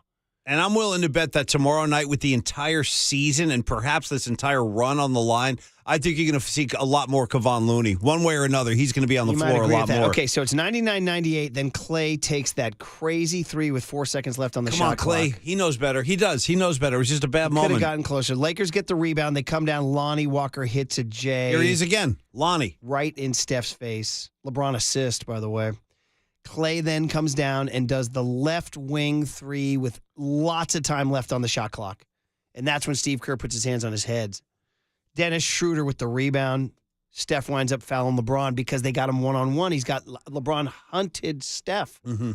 LeBron makes both free throws. It's now 102-99 Lakers. Now Steph drives and makes a layup. 102-101. 1-point ball game, kids. And then LeBron casts the three and he misses. Yep. Now you got a chance to take the lead. You hit a three, you got a 2-point cushion. This is where you have the two Steph misses. This is where they get him switched up on Anthony Davis, is what you want. Which is exactly what you want. He makes a living on making those guys look bad, putting them on skates. Instead, he pulls back and shoots an 18-footer, misses. Yeah. Draymond gets the offense. By the way, Wiggins tipped that. Wiggins tipped that to Draymond, who shoots it out to Steph. Instead of maybe going back up, he's conditioned to get the ball to Steph. Get it to my leader. He turned and looked for Steph. As they say, as the aliens say, Paulie, take me to your leader. Yeah. Right? You know what I mean? So, and then Steph has the ball with a new shot clock, 12 seconds, and shoots the 30-footer and misses. And here we are. That's a number. And then, by the way, and then the Warriors come down foul. Lonnie Walker makes two. He makes them both, of course. 104-101. Warriors still have the ball, 15 seconds left, and that's when Draymond turns it over.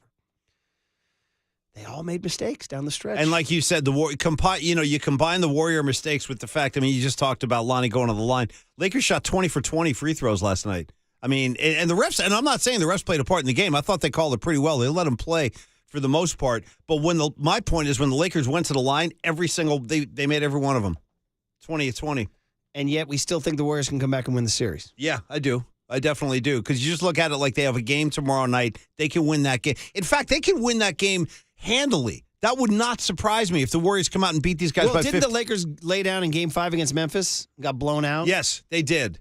And then they blew Memphis out in Game 6 back down. I don't find Crypto.com to be particularly intimidating. However, Steph does have that bad history there. And again, guys, one thing we haven't mentioned, Steph from 3 yesterday, 3 of 14. That's, you know what, though? You got to be able to roll with that, though. What this but guy's... it's that building. Well, here's it. By the way, did you guys notice every time they do one of those coach interviews during the game with Darvin Ham, they're not even raising their voices. Like in most buildings, you got guys leaning over, I think we're going to try this or not. You got Kardashian sitting He's there. just over there like, listen. Kardashian ain't banging the thunder sticks. She looked kind of bored. I don't even know if she likes basketball. I don't know why she's there. Did you see that elderly woman in the yellow sweater with the glasses? Leaning. Yeah. She had a hell of a look. I've been looking at her for a couple games now. I thought, hell of a look. If you're sitting down there, you're money. She leaning. I'm wondering how she made her money. No, because she's got this so stylish look. She almost got like a Yoko Ono vibe. What if she's a friend of a friend? Maybe she was invited. Well, she looks like she might be north of 80. She's an older woman. Yeah. She's a hell of a look. Tilted to the left. That's what always strikes me. She's tilted. But she's got dough, obviously. Yeah. Shout out to the 1%ers who know what I'm talking about. How about the music producer next to Jack wearing the Crocs? How about that? Couple quick things. Crocs with like ankle socks and yellow plaid pants. When you're that rich. I saw that guy. That's Lou Adler. Ron. I saw him with his Crocs. I saw him like, dude, come on, man. You got better shoes than the Crocs. That was Lou Adler? Lou Adler. Adler. Usually wears the cowboy hat. Yeah. And Murph also, Jack Nicholson back in the house. Thought that was kind of cool. I told you, said the Lakers, Dan Weike of the LA Times posted a video. He goes, this just happened during the timeout. And it was it was a tribute video montage of Jack. So they did The Shining. Here's Johnny. Then they did The Joker. Have you ever danced with the devil in the pale moonlight or whatever? Wait till they get a load of me. That's the one. Wait till you get a load of me. And then they faded to the live shot of him courtside.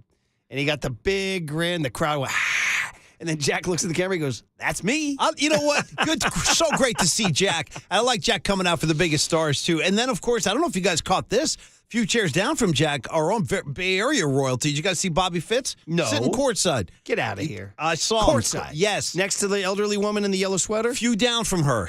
But there he was. There was Bob. Next to Kardashian? Last thing I want to throw out there, too. No, on the other side of the court, Murph. Right. It was a text earlier in the show. I actually wrote it down because we were in the middle of talking to Kipe, I think. Somebody had a great idea for tomorrow night because we talking about the whole rally Zito. Murph started the show today by going, who's going to be the Zito figure for the Warriors tomorrow night? Who's going to ride in and save this season? And we've been kicking that around. Somebody goes earlier in the show on the text line, guys, let's fly Zito up to sing the national anthem. Yeah, that'd be great. I love that. Yeah. I love that. Jumping Joe Lacob, if you make a couple calls, fly him up here. That'd be great. The place would go nuts. Yeah, I'm all in. Some of that comeback energy going. Marcus, you don't like that. I got no reaction from you on that. He's the guy got stoned. Yeah. Most of the basketball fans would be like, what is this baseball you talk about? I don't even know what this is. Well, we can. It was 3-1. It's got that whole thing. Who is this guy? Yeah, no, I guess that's the way. If Marcus's reaction's any indication, just throw that one away. Forget I even said it. It's almost like I pissed him off when I said it. Marcus Thompson at 9:15, Kate Scott at 9:35. This is, as always, it's very therapeutic for me to come in. Yeah, it's poor man's therapy. It's what we do. It ain't over yet. They got a game tomorrow night, Murph. as there's a couple of great ones. Kevin Millar, Red Sox. Kevin Millar. He says to Dan, sorry, water boy. He says. Now he's really mad. He says. Mad about Zito. They're down Mad about 3-0. Millar. He said, and Dan Shaughnessy's heckling ways. You guys have been laying an egg. And Millar goes, I'm just telling you this. Just don't let us win tonight. Yeah. Don't let us win tonight. I hope Draymond says that to every Laker and tomorrow. I want to do a little Leo DiCaprio. The show goes on. You know what? For the Thank Warriors. you. I don't know what took me so long, Murph. Great call. The show goes on! We say when it's over, and tomorrow night the show goes on. They got a game. The show goes on! I played that for the 11-year-old All-Stars in the losers bracket going up to Vacaville, and he goes, I'm not leaving. And so little Hudson, our spirited shortstop, starts the chant in the dugout, we're not leaving. Nice. And Woodland was a little rattled, and guess what? We won the whole You damn could thing. introduce this soundbite to him, too. Now, there are police sirens, but you could introduce it. Nothing is over! Nothing! That's John J. Rambo. And as Zaza said, nothing easy. He did say that. You know what? This would be the time. Nothing easy! Nothing easy! There you go. We're all ready to go. On KNBR 104.5 and 680, the Sports Leader.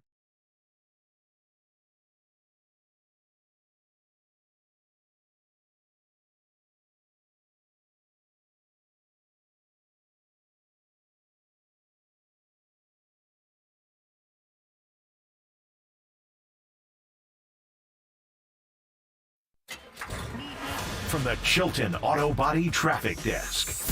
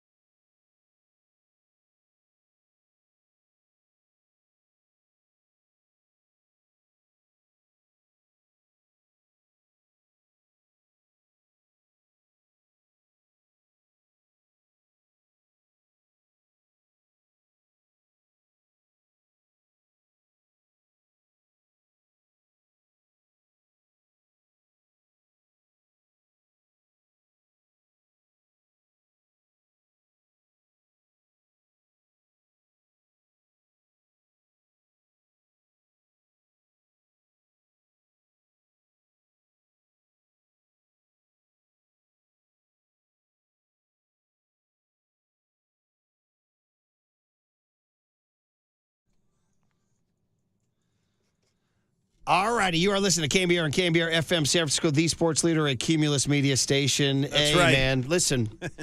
Listen. There's a game tomorrow night, y'all. That's all I need to know. They're playing tomorrow night. The season ain't over. And well, you're going to hear Shaquille O'Neal lay down the ultimate rally cry that 2016, the Vengeance Tour. This is it. But Love it. We got to get through. Listen, we've gone through all morning long. We've talked about the final 3 minutes and what can only be turned to collapse, right? A total collapse by the Warriors, which is shocking because we think of the Warriors as winners. They up against the Kings. They pulled it out, right? Right. And here they are now against the Lakers. Now, this team has been so strange all year. The road woes all year. And, it's how do you go back to back? Who goes back to back? Only the Durant Warriors go back to back, right?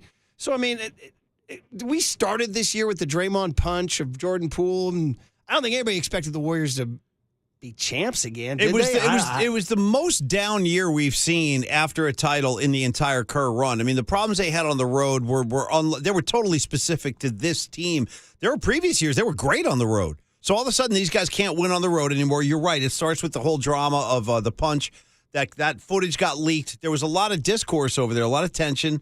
And here they are now with the whole season on the line, Murph. But at least they have home court. Sorry to laugh, dude. Can I riff? Yeah, I hope it's another skiffle joke. Well, actually. No, the 310 says that woman you're talking about looks like a poster for this summer's big blockbuster Weekend at Bernice's. Well, listen, we don't know what her story is, but I got to tell you, on the surface, that's not a bad call. You prop her up, you throw her on a boat. We don't know. Marcus, you see, it's almost like she's wearing like a raincoat, the yellow raincoat, and then she's tilted over. She's got dough, though. 831 says, when was the last time the Warriors came down the stretch and got to the free throw line? It was not part of the fourth quarter for them. It was a big part of the – well, you know what, though? The Lakers enjoyed their trips to the line, and they hit their shots, more importantly. They hit their free throws. 510 says, my new name for Jordan Poole is Jordan Pond.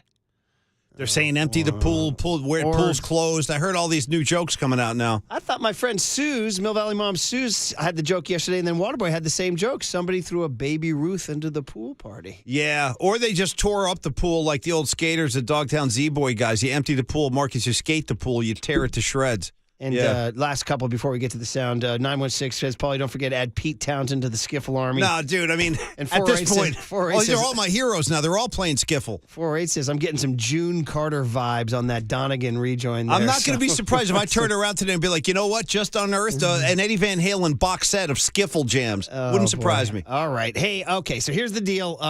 We're looking ahead now. We've gone through the autopsy, and now we're looking ahead to Game 5. Here's LeBron James himself. How did you feel about LeBron last night? He had a good game. Well, how about with that? By the way, we need to talk about his fourth quarter rest. Did you guys? Oh, when he stood there for 20 seconds, came right back on the floor. I got to say, I admire that. I mean, Me he's too. an old Give man. it up. Yeah, got to give it up. Darvin Ham said, you're coming out, and he basically told him, no, I'm not. Yeah, stood there for literally 20 seconds, came back in the game. Let me give you his minutes last Basically night. vetoed Ham. Yeah, Said, I'm coming 43. Guy played 43 last night. So here he is about the Warriors being down 3-1. I mean, as hard as this game was, it's going to be even harder. We understand that. We know that. And if we don't come in with a desperate mindset like they're going to come in, then they're going to blow us out. They're going to blow us out that arena. So we've been in a 3-1 situation in round one versus Memphis. So we got to learn from that. We're not saying that Memphis is Golden State. Both teams are well coached. Both teams are great. But we also know we're dealing with the defending champion. So, I mean, it's time to get rest now. Tired as hell, man. Get out my face. That's actually pretty good from LeBron James. Good for him. Did you like that? He had a nice night. Got a lot of help from these other guys, your Lonnies, your Austins. Those guys all chipped in. AD, not even a factor in the second. See, if I told you AD wasn't going to be a factor in the second half, you'd assume the Warriors win that game. Yeah. It wasn't AD. It wasn't alternate days. It was alternate halves for him last night. Now, here's Gary Payton, one of the few guys who spoke last night, and he scored 15. He started. He ran the pick and roll like crazy. Now, should he have played more in the fourth quarter? Also, I was going to ask you, as a newspaper guy, Lonnie Walker, do you have? Go ahead. Sorry. Okay, my bad. As a newspaper guy, yeah. Do you take issue with the Warriors not talking last night? Well, I'd have to know the particulars. I'd have to know, like, because it wasn't just one guy; it was a bunch of them that didn't talk. I'd have to. I can't speak until I know, like, Ritter's like, hey, Clay's getting treatment or something like that. I don't know. I'd have to know more particulars. Maybe if somebody offered to do it in the dugout, maybe then they would have talked. I'm just kidding. I'm trying to find some comedy in a dark day. I know. Like that one. Craig, the Laker fan, is checking in at 808 KNBR. Craig, good morning. Hey, guys. Sorry about last night. I apologize. Still, it's a good series. I want to tell you a couple things. First off, if anybody can come back, it's going to be the Warriors. I firmly believe you got to really knock out a champion. But I do believe the series changed at Game 2 when we got to rest our starters and we let Lonnie Walker kind of shoot around in the fourth quarter. He's been a key and most pivotal role player in this series since that time. You know what? And again, in Game 2, I'm sorry, go ahead. No, I was just going to jump you, Craig, and say you're absolutely. And that's when most people tune out. I don't watch. And did you hear Van Gundy last night, Craig, saying that you're exactly what you said? In that garbage time, he earned Darvin Ham's attention. That's exactly what happened. He hasn't played for half the season. And in that little moment, that fourth quarter, when we sat our starters and we gave them the rest, he kind of just showed up. And I had forgotten about him all season. I'm kind of glad he did show up. I'm looking forward to the rest of the series. I think it goes 7. And that's coming from a Laker fan. Yeah, Craig, man, the most reasonable Laker fan. You know what? My hatred towards Laker fans, I can't hate Craig. That's like your Ronnie Lott rule with USC right there. Yeah, thank you, Craig. Yeah, Craig was cool. Well, we've all said 7. We've all Marcus said 7. 5. Hell, I said 6. So we didn't all say 6. In fact, Murph was the guy who said 7. Marcus said, I like the Warriors in 5. I said 6. So it's up to you at this point, Murph. As the great Ben Crenshaw said at the 99 Ryder Cup, and I'm talking to Hank from Long Beach right now. Shout out, Hank. So on Saturday night, the U.S. was down huge in the Ryder Cup, and it was a deficit that had never been overcome. And Ben Crenshaw got up there, and he's like, we're going to do this, we're going to do that, we're going to do this. Everybody's like, dude, you're toast. You can't win tomorrow. And he ended by saying, and he wagged his finger in his Texas drawl. See, I like that. He goes, I got a good feeling about this. I got a good feeling tomorrow. I need some Texas drawl. And then they came back and won. And it was like, that became a legendary line. Now, think of all the times people say that, and then they go out and lose, and nobody ever remembers those quotes ever again. But when you win, the Texas drawl sounds good. See if you guys can dial up a little Ben Crenshaw, 99. I got a good feeling about this. Yeah. I got a good feeling about tomorrow. So I do have a good feeling that they are absolutely, and you'll hear Shaq, too, as soon as Waterboy finds the get Triple E find it for you. You do the work here. Let's go Gary Payton speaking after the game on the Warriors, Game 5. Still positive, we know we have them, down the line. We just got to make one more run, late, and just create that space and opportunity. Like I said, we just got to capitalize on, when we get turnovers in transition, just capitalize on, finishing the possession. Okay, so it wasn't as inspiring as I hoped it to be. But anyway, here's Steph Curry. Steph Curry on the one game at a time theory. Yeah. You definitely use it as confidence that we can, figure this out. Obviously, just focus on winning Game 5 and take it from there. You can't fast forward to the end, but we have a lot of confidence in our ability to take the good things from tonight and protect our home court. So that's all you can do right now. Got to maintain, positivity, and how tough this was tonight, but long way to go. Okay, long way to go. Steph says it. I believe it. That's all. And that's why, my feeling right now is last night, obviously the Warriors could have won. I feel like they lost that game. I do, too. And then going back to Game 1, Jordan Poole with those last 2 possessions kind of giving the game away. This could easily be 3-1 Warriors right now, talking about winning Games 1 and Game 4. And going back to a theme earlier, Murph and I were kicking around, in the 6 o'clock hour, just to be totally honest with you guys, and I'm not trying to, be a hater at all, because I respect the Lakers, but Murph, they don't scare me. They don't put Which fear is in my unusual heart. Because since the trade deadline, the Warriors and Lakers have now played 7 games, and the Lakers have won 6 of them. But it's like Marcus said, there are 3 games in this series that could, honestly, that could have gone the Warriors' way without that big of a stretch. So I'm not afraid of this team. If the queen had testicles, she'd be king. Although in this day and age, I'm not sure. It's all up for grabs. Sure. Literally up for grabs. One more. And I'll remind you guys, we still have an Amici's $100 gift card to give away. Really? And maybe you'll hear it after this Shaq. I got to tell you, Shaquille O'Neal. He's my hero. Just got hired as the Warriors' Braveheart inspirational speaker. You may take away our Game 4, but you'll never take away our championship here. Right. So here he is. I stayed up late, past the bedtime to watch. I'm like, I need a hit. I need something. And Shaq delivered the goods, man. Ardent Steph Curry supporter and Warrior supporter versus Chuck the hater. But you don't tell me he makes some good points here now. This is they come back after the game, opening up Inside the NBA on TNT. Now they're down 3-1 to the Lakers, going home for Game 5. What are their chances? Oh, it's still great. Oh, their chances are great? Yes, the chances are great. And Chuck wouldn't know this. He over there giggling, laughing, but you're going up against the champs. You got to put the champs away. Champs ain't going to lay down. This ain't Memphis. The champs ain't going to lay down. Steph Curry, the greatest shooter in our game, missed those last 2 shots. You don't think he's going to be pissed off? And he's a dog. When dogs get pissed off, they come ready to play the next game. They're probably over there saying, you know what? Remember when we had them 3-1, they came back? Now it's our chance to get LeBron back.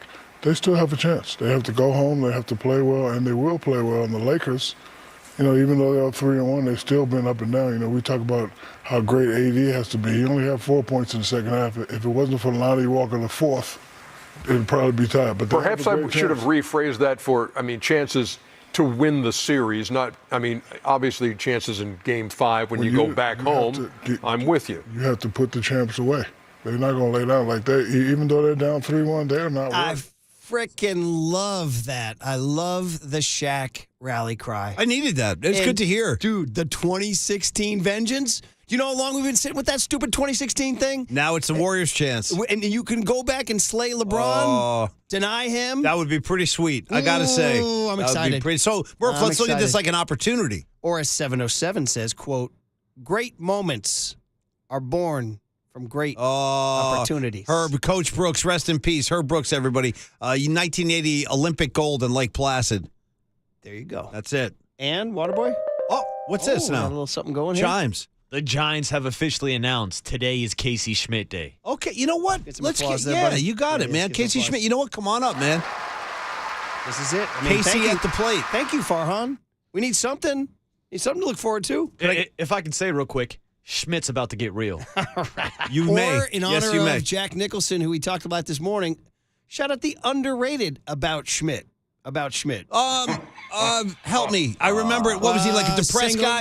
Poor guy. Shut in or something? No, he's a widow, and his daughter's getting married out in Colorado, and he road trips out to her, and it's a journey across America, it's a journey across late life, it's a journey across, and he's corresponding with an African orphan named Indugu. Yeah. Very touchy, very funny, poignant, touching. Alexander. I remember it vaguely, yeah. Come on. The same guy who directed Election, my all-time favorite high school movie that I put in the list, and you guys were shocked. Yeah, we don't even know it. You guys like, none of us I don't know what that is. Come on. He's the same guy who directed Sideways, and all. He's got such a great common touch. Yeah. Who? Come on.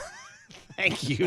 I'm not going into that. Yeah. I just want to, before I get out of here. I appreciate it. Go ahead. His name is Alexander, come on. About Schmidt. Alexander Payne. See? Thank you, Murph. He's a very underrated filmmaker. Well done. So tonight is about Schmidt, Casey Schmidt. Exciting. And did you guys see Melissa Lockhart has a piece in The Athletic about Kyle Harrison's coming on like a steam train right now. He was just player of the week down in AAA. By the way, we'll all be watching the game tonight with Schmidt eating grins. You heard it here first. All right. And speaking of eating, but not Schmidt, we're talking about eating Amici's East Coast Pizzeria. And call Waterboy right now, or Triple E, pardon me, call Triple E. 415-896-KNBR. Win a $100 Amici's gift card. Amici's East Coast Pizzeria, 13 Bay Area locations. We're offering dine-in, takeout, delivery of your favorite East Coast-style pizzas, pastas, and flame-roasted chicken wings. Check out the menu. Order online at amicis.com. So, Marcus Thompson II on this critical moment. Great moments are born of great opportunities. So says Shaq on KNBR 104.5 and 680, the Sports Leader. Remember when we had them 3-1, they came back? Now it's our chance to get LeBron back.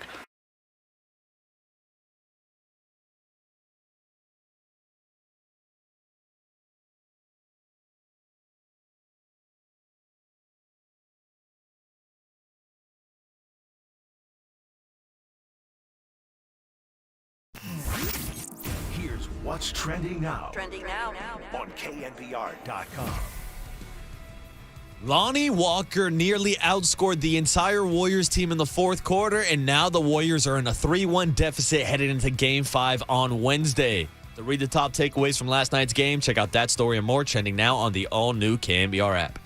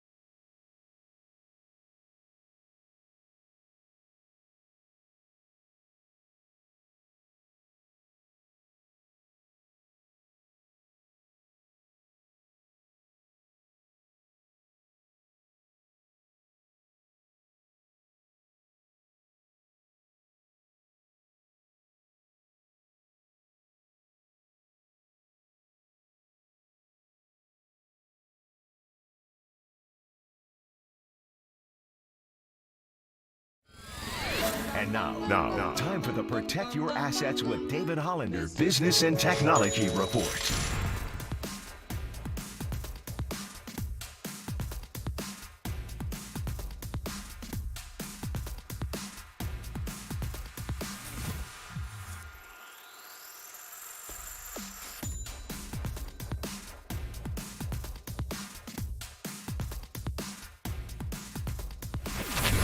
This has been the Protect Your Assets with David Hollander Business and Technology Report. Concerned inflation will ruin your dream retirement? Learn more. Listen to David's show every Saturday morning on KNBR or call 1-866-PROTECT.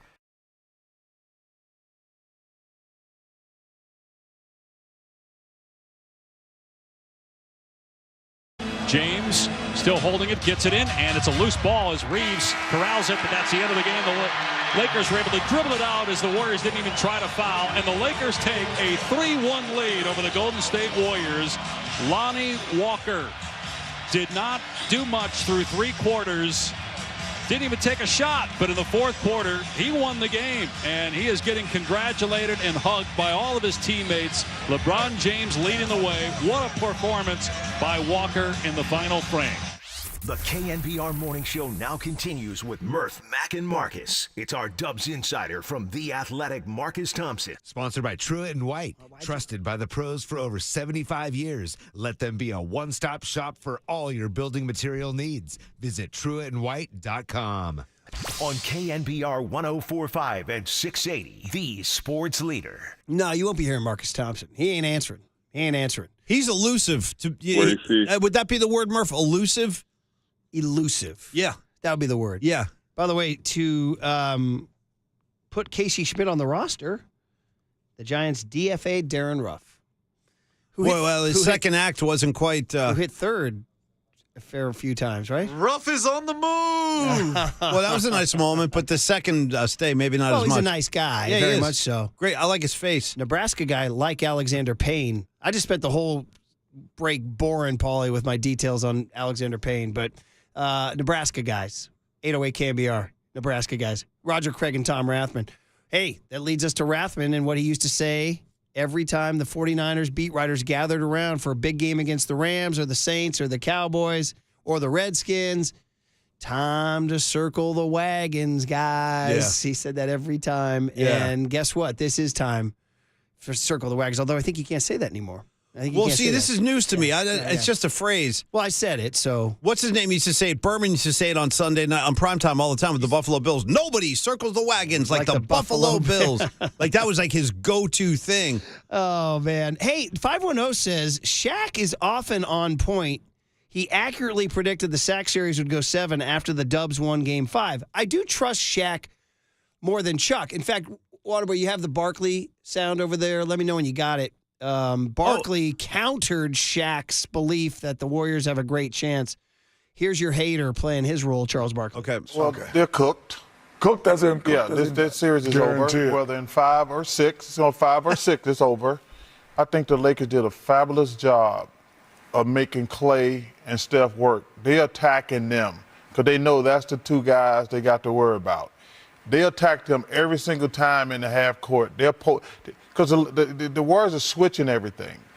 I personally thought Clay and Steph got tired in the game because I love the way the Lakers is like, we're not let those guys go run up and down the court and just shoot. They run a pick and roll every time, and they're trying to guard LeBron. And he's going at Clay, he's going at Steph. And I think when the game was on the line, a guy named Lonnie Walker had his way. Reeves. Yep. So they're doing a fabulous job of attacking Clay and Steph, and their shooting percentages show that. Yeah, I agree. That is an underrated aspect of this whole thing is LeBron hunting Curry on defense and maybe wearing him down. Well, that's a perfect matchup for LeBron. That's a matchup he's going to win 9 times out of 10. I mean, I'd do the same thing. It is tough. They got to draw some help over. They got to break. The Warriors have to be ready for that. It's tough to defend Steph as an all-time great when he gets hunted. Down. Well, it's a size thing. I mean, listen, that's a mismatch. LeBron James on Steph is not going to work. Steph needs a second guy over there. Does size count as part of the greatness? Depends on if you're talking to Tommy Lee or if you're talking to Pete Davidson. The answer would be yes. Oh man. So What? I felt like at halftime of this game, Barkley clearly rooting against the Warriors. Well, that's nothing new. He was saying things like, I'm worried about this, I'm worried about that. He kept saying that, at halftime and all the way through the third quarter when the Warriors were up 12, I felt like they were in control of the game. How do you explain a fourth quarter collapse? And I don't want to minimize what Lonnie Walker did. It was great for him. It's a great story, and he's a former first-round draft pick. He's not a bum. But, that was combined along. Do we call it a fluke? What, Lonnie Walker's performance? Yes. No, I don't call it a fluke because he's been an NBA player. Yeah, he's a first-round pick. No, and he's capable, like we've been saying. He can come in and hit those shots. That's his role. But you combine that, though, Murph, with bad shot selection from the Warriors. We saw it from Clay twice on consecutive possessions. We saw it from Steph Curry, too. I hate to say it. And then you also throw on some more turnovers. The Draymond Green pass to nobody. Steph throwing the ball out of bounds at the end of the game. Yes, Lonnie Walker was good, but you got to factor in all of the miscues from the Dubs in the most critical moments. Have we even mentioned, this game was so crushingly disappointing down the stretch, does it even matter that Steph had a triple-double? What was it? I think ultimately, no, it's not going to matter. I mean, it's good for his stats, but no, it doesn't. How much more beyond that does it matter? One of the few, it shows you how complete his game is at this point. Is distributing so he beautifully. Had to do everything. Oh, his passing was magnificent last night. Yeah, he has turned, and it's one of the things I talk about in his legacy. His legacy is still being written. Yes, it is. If we talk about his legacy, if we were 1 year ago today, very few people would have Steph in their top 10 of all time. Now guys got him ahead of Magic. Seriously, after that. Because since then he's won the championship, then turned into 50-point Game 7, and now dished 14 assists last night. It's still being written. Yeah, but to your point, Murph, I think more people are going to remember this game for the 2 missed shots against AD than the triple-double. It's all they were talking about on the national radio when I drove in this morning. Is Steph Curry clutch? Can he close out games? They're saying that? That's going to be the takeaway from last night's game for Steph. Well, he's still got time to rewrite it. Mm-hmm. I mean, there's Game 5 tomorrow night. Again, Lonnie Walker, the fourth, goes 6 of 9 in the fourth quarter alone. And how about the Lakers trusting him to take those shots? Yeah. That's another thing, too. And Darvin Ham's got to get a lot of credit. Darvin Ham's doing a good job, man. I like this guy, yeah. Did you see Ann Kelly wrote a piece in the Chronicle about the Saginaw connection, Draymond and him? Yeah. They're both from Saginaw, and it's a huge deal. Like Draymond grew up worshiping Darvin Ham because he was the one guy who got out and made it to the bigs. Interesting. I hadn't heard that. And not an easy path. Apparently, he didn't play till his senior year of high school. How about that, by the way? How about those stories? It tells for all you youth sports parents the Greek out there, Freak, don't too. peak when you're 10. When did the Greek Freak start playing? Like when he was 17 or something, right? I think it was similar with Joel Embiid, too. The dude who just won the MVP. Yeah, and he went to a junior college in Colorado I'd never even heard of because some guy, the coach from Saginaw, knew a guy at a JC, and he said, hey, I got this guy. He's only grown into his body now. So he took Darvin Ham at this JC in Colorado, and then the guy just blossomed. They took him to Texas Tech. He's got great presence. He commands a lot of respect. Broke a backboard in the 96 Yeah, they tournament. showed footage in game, Game 3. They showed that clip, actually, coming back. I saw it. Then he spends a cup of coffee in the NBA, but when he came back to Saginaw, Draymond said, oh, my God, this is Darvin Ham. This is my guy. He said Darvin Ham's mom was Draymond's 6th grade teacher. How about that? Really? Yeah. Oh, wow. Yeah. So anyway, so we got to give him a lot of credit. We thought Kerr would outcoach him, and he still could. But Darvin Ham playing Lonnie Walker, trusting Lonnie Walker, it makes you wonder, should Kerr have played Gary Payton in the fourth quarter? I don't really think coaching to stop Lonnie Walker. I mean, do you guys feel? I don't feel like Kerr. I feel like the coaching was fine last. I hear you on Payton, but I got to assume that he was still sick and fighting all those symptoms. And speaking of being sick, I mentioned this a few minutes ago, but we probably haven't talked about this point enough. The fact that Kevon Looney was only capable of 11 minutes is huge. Yeah. You talked about the LeBron James offensive rebound late in the fourth. I mean, that's what the Warriors didn't. Yeah. They needed that body down there, and I would be willing to bet the house you're going to see way more Kevon Looney tomorrow night. They'll no matter what it takes, he'll be on the floor. I mean, you could make a legit argument that Payton over Moody down the stretch is a Kerr blunder. You could make that argument because you need somebody to cool off Lonnie Walker, and Curry. Again, Curry defense got. Well, he's too busy with his triple-double. He can't man up every guy on the floor, I mean, AD winds up with 23 and 15, but it was most great. of his damage was in the first half, though. AD. And once again, too, the other stat: Lakers 20 of 20 from the foul line. That's huge, buddy. That's huge right there. Warriors went 9 of 12. Warriors lost by 3. How unusual has it been to see Steph Curry like missing free throws in this postseason? That's got to be fatigue. Spread out over games. Like, it's not just one night. Like, he's clanked a few. It's just so odd to see that. All that said, I know we got Kate coming up here. I'm Yeah, looking yeah. forward Kate to Scott, it. I can't wait. And she'll have thoughts on the Warriors, too. Big but time. Big time. We've said this forever. Until I see the Warriors, Clay, Steph, and Dre, until I see those guys get knocked out healthy. Now, Toronto knocked them out when they weren't healthy. And I'm not counting that, like, whatever 2021 play. Some mutant thing we don't. Until you see these guys get knocked out and killed, I won't believe it. And you know what, Murph? They got a game tomorrow night. Now, okay, if it happens, I believe it. And Bob Fitzgerald tried to get us ready yesterday.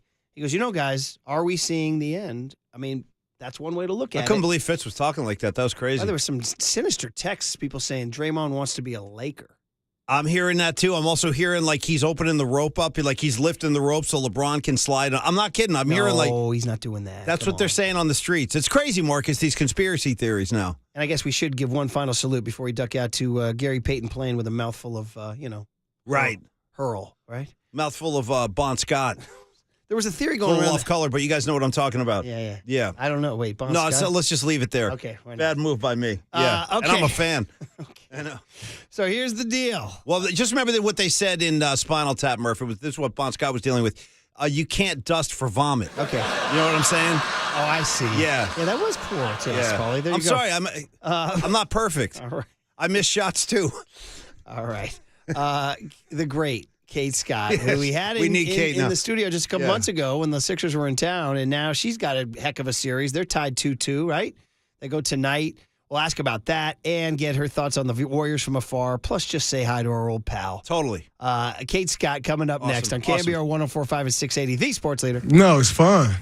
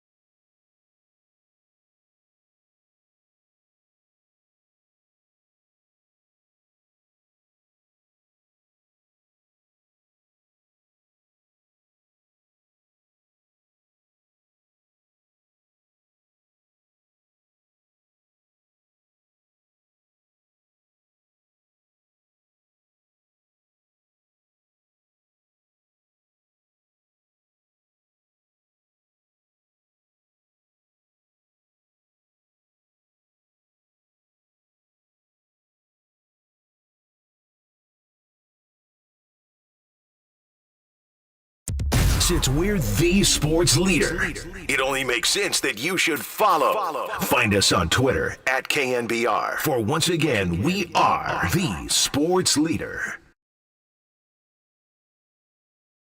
Embiid bullies his way inside, out to Harden for the three. Got it!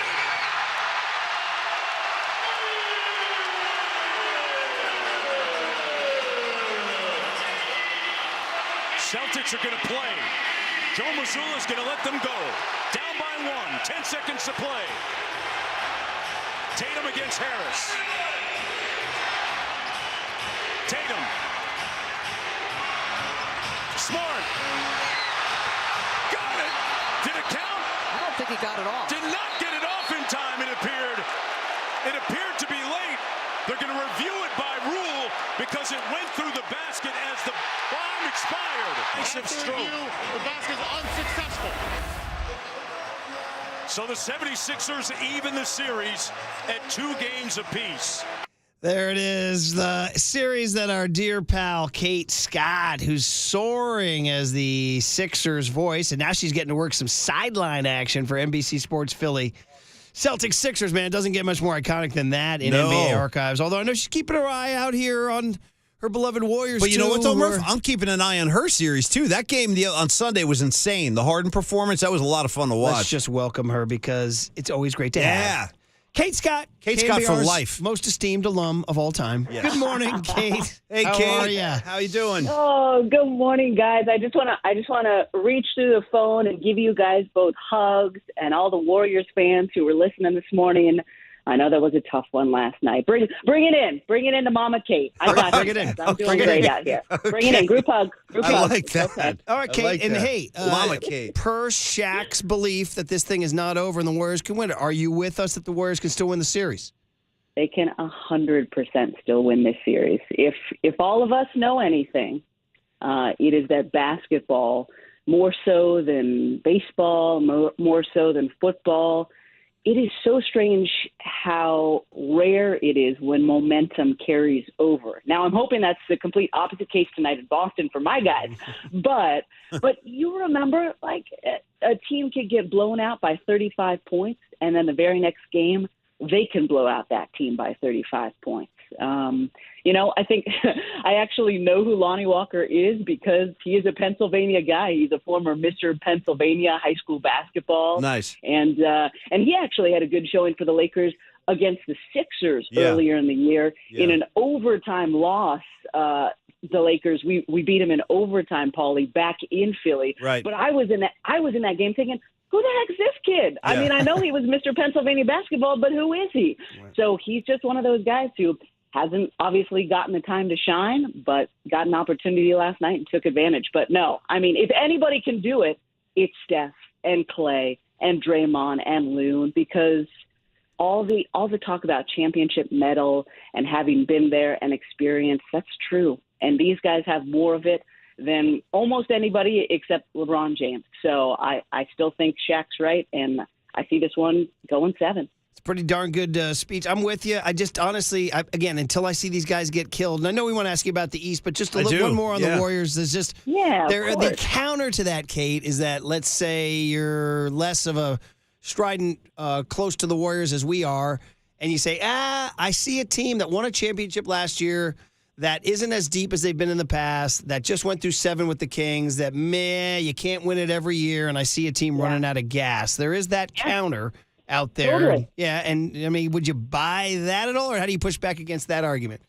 Yeah, and I mean, I see that completely. And I will point out, I said I can see this going 7. Yeah. I didn't say who I said might win that series, Murph.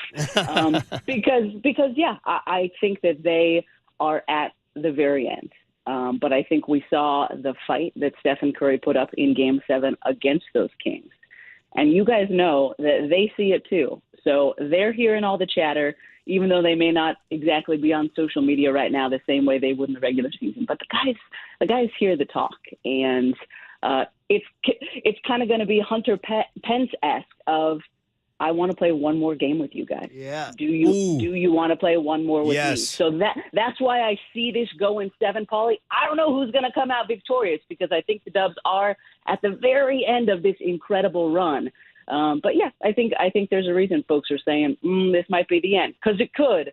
But when it comes to baby-faced assassins, I don't think anybody is going to fight to the death more than that guy 30, Stephen Curry. Kate, you say Hunter. We said, who's Barry Zito? Who's going to be the Rally Zito, Kate? We got to Rally Zito again. Rally Zito. Yeah. Yeah, Rally Clay. love it. Rally Clay. You know what I mean? Rally Thompson, whatever. Remember he was in the jeans and the unicorn and all that? Yeah, remember on the unicorn, Kate? Yes, he's due, guys. He's due. Clay game, he's due.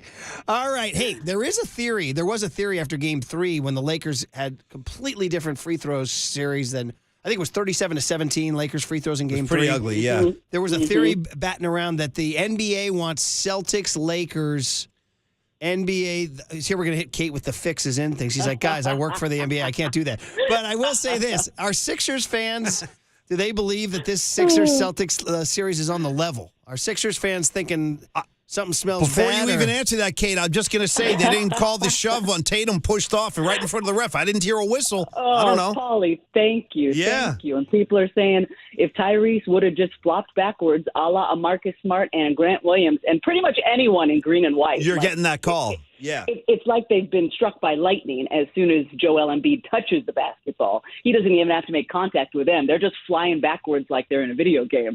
But shockingly, Paulie, because Negadelphia, as I've come to learn, my new city is known sometimes, they often can go down that rabbit hole of the fixes in, this is ridiculous. Oh, yeah. But shockingly, they haven't yet. I think they probably would have if the guys wouldn't have had that incredible comeback overtime win yesterday or the day before, whenever the heck it was. All the days blend together at this point. But, yeah, I was intrigued by that free throw discrepancy a couple of days ago in your game as well. So I'm just hoping, you guys know, refs, just stay out of the game. Yeah. I know it's hard. I think NBA basketball is so difficult to officiate. The guys are so big. They're so physical in the playoffs. Everything moves so fast. So, I mean, tip of the cap to them, but just don't make a big call that's going to sway a game. That's all I ask. No, and that's fair, Kate. That's not exactly. That's not why we tune in. We want to see competition. We don't want to see refs blowing whistles and free throws all night. Kate Scott is our guest. We're calling her Mama Kate today. Now, Kate, I got I have a question about your series because part of the fun of being in the later rounds of the NBA playoffs, so different storylines start to pop up that happen off the court. For example, in your game on Sunday, the whole James Harden with the gospel song thing came up. Yeah. And then PJ Tucker, I was watching the postgame, and PJ goes, hey, listen, I don't know what you guys are doing. If that song's 7 minutes, we need to hear it again before Game 5. So I'm following up with you, Kate. Is this a thing now? Are they going gospel before Game 5 tonight? I'm not even kidding. Legitimate question. I mean, Paulie, I sure hope they do because we talked back in the day how much we love gospel music. I mean, it's some of the most moving, incredible music there is out there. And you're right. Yeah, Doc texted, for those of you who aren't paying attention, I understand. East Coast is a different galaxy than the West Coast. But Doc texted James Harden a gospel song about knowing your name, because obviously he was incredible in Game 1, tying his playoff career high with 45 and a big win in Boston. And then 5 for 28 combined in Games 2 and 3 did not look anything like he did in Game 1. And then, as you mentioned, Paulie, Doc texted him the song. He had John Howe, one of the kids who was shot at Michigan State a couple of months ago, is a huge Harden fan. And James said, "Hey man, as soon as you're right enough to get on a plane, I want you to come here to Philly and come to a game." And that just worked out to be Game 4. So it was like the particles were strong on Sunday in Philly, Paulie. Yes. So James listened to the 7-minute song. He said, okay, let him know my name. I know who I am. It's time for me to show everybody who James Harden is once again. I think it was a combination of the gospel, Paulie. I think it was having John in the house.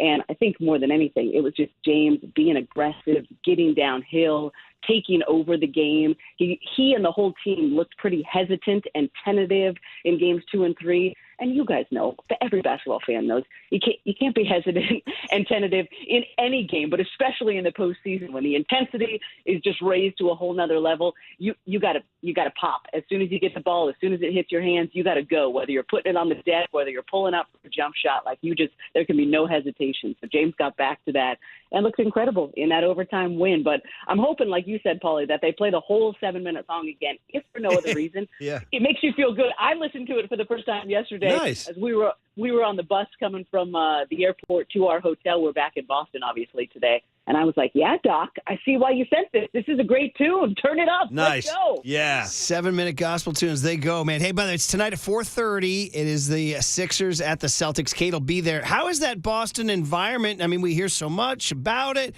The Celtics are huge favorites tonight. 7.5-point favorites. Embiid with the knee being questionable. I mean, there's a lot lining up against the Sixers tonight, Kate. Is that the old the bunker mentality here for Philly? I love it, Murph. Let them line it all up. Let them say everything they want to say. Say the Celtics are going to win by 50, baby. I love it because they're fans, as Paulie knows, and Murph, you've probably seen games here too. But I was talking with actually former San Antonio Spur who was talking about how Oracle back in the day was one of the loudest houses in the NBA, and he said.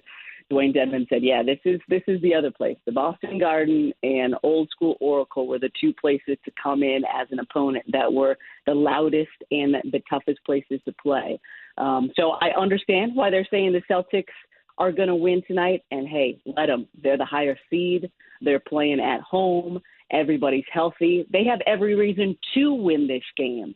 But I'm just going to counter and say they had every reason to win the series opener just last week here because the Sixers were the 3 seed. Boston was the 2 seed. We didn't have the MVP of the NBA in game 1, and we still were able to knock off the Celtics here in Boston. And I got a good, weird feeling about tonight, guys. Joel's now got 3 games under his belt. Yep. He looks better, probably, than I expected him to look coming back from that knee sprain. Just like on the road in a hostile environment. This is when your stars need to step up. So I would love for Joel to have an MVP performance tonight, steal this one in Boston, and then hopefully my Sixers can go wrap this one up in 6 a couple of days from now because your girl might have Taylor Swift tickets at the link on Game 7. Ooh, nice. So, Wow. Okay. Wait. Pause. We need to go back here. There's a lot going on. So she's playing the link. She's playing the link, the football stadium, right next door, the same time as Game 7? Well, but Game 7's in Boston. Oh, duh. If we get there. So your girl has been saying since the start, Sixers in 6. Okay, Philly in 6. I'm pulling now hard for that. Game 7. I want you at that show, Kate. Swift game. Thank you, Paulie. Yes. I spent a lot of money on those. I know. Did I just hear that she played Nashville and there was a 4-hour lightning delay and she played till 1:30 in the morning? She's not messing around. I played 45 songs until 1:30 in the morning. Exactly. Yeah. She takes care of her people. She's following Bruce's lead. No she's doubt. following the Dead's lead. Yeah. She knows she's got to show out for the people. So no doubt. I'm hoping Embiid and the Sixers show out tonight so we can wrap this sucker up in Game 6 back in South Philly. But, yeah, all the odds are stacked against them. And Boston, it's going to be insane here tonight. But, again, similar to football, communication is the biggest key when you're in an environment like that. And the guys showed me back in Game 1 that they're able to communicate without talking in the noise. I'm really just looking at the big fella tonight. He's looked good in the games that he has played since he came back, but I'm ready for him to be great tonight and have one of those MVP. This is going to be the Joel Embiid game, so I'm hoping that's what we see. Awesome. Hey, forget Embiid. Who's your Lonnie Walker? Who's our Lonnie Walker? Man, you guys know him because you played him a bunch when he was with the Grizzlies, but DeAnthony Melton, man, love that kid so much. He's been in and out of the starting lineup. He was really good in our Game 1 win. He had 17 points. He had 5 3-pointers in the first half of Game 1, and he can really be one of those spark plugs coming off the bench. So I talked to him at Shoot Around just about an hour ago. He said the vibes are good. He's just really understated. You guys know, USC guy, played in the Pac-12 and stuff. So I'm looking at D-Melt. Didn't score in Game 4. Let James do the talking offensively for the Sixers. So I'm hoping DeAnthony Melton, or D-Melt as we call him, is kind of our Lonnie Walker tonight, coming off the bench for the Great Sixers. call. And then we finally have to get back to you taking a selfie with Jennifer Connelly. about that? I see your Instagram here. Oh, yeah. I mean, guys, I don't know if we want to get into top fives and all that stuff on the radio. Yeah, no, go ahead, because I'm looking at the picture. Very nice. All I'm going to say, Paulie, is it was game 4 of the first round series between the Sixers and Nets, and she's a New York gal, and she was sitting 4 seats to my left. Hey. And I just texted Nicole, and I was like, honey, Jennifer Connelly is here. And Paulie, all she said back, all she texted back, hall pass. And I was like, that's man. That's why Nicole's the best. We went PG-13. Her husband was sitting next to her. No, we're just keeping it real. I love it. See, Nicole's willing to look the other way. I love that. And I'm an idiot on the one you just posted with you posted another one. Their most recent post here. 2 more. Back to Boston we go, Kate. Help me out. So that is Dr. Kimberly Kaspari. So that is Joel's personal physical therapist. Oh, wow. When he got his MVP, guys, he shouted out two people. He shouted out Drew, Drew Hanlon. His trainer trains Jason Tatum. I think he trains Bradley Beal too. But he also shouted out Kim. And she, again, because Joel missed the first 2 years of his NBA career with foot injuries, and he went through a bunch of trainers, and Kim used to work with mostly NFL players. They were supposed to work on a 4-month contract, and it's been 8 years because he trusted her with his health, and they have worked together forever. So she is, if you want to talk about bad mamma jamma, she is incredible and is a big reason that Joel has performed so well, especially the last couple of years, that the conditioning's up, that his health is better. She has a 2.5-year-old daughter at home. I think she's about 7.5, 8 months pregnant right now and still doing work. So she is just a phenomenal human. She was a 2-sport athlete at Florida. She swam and she played soccer. So any young girls out there who were listening this morning, you don't just want to look into broadcasting. There's so many different ways that you can be involved when it comes to pro sports. So if you want to get into the doctor side of things, she's a physical therapist for one of the best athletes in the world. Yeah, she's so cool and stylish. I thought it was a movie star. No, I really did. I was like, I've seen her. That's why I asked. I'm like, Kate, who is this movie star? I see Jennifer Connelly. Who's this one? So that's Embiid's physical therapist. There you go. Yeah. Well, it's awesome. It's great to get the text line. Of course, loves you. Text blowing up, They Kate, love as you. always. Love you guys. Although Kate, I will be fair. There is a Boston fan out there who's sending heckling texts about Philadelphia. Bring it on, baby. So, bring it on. See, Kate can roll now. Even though he included some profane words about Philadelphia, and then he ended it with a gif of Larry Bird. All right, so see, that's how they get. Yeah, I know that. Yeah, that's what you're up against tonight. That's what you you're up guys against. just send me the number, and tonight after the Sixers pull off the upset, I'll say, how do you like them apples, baby? Okay, How do you like them apples? Then hey, text her. Kate's here for it. All right, there you go. All right, enjoy the hell out of it. That is a great environment for it's going to be a blast. Just a kid from Clovis. Clovis. Enjoy, Kate. How did we get here, guys? How did we get here? We're lucky. Long way from Clovis. All right, enjoy the hell out of it, God bless, Kate. We love you. Love you guys. Go Sixers and go Warriors. I'll talk to you soon. Yeah, go Sixers there. I should mention with Kate, she just hung up that we lost the great Joe Cap, the ultimate golden bear. Oh, we do? Well, I don't want to circle back. She doesn't have to talk about Joe Cap. I just want to mention him. The bear will not quit. The bear will not die. 85 years old. One of the great Cal Golden Bears of all time. Really, one of the great Cal Golden Bears of all time. Get Kate Scott to the Swiftie show. Well, yeah. Do they call her Swiftie or just the fans are Swiftie? I'm forgetting. She hung through. The Swifties are just the fans. Yeah. They're like the deadheads for her. Swifties. 4-hour thunder lightning delay, and she came out and played till 1:30 in the morning. Respect. 45 songs. No, respect. I hear she did. That's what I've heard. She's doing a 44-set show. It's unbelievable. Yeah, God bless her. I want to see her. Marcus, I want to see her. I want to see what the whole thing's about. Yeah, but the guy from Boston checking in with the blank Phillies, and then a bird gift. My only question was it sent by my friend Tommy D'Angelo with the Larry Bird statue in his living room? Still there. Hey, Mark Spears is going to join Papa and Lund today at 11:30 to break down the Warriors' loss in Game 4. Spears is showing up, right? Spears will be. We'll hand it over to Papa and Lund next on the Sports Leader.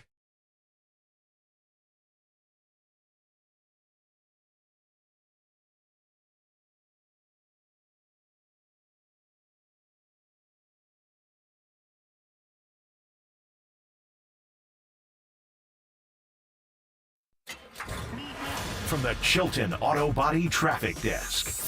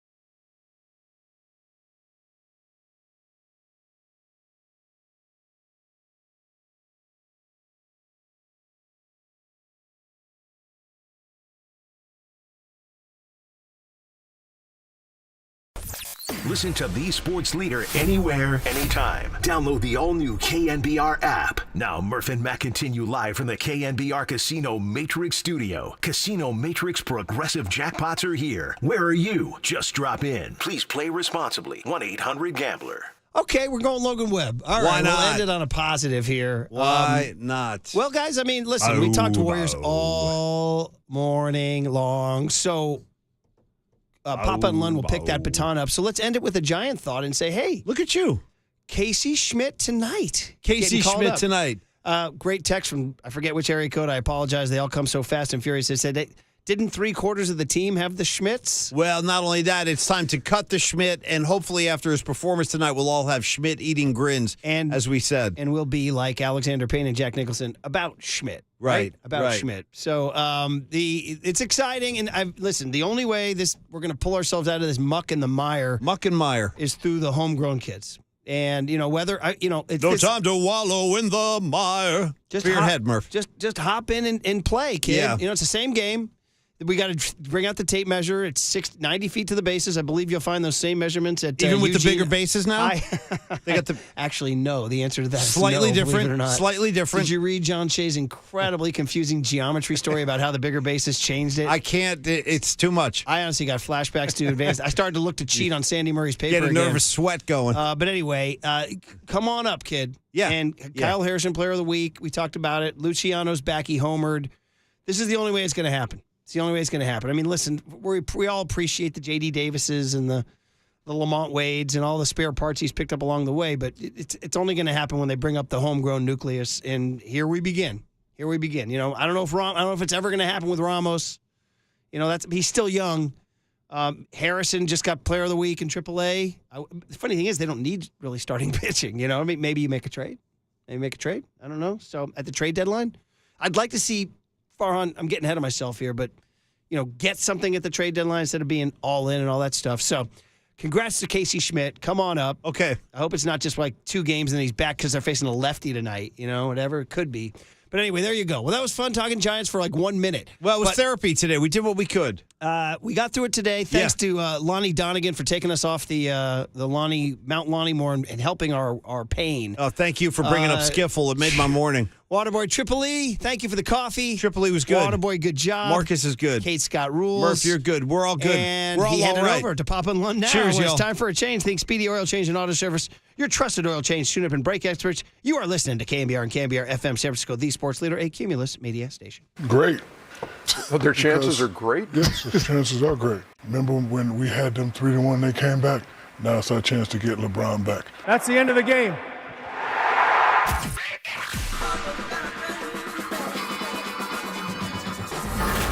Ladies and gentlemen, Prepare yourself. prepare yourselves for Greg Papa Sleeping Boy to Superman. San Francisco. and John Lund. It's 10 o'clock. Let's hit it. This is Papa and Lund That's right. We're getting it going. on KNBR 104.5 and 680. The sports leader. Curry now with Schroeder on his back. Oh, what a pass! What a finish!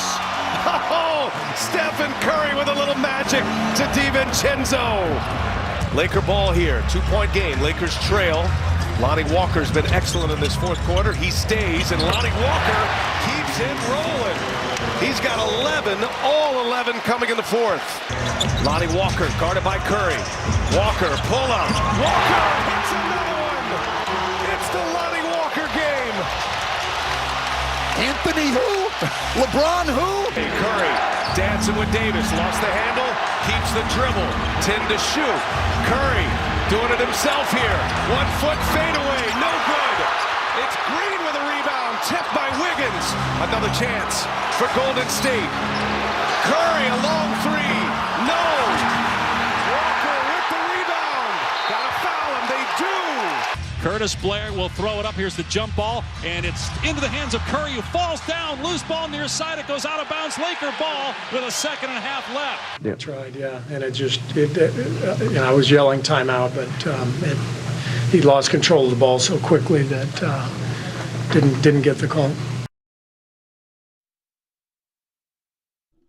Yes, thanks for joining us. The Warriors find themselves down in a 3-1 hole, the disastrous end of the game, but that has become a common theme at the end of Warriors games this year, and it rears its ugly head, as does the road. They find themselves down 3-1. We'll break all that down for you. Got a ton to do. Sean Estes will join us. We'll get into some Giants as well. Mark Spears, Dalton Johnson. We got a great guest list for you, but all is not lost. We will explain. Good morning, my friend. How are you? And John Ireland, the late ad, the radio voice of the LA Lakers. I listened to them about mid-second quarter, John and Michael Thompson, for the balance of the game, and then back. I was watching it live, and then watched it back this morning with PA and Coach Dan Van.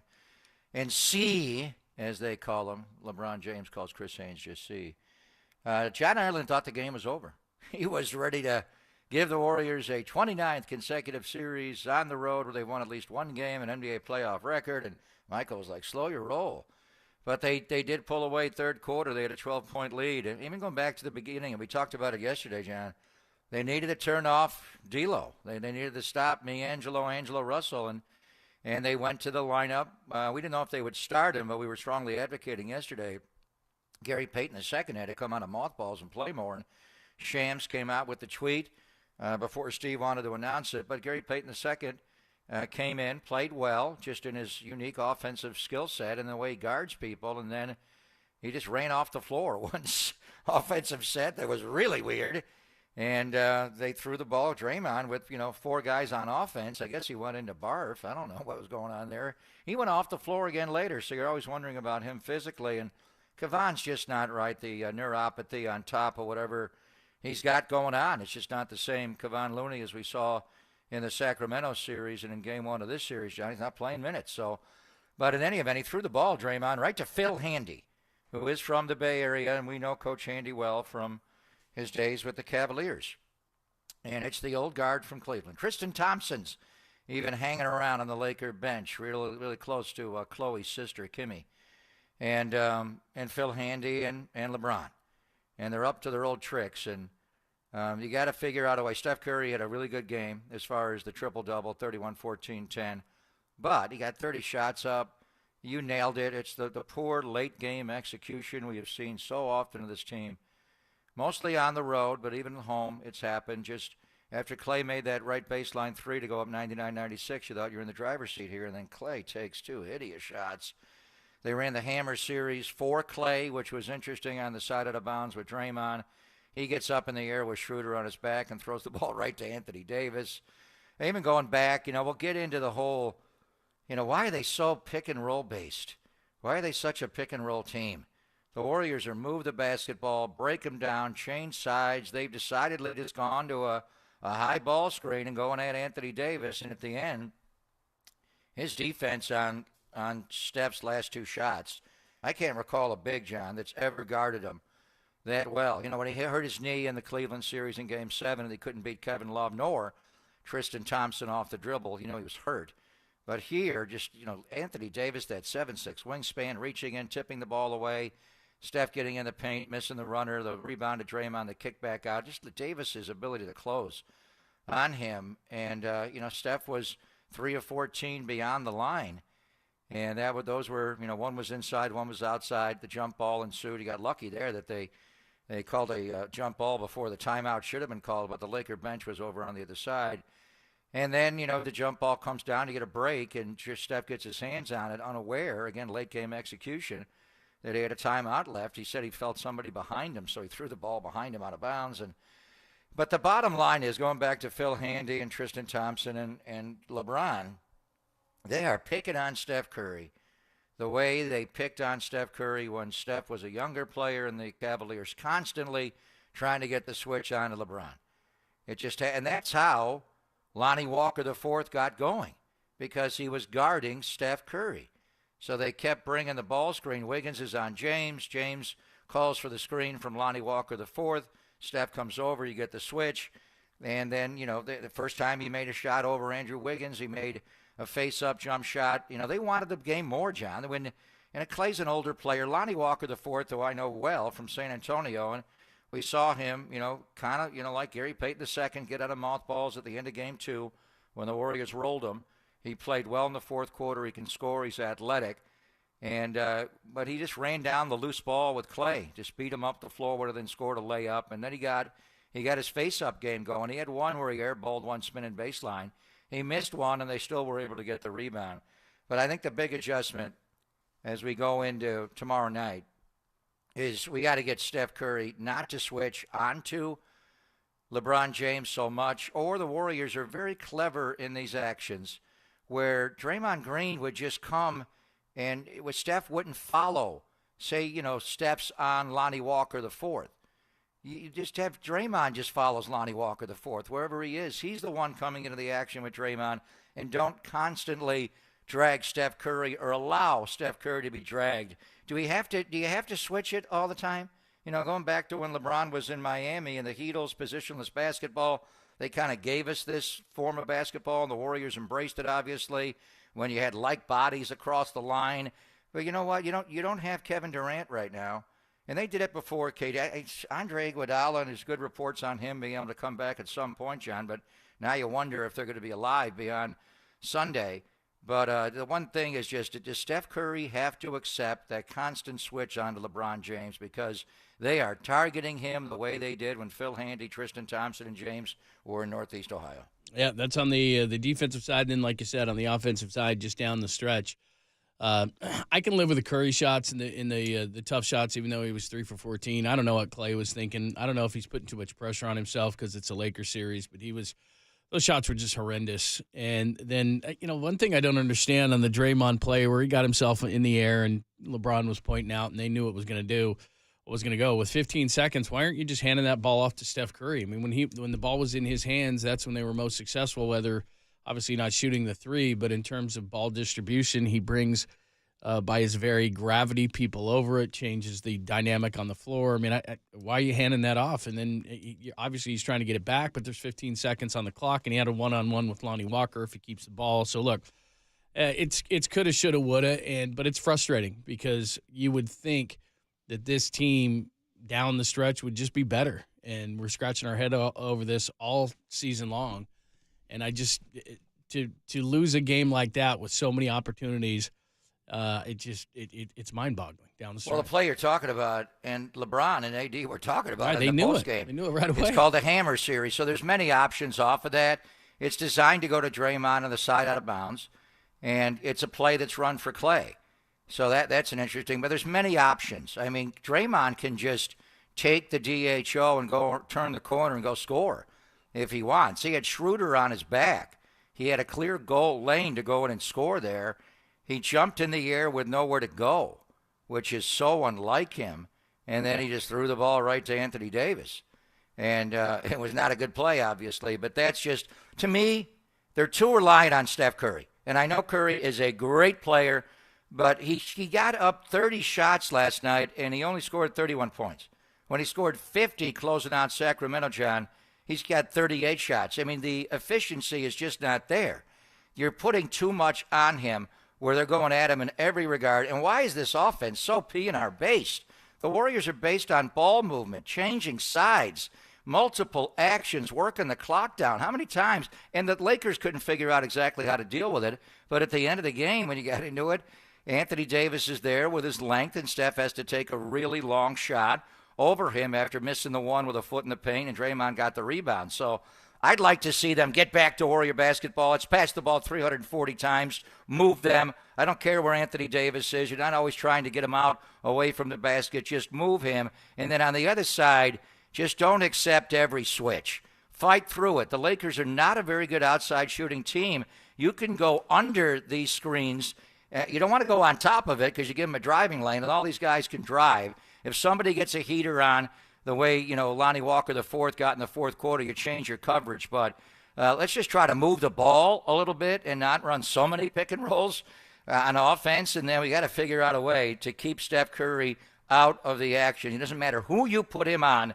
That guy is coming over to set a screen for LeBron James over and over and over again. Don't switch it or don't let Steph come with the screener. Draymond, you roll up with the screener. All right, we'll discuss. Text line is wide open. Give us your thoughts on last night's game. Any questions, comments, thoughts, things you want us to discuss. 3-1. We all know the numbers. 13 and 264 is the record when you're down 3-1 in the NBA playoffs, but the Warriors have pulled it off, and LeBron James pulled it off against the Warriors. So can it happen? We'll discuss that today. John Ireland will kick everything off. Voice of the Lakers at 10:30. As you said, he thought that this thing was getting tied up at 2, so we'll discuss that with him in about 15 minutes. Papa and Lund on your Tuesday, only here on the Sports Leader.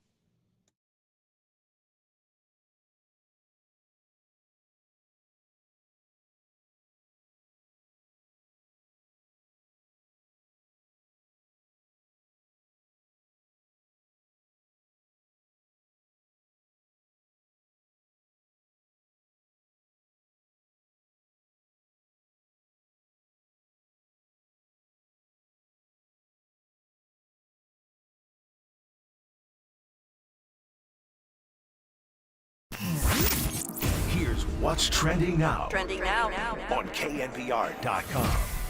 Steve Kerr and Stephen Curry, they explained the botched final minutes that led to a 3-1 series deficit to the Lakers. That story and more trending right now on the all-new KNBR app.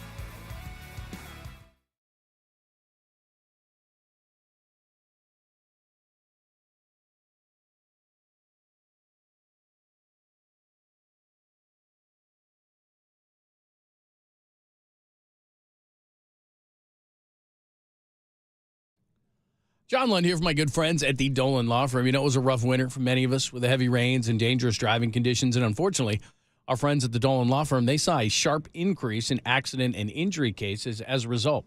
The bad weather wasn't the only thing that made this winter difficult. We all saw people affected by the mass layoffs, especially in the tech industry. The Dolan Law Firm's Employment Practices Group also saw an uptick in unlawful terminations, discrimination, sexual harassment cases. But now that the bad weather is behind us, our friends at the Dolan Law Firm want to remind everyone to please be aware that good weather brings out pedestrians, motorcyclists, scooters, bicyclists, and other children playing. So let's work together to make sure the Bay Area is a safer place. And for you employees, go to DolanLawFirm.com to learn more about your rights. The award-winning firm has secured over, get this, $1 billion in verdicts and settlements on behalf of their clients. Headquartered right here in the Bay Area, they live here, they work here, they win here. DolanLawFirm.com.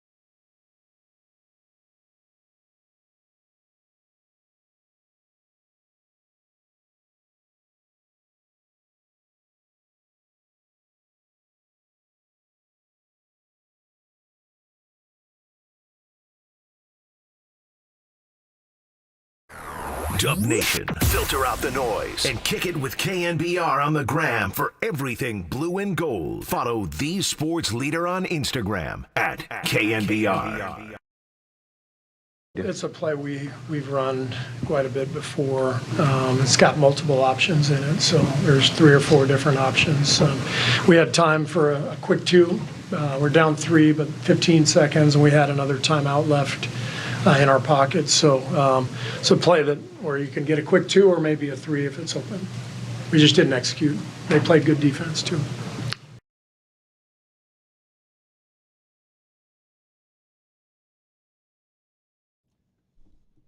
What's happening? Thanks for joining us. Papa and Lund, give us your thoughts. Text line wide open. We can get into that conversation. We're going to hear from our good friend John Ireland. He's not our good friend. Not right now.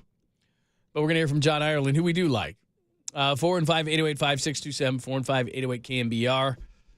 Let us know what you think of the game last night. Do you want a positive spin on this? And I don't know if you'll agree, but can I give you a small positive spin here? Spin away, All Mr. right. Positivity. Now, here's the deal. And look, this is not a great position to be in, and the numbers are the numbers in terms of all time, 13 and 264. Now, I know the Warriors have done this against OKC. They've had it done to them by LeBron with a little bit of teabag help. But essentially, here's what you got. You're down 3-1. You can win this game tomorrow night, and it's 3-2. And then essentially, to me, it comes down to Game 6. If you can somehow find a way for the 29th consecutive time in a series in the playoffs to win a game on the road, then it comes down to a Game 7. So if you look at it in an optimistic way, and maybe you do, maybe you don't, based on what they've done all season long, I can see why people would be pessimistic that they could come back, and certainly then the numbers aren't in their favor. But it would be far different if 2 of the final 3 games potentially were on the road. What you've essentially got to do is you got to win tomorrow night, obviously. But then, to me, it comes down to all the marbles for Game 6, because if it does get to a Game 7, then to me, there's a tremendous amount of pressure on the Lakers. What do you think? Well, I remember being in this situation when I got back from Oklahoma City. And the 73-9 team. And that Oklahoma City team, when Serge Ibaka and Kevin Durant were playing on their front line, I think they had a healthy Andre Roberson defending, and obviously Westbrook in the backcourt. Or maybe Roberson was playing too. But the concern was that their small lineup is better than the Warriors lineup. When they had Serge Ibaka and Kevin Durant by each other, it was tough. And then, obviously Draymond got the flagrants, kicking the king-size Kiwi, Steven Adams in the nuts. And, that place is known as Loud City. It was then Chesapeake Energy Arena. And the Warriors got rolled. In games 3 and 4, they got blown up.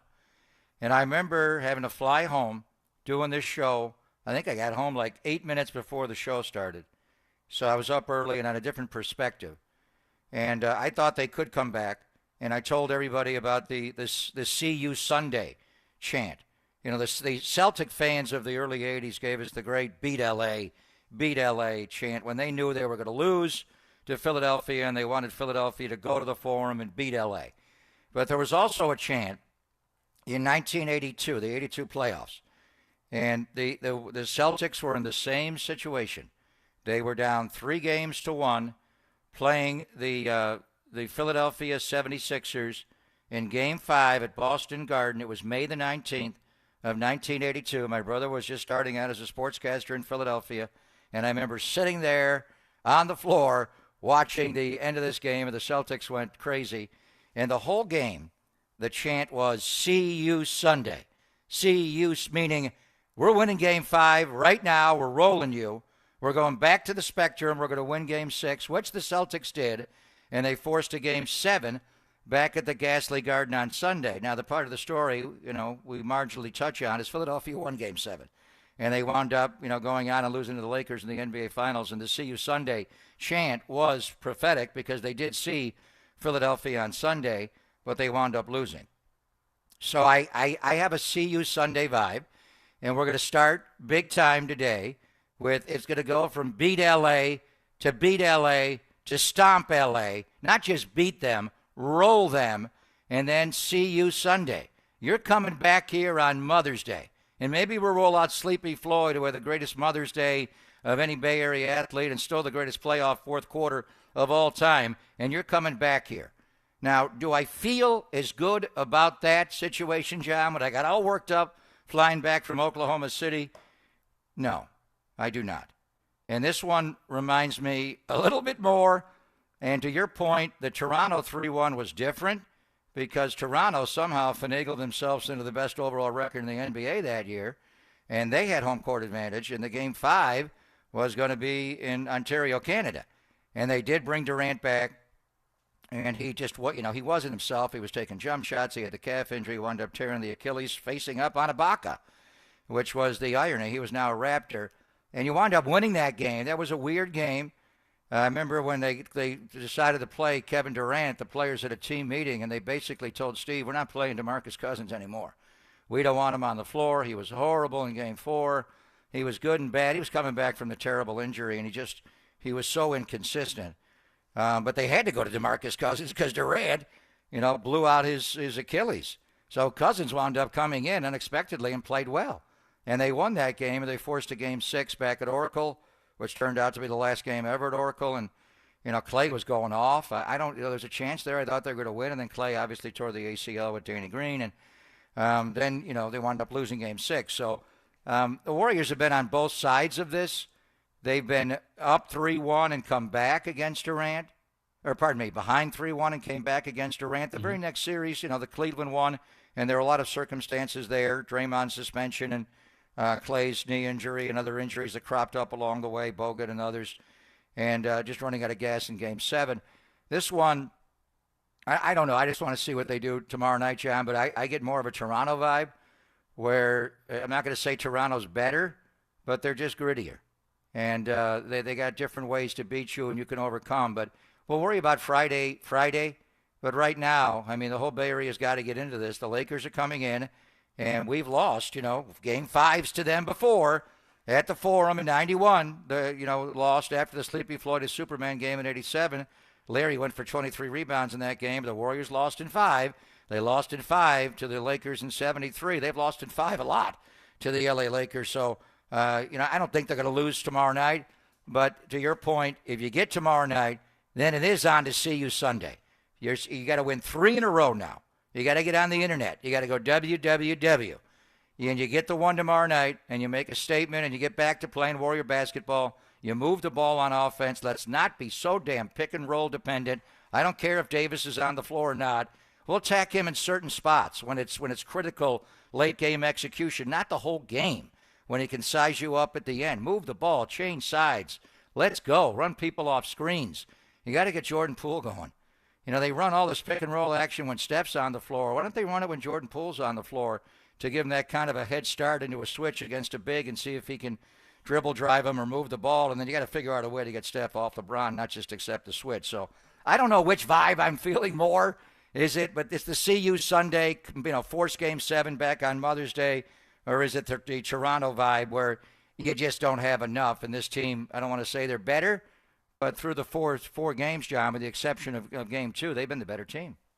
All right, we'll get into some of the texts. A lot of great texts coming through the lines. 415-808-5627, 415-808-KNBR. A lot of good questions, a lot of stuff on Jordan Poole. We'll get into those things. But John Ireland's going to join us coming up next for the Lakers' viewpoint. He thought that the Warriors had tied this thing, but then down the stretch they come, and as too many times this year, the Warriors fell in their face. So we'll get into that with John Ireland coming up next. It's Pop and Lund, only here on the Sports Leader.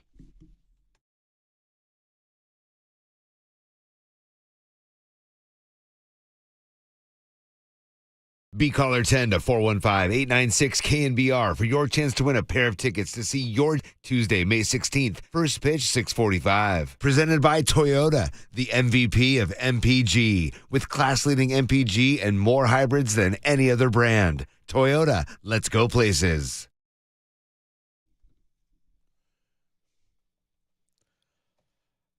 Hello, business owners. I am talking to you. Are you feeling stretched thin by the pressures of growing your business? You're keeping up with changing regulations. You're staying HR compliant. You're hiring and retaining top talent. Oh, and you're handling payroll as well. The list goes on, and it's tough to maintain momentum and still keep your employees engaged. Yeah, that's a problem around here, keeping our employees engaged. Anyway, I digress. Look, you're doing a lot of things. So here's the deal. There's Insperity. Fortunately, there's Insperity. They put over 35 years of HR servicing technology to work to help you develop a people strategy that scales with you. So what if your HR strategy included access to better benefits to help you keep the employees you have and attract new ones? What if it offered training for your employees to increase their skills so they become more productive? That sounds nice. Look, as a business owner, there's always going to be challenges to face in business. And no matter where they come from, Insperity is ready to help you move past them by providing the HR solutions you need.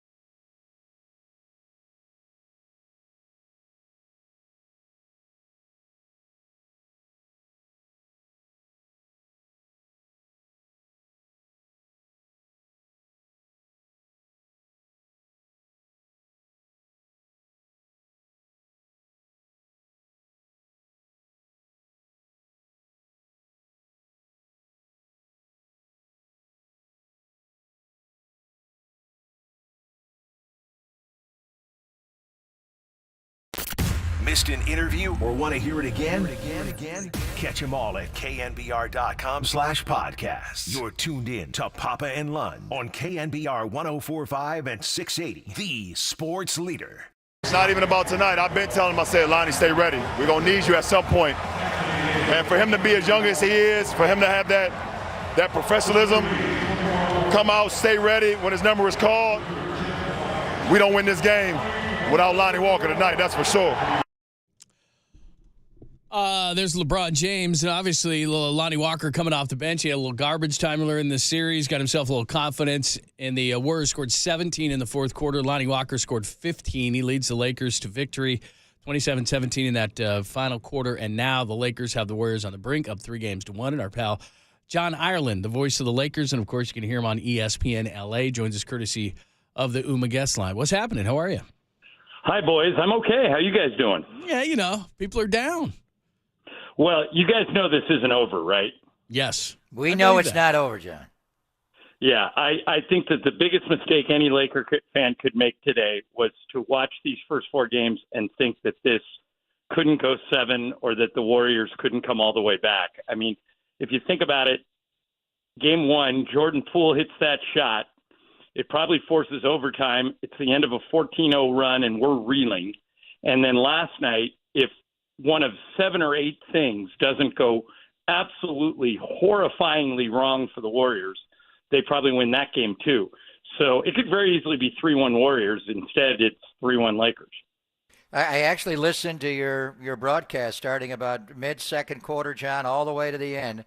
And I wanted to hear with Michael, how he would handle Clay, and he just refers to him as Clay constantly. And we'll get to the end and Clay's 2 shots that didn't go well. But you kind of thought, here come the champions. I could hear it in your voice. I could sense your mood. When the Warriors were, every single play, it looked like Gary Payton II was unguarded under the basket for a layup. Moses Moody makes that corner 3, and the Warriors have a 12-point lead with about 4 minutes to go in the third quarter. You were kind of sensing, here come the champions. No question, Greg. You could even take it a step further. I was starting to think, okay, if it's 2-2, how many minutes do you play LeBron and AD once the Warriors went up 12? I just have great respect for everything Golden State has built. And I've seen that movie so many times when Steph kind of controls a game. And I felt like at that point, I think, Greg, he already had 12, 13 assists in the third quarter. And I thought, boy, if he scores north of 30 and he has 12, 13 assists, we are in big trouble. And the 2 things I didn't see coming were a 17-point quarter for the Warriors in the fourth, and Lonnie Walker, who hadn't scored all game, to score 15 fourth-quarter points. So those 2 things, that's why sports are so great. The Warriors had that game, in my opinion, and I'm sure you guys were watching the same thing. Third quarter, this looked like the same Warriors team that had come back against Sacramento and kind of recontrolled that series. But the fourth quarter flipped, and really because of Lonnie Walker. Yeah, give us the backstory there, because I remember Lonnie Walker on San Antonio. I mean, it's not like he came out of nowhere, but earlier on in the series, he got a little run in a blowout, hit a couple of shots, got himself some confidence, and he seemed to turn that into what happened last night. John, he's the best athlete on our team with the possible exception of LeBron. He jumps out of the gym. If the Lakers had a dunk contest, he'd probably win it. He is a fearless scorer. He thinks of himself as a guy who can do exactly what he did last night. Greg, you go back to the 80s NBA and you remember Vinnie Johnson, the microwave. That's how Lonnie, I think, thinks of himself sometimes, that if you give him minutes, he can come in and kind of flip the game on its head. But he hasn't been playing, guys. He was a starter early in the season. Then he got hurt. And Darvin tends to play guys who are defense first. So Troy Brown started to get all his minutes. But I think in this series, when he realized he needed more athleticism on the court, he needed to be able to switch things on defense, and Lonnie's such a good athlete, he thought, okay, I can get some scoring. He allows me to switch more on defense, kind of what Kerr did with Gary Payton, same kind of concept. And so when Walker got in, I think the plan was to play him maybe 3-4 minutes, and when he started making shots, they just rode the hot guy and let him play the whole fourth quarter. Well, he was a DNP CD in Game 1, and then in Game 2, they throw him into the garbage time fourth quarter when you're way behind, and he scores 9 points. They gave him a lot of runs Saturday in the Game 3 win when he scored 12 in 24 minutes. But what he did, and he was being guarded by Steph, and LeBron kept calling for that screen to come over, and then he'd get into an action. So it was kind of a 2-man game with Lonnie Walker IV and LeBron James. And I was checking with my Spurs people, because everything you say about him, with the Lakers, he was the most athletic Spur, they've had in years. The Spurs and Pop did offer him a qualifying offer. They wound up rescinding it, and that's where the Lakers jumped on him. But the word was, the San Antonio people, John, didn't think he loved the game. They didn't think he was engaged enough in the game. He was hot, moments like he had last night. Then the next game, he'd kind of fade.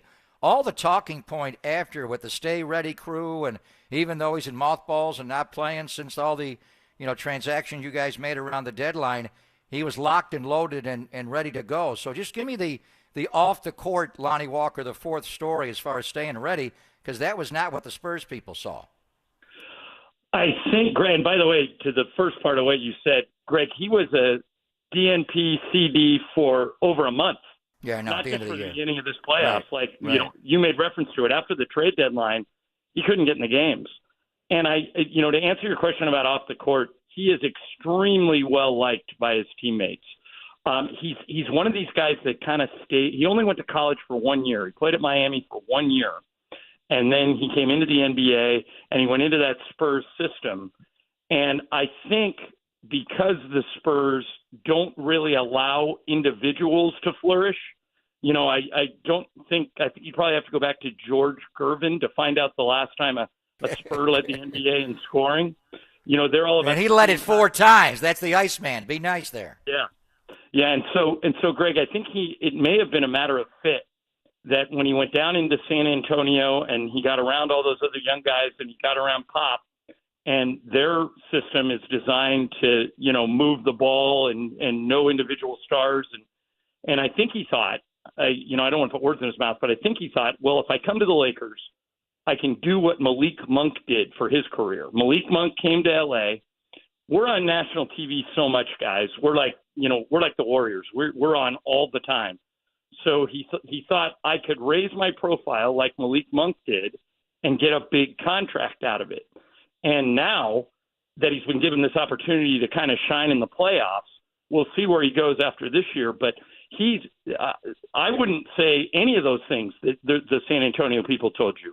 Here, he is extremely well liked. They use the word professionalism around him because the whole time he was on the bench and not playing, he never got down. He was never slumping. His body language was never like, I don't like it here. I can't believe I'm not playing.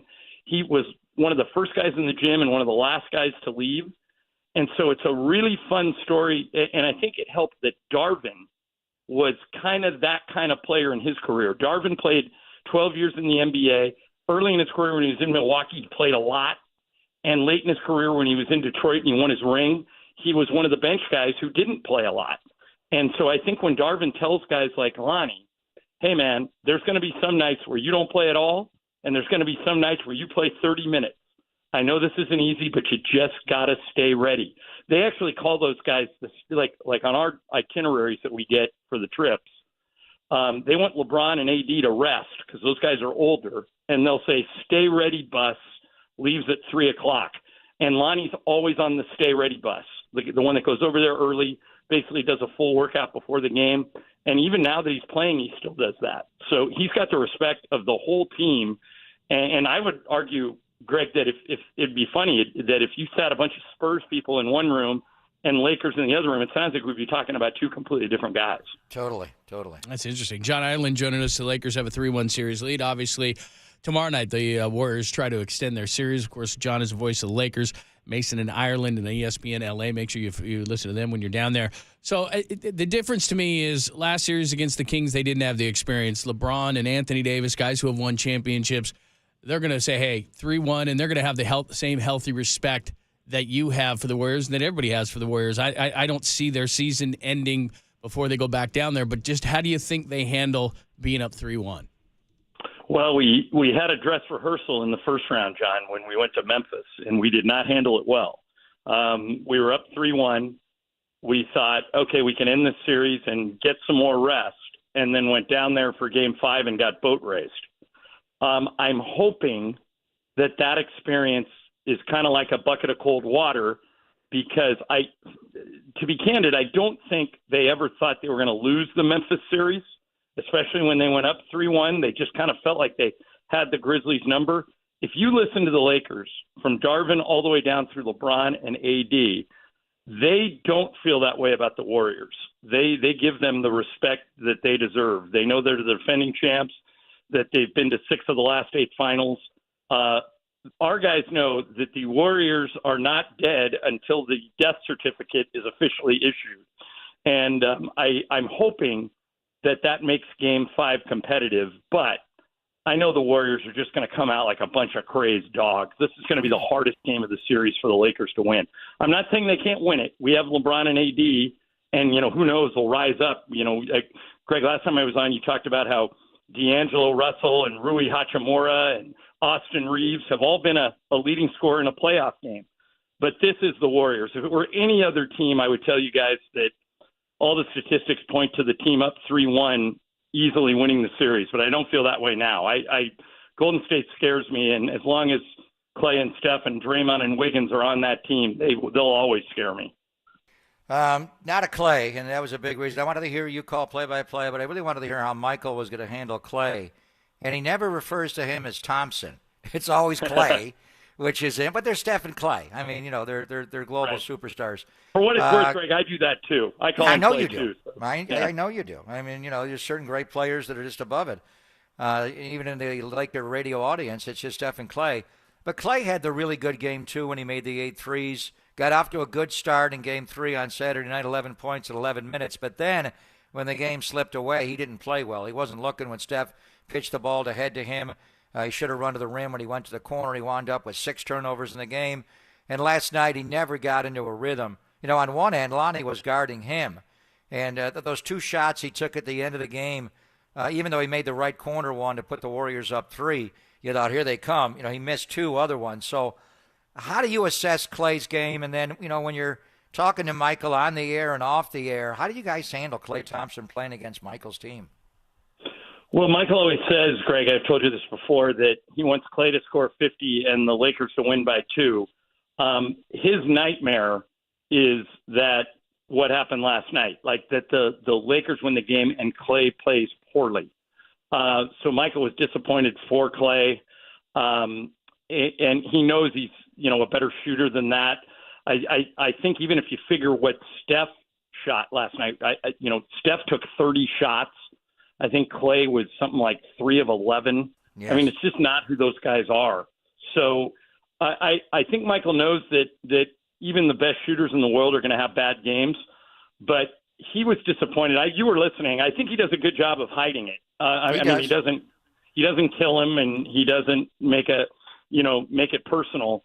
But he was disappointed, and just because no matter how the game goes, no matter who wins, he's always okay if Klay plays well. And by the way, Klay very rarely will have a game like he did last night and then not come back with a big game. Like if you look back at Game 1 and then Game 2, Klay just killed. We got an amazing stat yesterday, guys, and I don't know if you've heard it, but I had never heard it before, that when Klay scores 30 or more points in a game, in a playoff game, he has the highest winning percentage of any player in NBA history. Yes, yeah.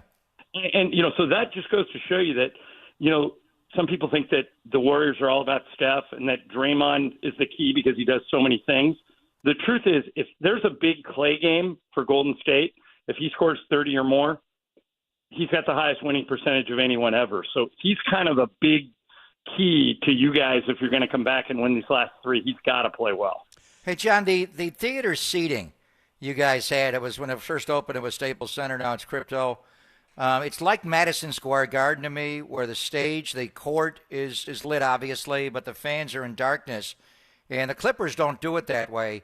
And the Warriors historically, even Steph in particular, has had some horrific shooting performances. When the opponents come in to play the Lakers and you guys have that theater lighting, do they typically have a tough time shooting the ball with accuracy? Well, Steph and Klay have both had some pretty amazing game. I know last night wasn't one of them, but they most teams. I heard C.J. McCollum. He's back at ESPN this week doing a bunch of shows, and I heard him say that when he plays at Crypto, it doesn't feel like a home court advantage for the Lakers or the Clippers. It feels like a Hollywood stage. It feels like fun. So I don't think that's a thing that these guys get affected by the lights. And of course, Steph and Klay have played so many times there. But one thing that I did the same thing, Greg. I was working on homework for the game tomorrow night, and I thought, wow, Klay and Steph really shot poorly. That's not like them. I think sometimes we forget how good defensively the Lakers are. They have the number 1 defense in the playoffs, and at the end of the game, guys, ESPN highlighted this morning, and I'm sure you guys noticed it. They got the switch they wanted. The Warriors got the switch they wanted. They got Steph one-on-one with Anthony Davis. And there's maybe 2 7-footers in the whole NBA who could check Steph at the three-point line like AD did at those last 2 shots last night. Giannis is the other guy. But AD is 7 feet tall. and he was moving his feet and staying in front of Steph. And I don't know if that's the reason Steph missed those shots, but he sure made them alter them. And I think part of that, Greg, is that when when AD was a sophomore in Chicago in high school, he was 6'1".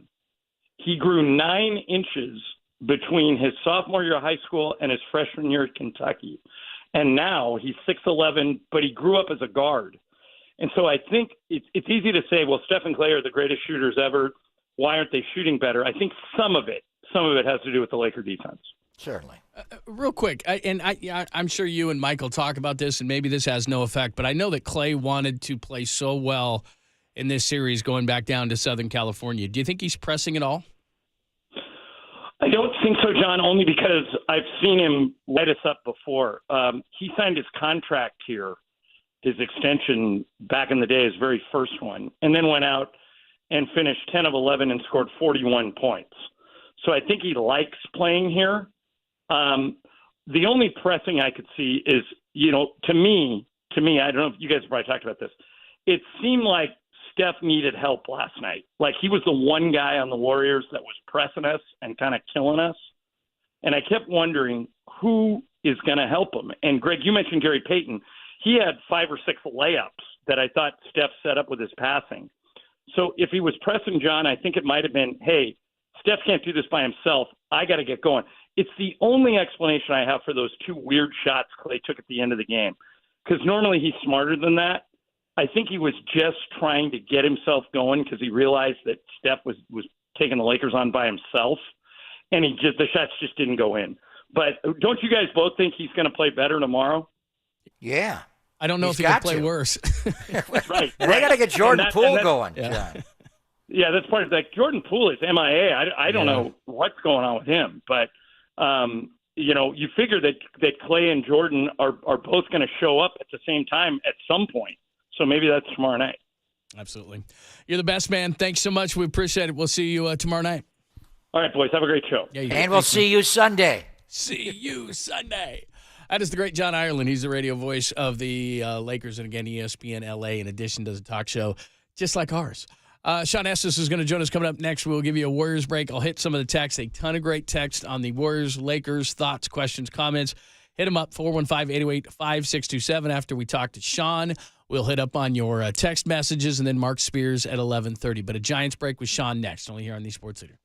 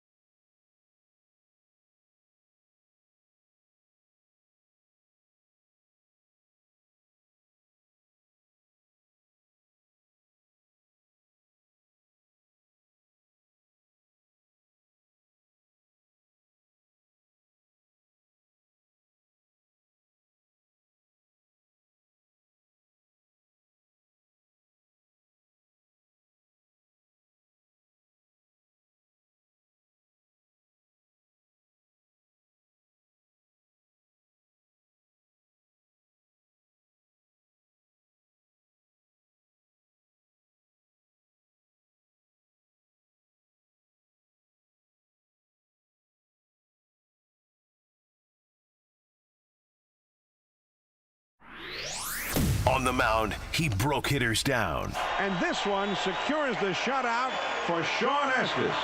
And now on the mic, he breaks down the Giants. It's former All-Star lefty Sean Estes with Papa and Lund. Sponsored by River Islands. Come home to River Islands in Lathrop and discover the San Joaquin River lifestyle with its lakes, parks, and schools. Start your tour today at riverislands.com. And by Dolan Law Firm, the best lawyers we hope you never need. DolanLawFirm.com.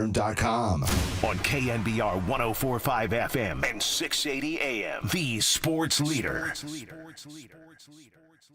Happened fairly quick. Yeah, it's crazy how game could change pretty quick. But yeah, they're an aggressive team. But you can always use that to advantage. I think you kind of saw that the rest of the game. Kind of got my shapes back, and you use the aggressiveness of hitters to kind of skate through some quick innings. All right, there you go. Anthony DeSclafani, 5 in the first. He had been so good. And then the bats couldn't come around until the end. Jock Peterson got a late home run, 5-1. They lose. Let's not bury the lead.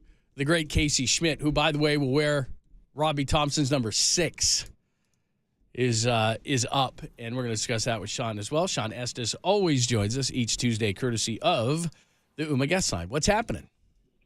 What's up, guys? How are you? Doing okay. I'm doing okay. Why just okay? Well, outside of the Warriors and the Giants losing yesterday, my senior in high school, they got eliminated from the playoffs last night. So it was just a really bad night all the way around. It was 0 for 3. I was 0 for 3 last night. So, yeah, it was a bummer. That's terrible. So the season's over. It's depressing, no more baseball, no more high school baseball for a while. I get to run it back in 10 years though. So that's kind of a gap. Yeah, things are going to be different then. Oh wow. Yeah, I'm sure. The second wave is coming.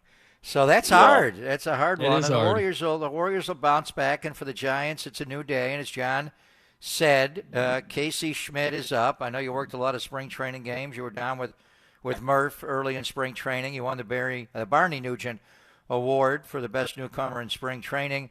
Obviously, as a third baseman, he's as good as it gets, and he can play short as he's moving over there. Second base is also something he's been dabbling in. Logan Webb will be on the mound. So just give me your scouting report offensively and defensively, because I know you saw a lot of the mighty Casey Schmidt. Well, his defense is big league ready, and you saw it in spring training, and just you can tell when certain guys, they just look the part. They just look like big leaguers. When they're on the field, how they carry themselves. Obviously, the plays that he made in the spring were pretty routine for him, but they're above average big league plays he was making. The way he comes in on the ball, makes the throw across the diamond, how he goes to the backhand, he's just calm over there. He looks like a big leaguer. I mean, that's kind of all you can really say about his defense compared to Matt Chapman, which is he's won a Gold Glove or 2 over at third base already. Defense compared to him, and then offensively, he had a great spring. He's got some pop in the bat. He can hit for average. I think the one thing is he's got a little bit more swing and miss than they'd like to see, and that's why. He was in AAA to start the year, and he's had a good AAA, first month of the season so far. The power hasn't been there yet, but the average is there. And he's moved all over the diamond. He played third in the spring, but he's played short in Sacramento. He started playing second base last week. So, he's athletic enough and, skilled enough to be able to make those position changes. So we'll see where he's going to play in the big leagues. But like I said, he can play all over the place. And the glove plays. So I'm excited. I mean, this is the first position player that Farhan has drafted that's made it to the big league. So I'm sure it's a big day for him as well to see, someone that he had his eyes on from the get-go finally make his debut in the big leagues. So I think everybody's kind of been anticipating it. I know there was a lot of talk coming out of spring training. Maybe he makes the club, but you don't want to rush kids, right? You don't want to destroy their confidence, but they feel like right now he's at a good place. And I think that's another thing that, that I heard about him in spring training is that he's got it upstairs. He's got it figured out as well. He's a sharp kid. He very mentally tough. So he's got all the things that you're looking for a guy that not just get to the big leagues, but stay there for a long time. So I think everybody's kind of anticipating what he can do. Sean Estes joined us as he does every Tuesday. Again, Casey Schmidt, the big news today, is going to be called up to the big league club. Hit .313 in 32 games, but like you said, 28 strikeouts in 134 plate appearances. And last year had great power, and he's only hit 1 home run, so he was working on some stuff down in the minors. And as you pointed out, I mean, he was great at third base in spring training, and then they moved him over to short, thinking maybe Craw, and then now he's over to second base. Who knows? I wonder where they do play him, though, because Estrada, in Crawford's absence, has been so good at shortstop. Do they play him at second? Do they play him at short? David Villar, by the way, is not going down, even though he's hitting $145. They actually DFA'd Darren Ruff, so that's kind of an interesting corresponding move to that whole thing. But because he's got the versatility, do you think he can just kind of play all over the diamond based on what you saw? Yeah, and I think it's tough, too. I mean, I think he's got to play. That's the problem. I mean, you bring a kid up from the minor leagues that's been getting consistent at bats. He's a young guy. You want to get him at bats. So they're going to find a way to do that. You don't want him, you don't want him to have to come off the bench in a role he's not familiar with, and that be his role. So he's going to play. I mean, JD's been so good at third base, and he's earned the right to play every day, hitting both righties and lefties. So, but he's going to need a day every once in a while. And you mentioned Villar, who's really struggling right now. So I wouldn't be surprised if he plays a lot of second base. Or you can move Estrada back to second base, and you can play Casey at short. And who knows when Crawford's going to come back. But, yeah, they'll find a spot for him in the infield. And that's why they have been bouncing him around the infield in Sacramento, just to see if he can handle it. And he's taken to every position that he's played. Obviously, I think, his number one position is going to be third base. That's where he's most familiar. But, JD's having such a great year. That's his job. So you just don't want to bring a kid up and not give him the at-bats, right? And to me, that's the worst thing they could do. I mean, if that's their mentality, is to bring him off the bench and play him, a couple times a week, I think that's probably going to be more difficult. You might as well just keep him in AAA and let him get a consistent at-bat. So we're going to see Casey. If he's in the big leagues, we're going to see him in the lineup a lot. Well, he'll be in the lineup tonight, I think, for sure. When you got Patrick Corbin going for Washington, a lefty, and you got Logan Webb on the mound for the Giants, Sean, so you want the infield defense with the ground balls. And I would guess, as you say, JD Davis is playing the hell out of third. You leave him there. Tyro did well moving from second to short, but he's played a lot of second, and Casey just dabbled into second base the last couple of days. So I would venture to guess it'd be Davis at third, Schmidt at short, and Tyro at second base. And then there's going to be days where Tyro needs a day off. He can't play every day. Cal Stevenson has been sent down, the DFAing of Darren Ruff, and also, as we mentioned, but checking with VR's agent, Mark O'Brien, who I know well, right now VR's still here. As far as the throwing arm, he has the range to play everywhere. He's kind of like an Arenado or a Manny Machado or a Matt Chapman. But the throwing arm is what, sets him apart. Sean Dunston, I think, had one of the best throwing arms I've ever seen from an infielder at shortstop. He just threw over the top and had the kind of velocity, most pitchers have from the mound. And Casey Schmidt was a pitcher earlier in his career. Just as far as the pure throwing arm, Sean, what do you see from Casey in that regard? He's got an absolute hose, so you don't worry about him making that play in the hole because he's got enough arm for it. Yeah, no, you're right. I mean, you compared him to Sean Dunston, who, may have the best arm ever from shortstop. He could also airmail some balls, too. Just he'll let you know about that, too. Shawan. I see some up in the 10th, 11th row, beyond first base behind the dugout more than once. He liked to show off that arm. But no, as far as the accuracy, that's what you look for. There's a lot of guys with really good arms, but, they're not quite as accurate, right? I mean, he's got an accurate arm, and it's strong. So he's got everything. He's got everything it takes defensively to be a Gold Glove defender in the big leagues. But I like your assessment of him playing short coming into it. I think that's probably where we're going to see him, based on the fact he hasn't had a ton of reps at second base. He can play second, but I think you move Tyra over to second base and Casey at shortstop, and and that's probably what we're going to see tonight. I'm excited to see. You know, it's always fun to see a kid's debut, and you're going to see a kid that acts like he's been here for a long time. Now, that's not how he acts in the clubhouse, but on the field, you know, he looks the part. I mean, if you're just watching a Giant game for the first time and you watch the game, you go, oh, how many years does this guy have in the big leagues? Well, this is his debut, right? That's kind of how he's going to present himself. Now, obviously, offensively is yet to be determined, but you're going to see a guy flash the leather. It's pretty impressive. Do you remember your MLB debut? You have to, right? Isn't that something you always remember? Oh yeah. What'd you do? Yeah, I do. I do. I remember the first inning, and then I kind of blacked out after that. But I faced the Pirates at Three Rivers Stadium. I faced Denny Nagel, was pitching for the Pirates. Remember him? Yep. And my first batter was a guy named Jacob Brumfield, and I struck him out, so that was cool. And then Jay Bell was hitting second, and I struck him out. And I was like thinking the big leagues is pretty dang easy. Then what happened? And then Orlando Merced, he was hitting third. I think he ended up popping up or grounding out. So I went 1, 2, 3 in the first, and that was about as good as it got for my debut. I think I might have gone 5 and gave up a few runs. It didn't go as well after the first inning.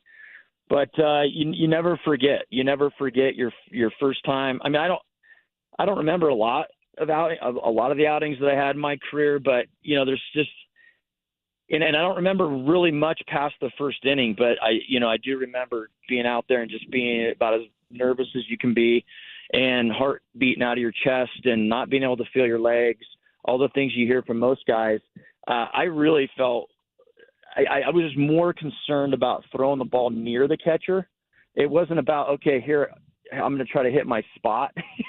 It was just weird out of body experience that I had. I just had so many nerves. And I was just, I surprised myself in that first inning. I think after that first inning, the edge that I had was actually probably a good thing. And I kind of relaxed right after the first inning, because I was like, oh, okay, I belong here. No, let's go out and pitch. And it didn't, like I said, it didn't go as well after that. But, I'm looking forward to seeing, Casey Schmidt at the plate for the first time. Just, just to see his approach and see how he handles the moment. He gets the lefty and Corbin, and so it's a good matchup for him right away. But just to see, how jumpy you are in the box, and a lot of guys, the game speeds up for them, especially that first game. It's tough to get your feet under you. So, but you always look forward to kids' debuts, man. I think that right now, obviously losing last night's game, this will be a spark, I think, to this club, because they know him from spring training. They gave him the Barney Nugent Award. He obviously impressed enough of the veterans in camp to be able for them to vote on him to do that. And also look for his handshake. If he has the ability, if he does something good today. Kapler was talking about how he needs to work on his handshake in the dugout. So it's kind of interesting, and he kind of explained what he does. I can't really explain it over the phone, but just watch him in the dugout after he does something well. It's kind of funny. So it's something to look forward to. Oh, look, that's good insight right there. All right, I didn't get the scouting report on that. And maybe he'll hit his first major league home run tonight. He does have power, as John said. The one thing, even this year at AAA, only 8 walks, 28 strikeouts. You go back to last year at Eugene, 42 walks, 86 strikeouts. He had a year where he had 48 walks and 120 strikeouts. And even at San Diego State, the walk-to-strikeout ratio wasn't there. And Farhan, insists on them being able to control the strike zone. Just as a hitter, does that walk-to-strikeout ratio concern you, Sean? Yeah, absolutely it does. Because typically, if you look at a lot of the guys that Farhan brings in, or guys in the organization that they like at the big league level, the walk and strikeouts are a little closer together, right? I don't necessarily think you're 100% completely concerned about the strikeout, as long as if the at bats are quality, right? And I'm not 100% in agreement as if Farhan wasn't as concerned about the strikeouts a couple of weeks ago when he was interviewed. He was more concerned about the quality of the at-bat. Okay, have you seen a bunch of pitches? Are you swinging at the pitches that you should swing at? And ultimately, if you strike out after seeing 5 or 6 or 7 pitches, that's okay, because ultimately it's gonna benefit the club. You're gonna get starters out of the game, make them work harder, all that. I'm more concerned about the results, right? I want to see, if you do see 6 or 7 pitches, I don't want to see a strikeout. I want to see at least a ball put in play or hit hard somewhere, right? I mean, that nothing good comes out of a strikeout.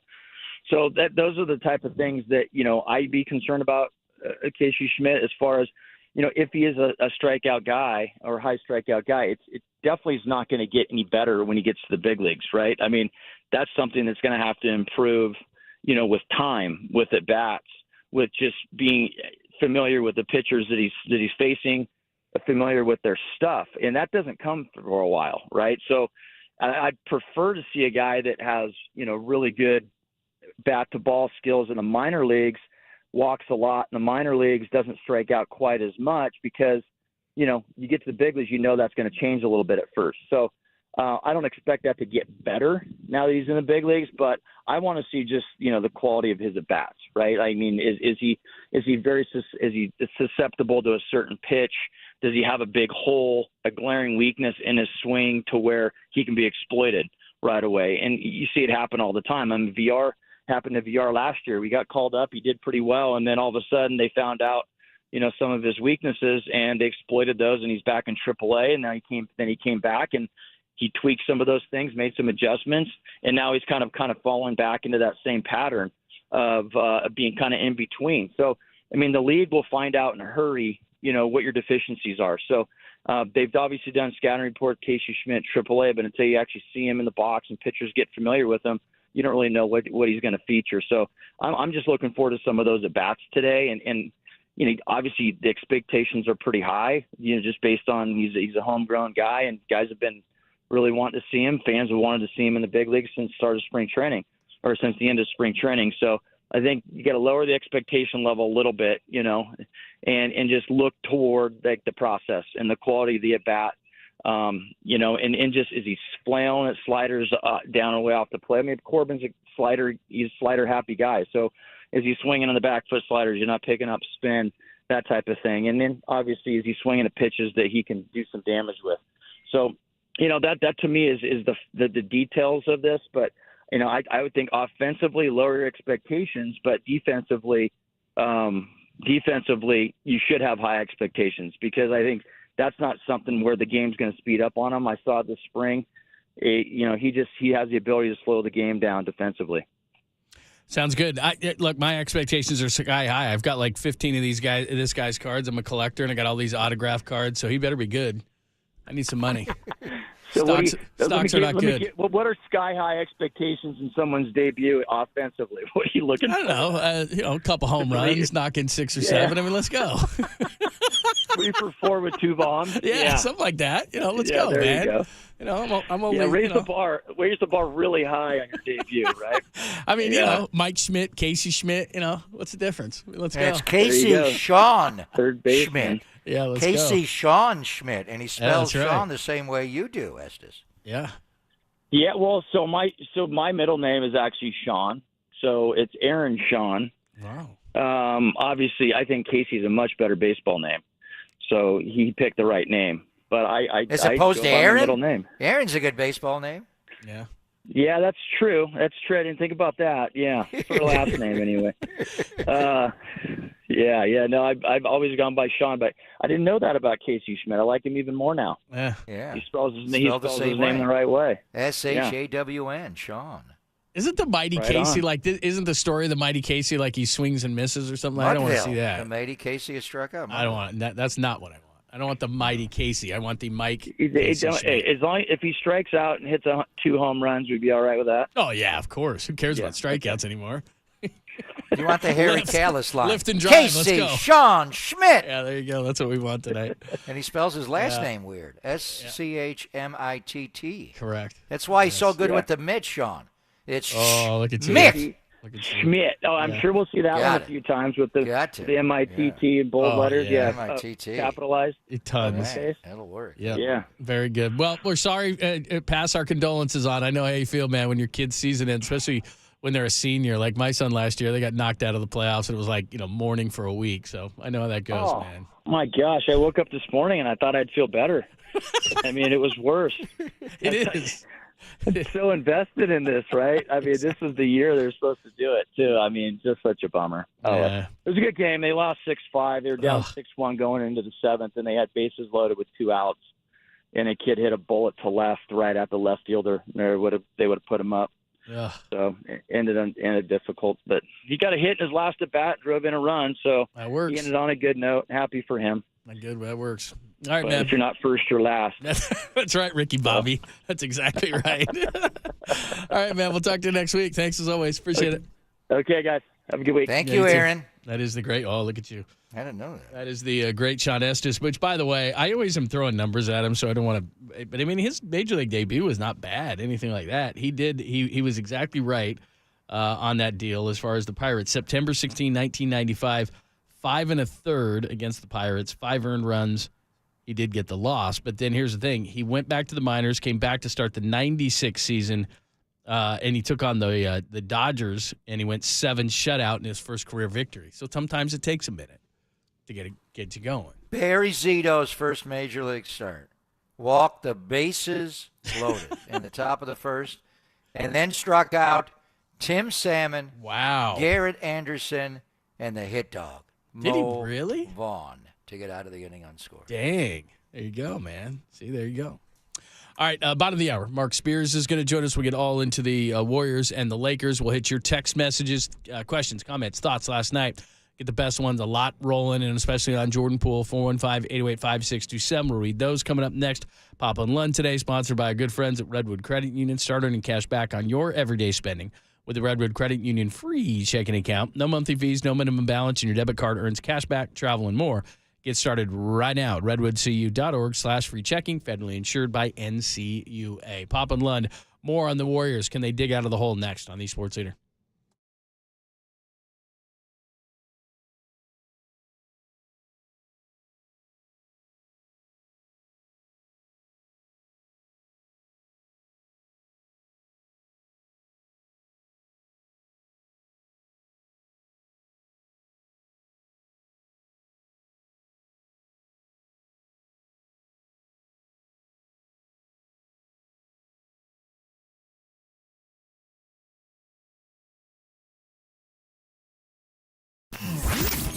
Here's what's trending now. Trending now. On KNBR.com. The great Kate, as in Kate Scott, joined Murph and Mac this morning to discuss the championship pedigree of the Warriors. And now there's no one in the NBA who will fight to the death like Steph Curry. That podcast and more trending right now on the all-new KNBR app.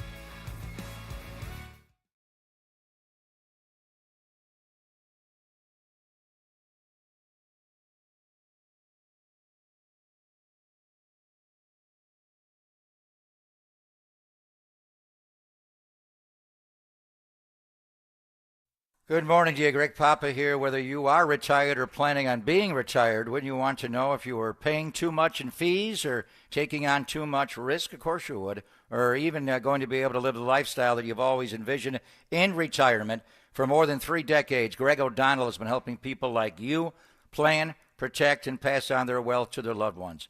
If you are interested in learning how O'Donnell Financial Group can help you and your family, then give them a call. Greg and his team are a breeze to talk to, cool guys, and there's no cost and no obligation. So call them today at 866-496-2300 or visit online, O'Donnell Financial Group. That's 896-496-2300 because planning is a process, not a product.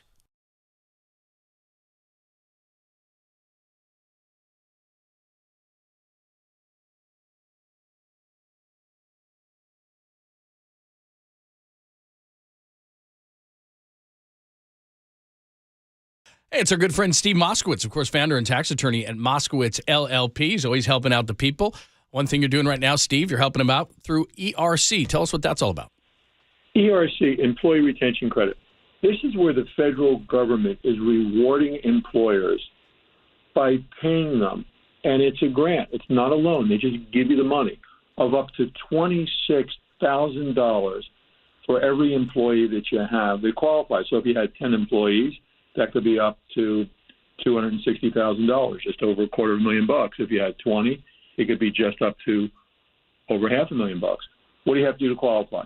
2 ways. The easy way, which is just your gross revenue went down by a certain amount. But a lot of firms are stopping there. If you don't qualify there, there's a second way to qualify that's being ignored. It's far more complex. It's a facts and circumstances test, but that's okay. We'll go over it for you. And if you're entitled to the money, let's go ahead and get every dollar to which you're legally entitled. That sounds amazing. That is Steve Moskowitz, our good friend, founder and tax attorney at Moskowitz LLP.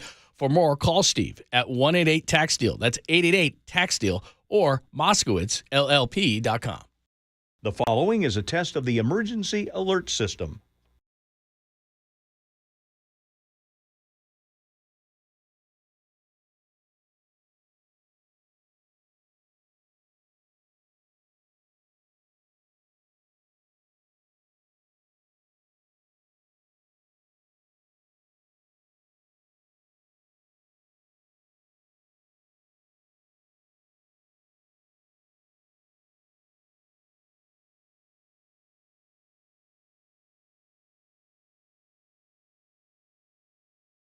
This has been a test of the emergency alert system. We now return to our regular programming.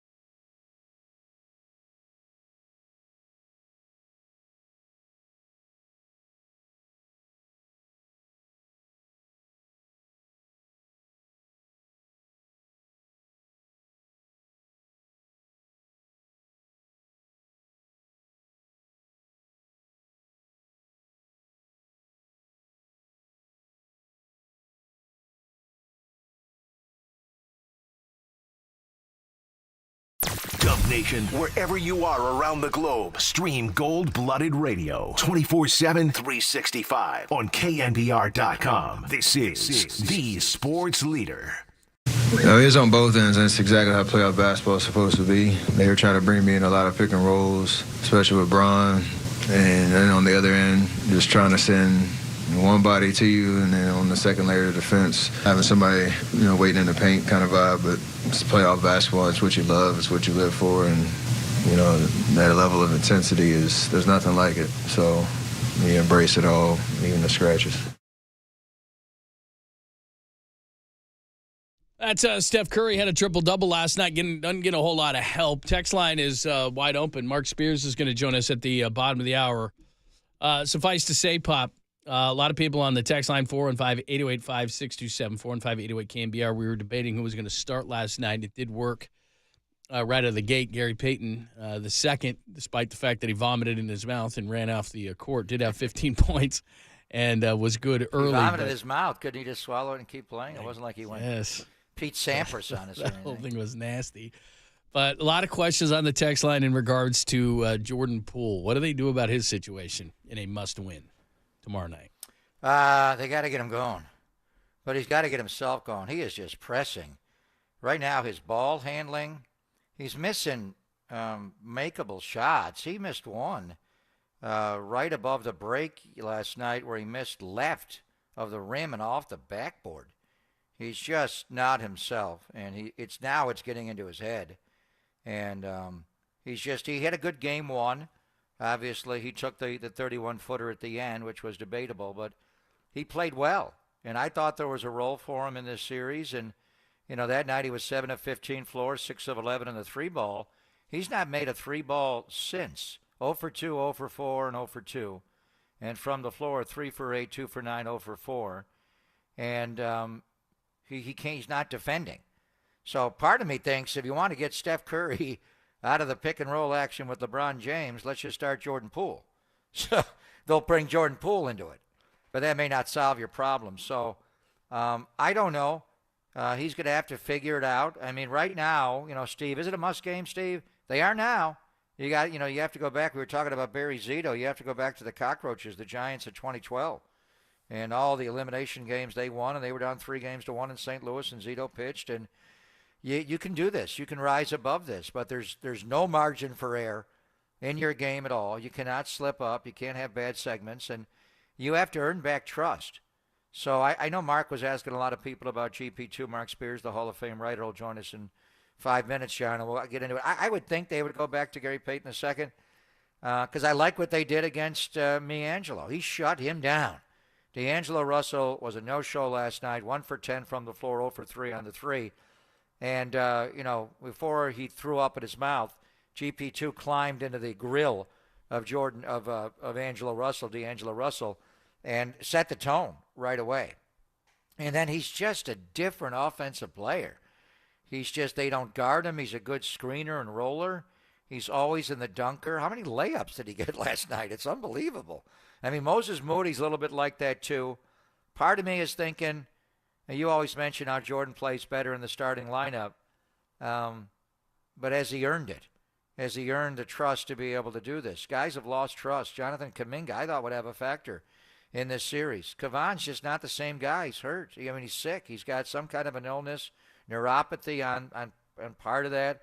I think it makes it difficult for him to recover from illness. I don't know. Monty was mentioning that yesterday, and I kind of dawned on me, that could be the problem. He's not the same guy.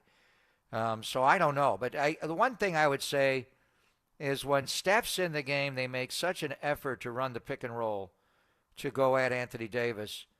And to me, they do it too much with him. I understand some of it, but every single trip, and they weren't guarding it well. But when you do it over and over and over and over again, then it's at the end of the game, and you got that situation late game. Now Anthony Davis has you sized up. He's seen it all game. Let's just play Warrior basketball, and let's go good to great and good to better to best. Move the ball. Let's get to 350 passes. It's a good defensive team. But if you make them guard for 20 of the 24, they'll break down, and you'll find angles to go. And then, I don't know, John, I've never seen Jordan's an inconsistent player. And normally when he gets into problems, he's just too fast. And he does it with no pass or one pass trips. I thought last night he was deferring a little bit. He's clearly is a confident guy, but he's lost his confidence right now. So I don't know if you make it an emphasis to get him going or he's just got to get going.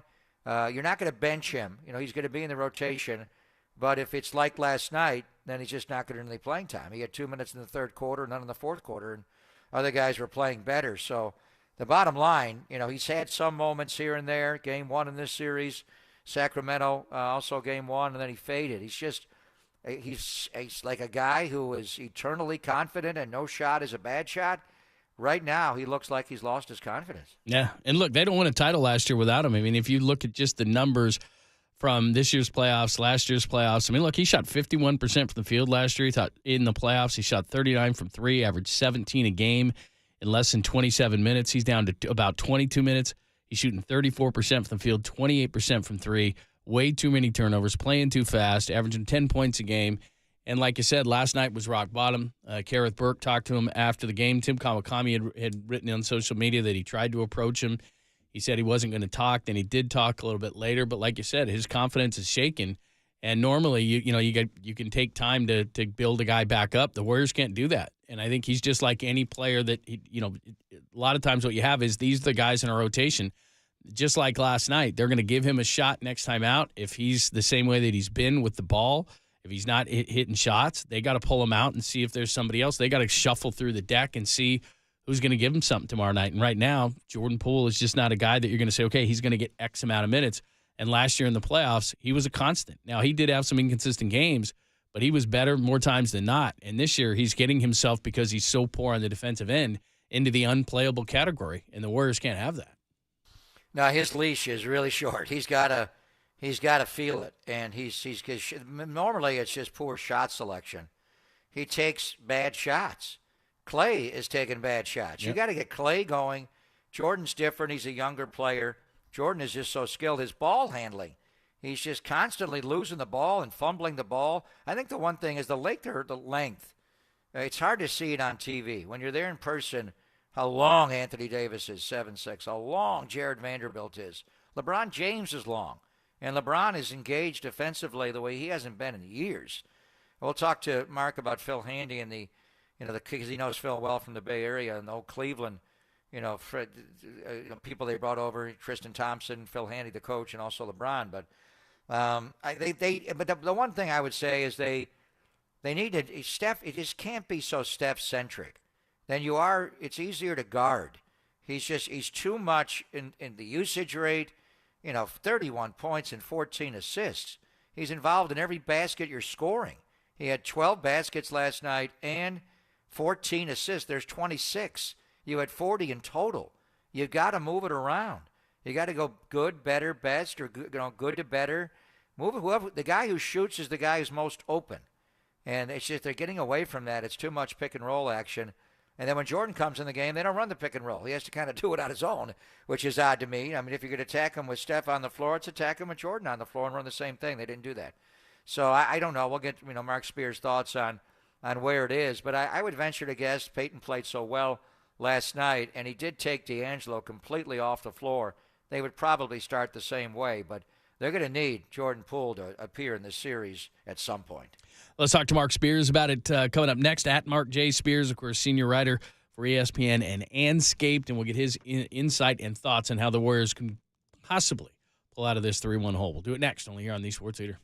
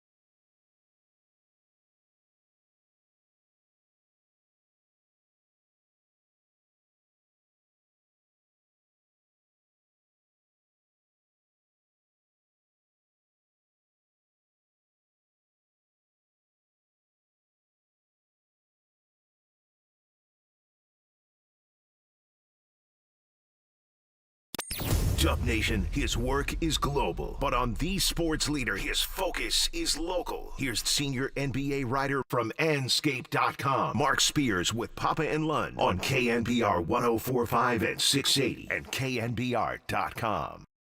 James finds Reeves, ball in the hands of a Laker, and that's it. Ball game over. The Lakers come storming back in game 4. And now up 3-1 in this best of 7. The best fourth quarter team in the NBA, the Lakers, outscoring the Warriors 27-17 in the fourth tonight. That's our good friend Brian Anderson. He had the call along with Chris Haynes, and we had Sam Van Gundy on the show yesterday. The Warriors find themselves in a 3-1 hole. Can they return the favor to LeBron James? They did do it once to Oklahoma City as well, but far different teams. So can they do that? Can they at least start by getting a win tomorrow night? And what happened last night? Lonnie Walker was huge, and the Warriors with some bad execution down the stretch, which we've talked about all season long. Let's talk all about it with, of course, Mark Spears at Mark J. Spears, ESPN and Anscaped. He joins us courtesy of the Uma guest line. What's happening? Boy, that was interesting. That's one way to describe it. And right after Steph talked, they kicked us all out of the – I'm still going to call it Staples Center, man. I refuse to call it the other name. I don't know what kind of threat there was. It sounded like potentially a bomb threat, but they kicked everybody out of the arena shortly after that. And it's a very odd night. Very odd night. Yeah, they're going to need that building on Friday night for Game 6, and we'll see if it comes back here. So we've been, delineating all the 3-1s. Comeback against Oklahoma City, couldn't get it done against Toronto, and KD got hurt and Clay got hurt. And the most famous one or infamous one is losing the 3-1 lead to LeBron. And I was there, that night in Game 4 when LeBron literally stepped right over the top of a fallen Draymond Green, and I didn't think Draymond responded much, but he kind of flipped his hand. In any event, he already had 3 flagrant foul points, so that was the 4th. He got suspended, and the rest is history. And then they, Halloween, they had the 3-1 cookies they bring out, and you'd think that Draymond and LeBron are going to be bitter enemies forever and ever, but they wound up sharing an agent. Draymond hired Rich Paul from Clutch Sports, LeBron's guy. They went to the wedding together. You detailed how Draymond wanted to go watch LeBron become the all-time leading scorer. It's fascinating, these guys that are so heated rivals on the floor, Mark, and you wrote about it before the series started, are really very good friends, LeBron James and Draymond Green. Yeah, no, it's actually kind of interesting on how they became close, because I think actually after what happened, Draymond probably couldn't stand him in 2016. But he had a very good rapport with, as you said, Rich Paul, the agent, and also Maverick Carter, who, I don't know if you remember in Draymond podcast days, like he was doing stuff with, through Maverick Carter's company.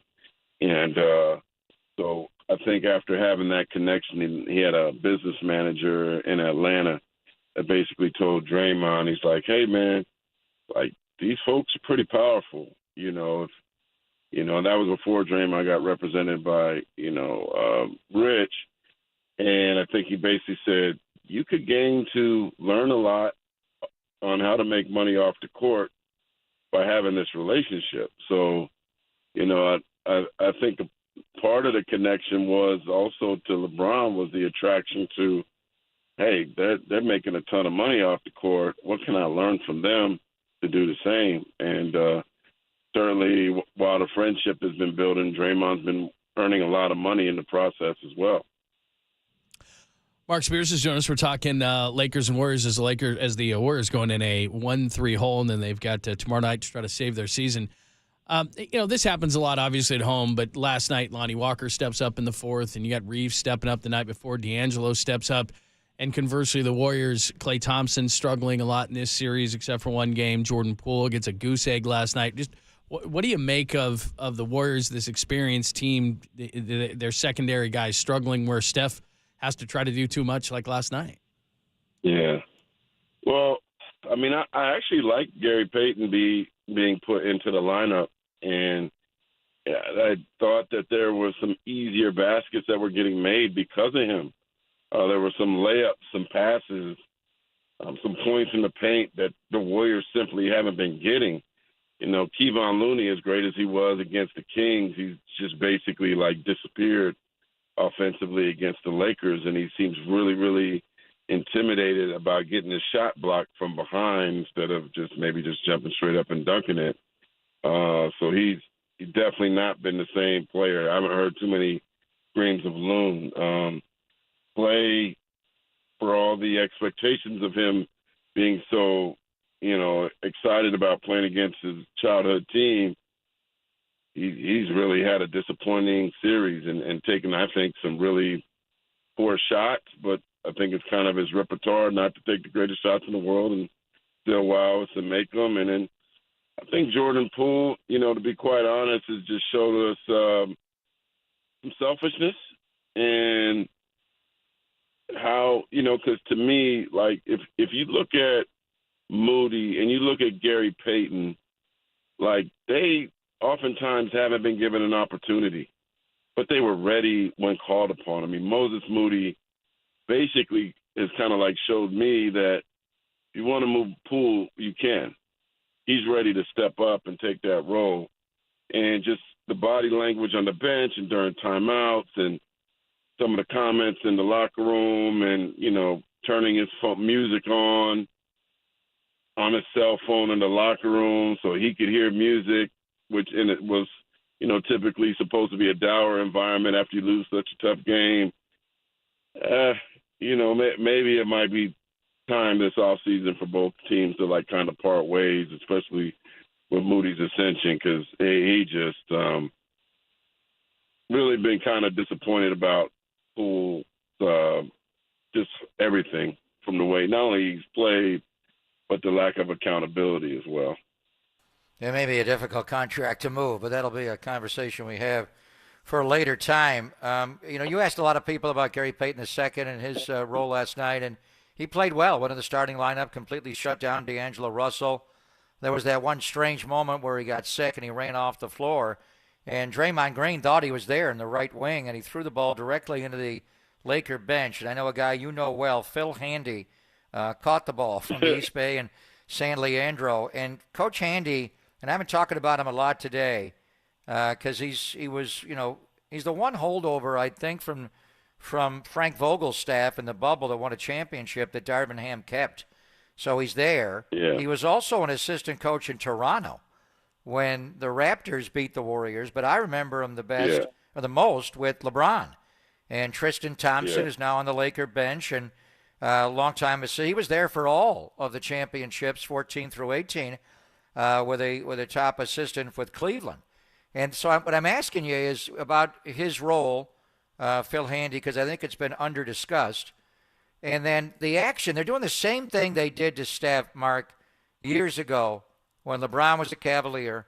Whoever Steph is guarding, that guy comes and sets the ball screen, and the Warriors willingly just switch that, where Steph is now on LeBron, and physically that's a tough cover for him. So can the Warriors get away from that and stop doing that? And just talk about the role that Phil Handy has on this Lakers staff. Well, man, I've known Phil for a long time, when he was playing at Lonnie College in Fremont. And I was at Foothill College, and I always tell him, I'm like, yeah, you scored 40 against us, but we beat y'all by 40. So he always hates that comment. But great guy, great friend of mine. Shout out to his cousin Antonio Mathieu, the greatest real estate agent out here.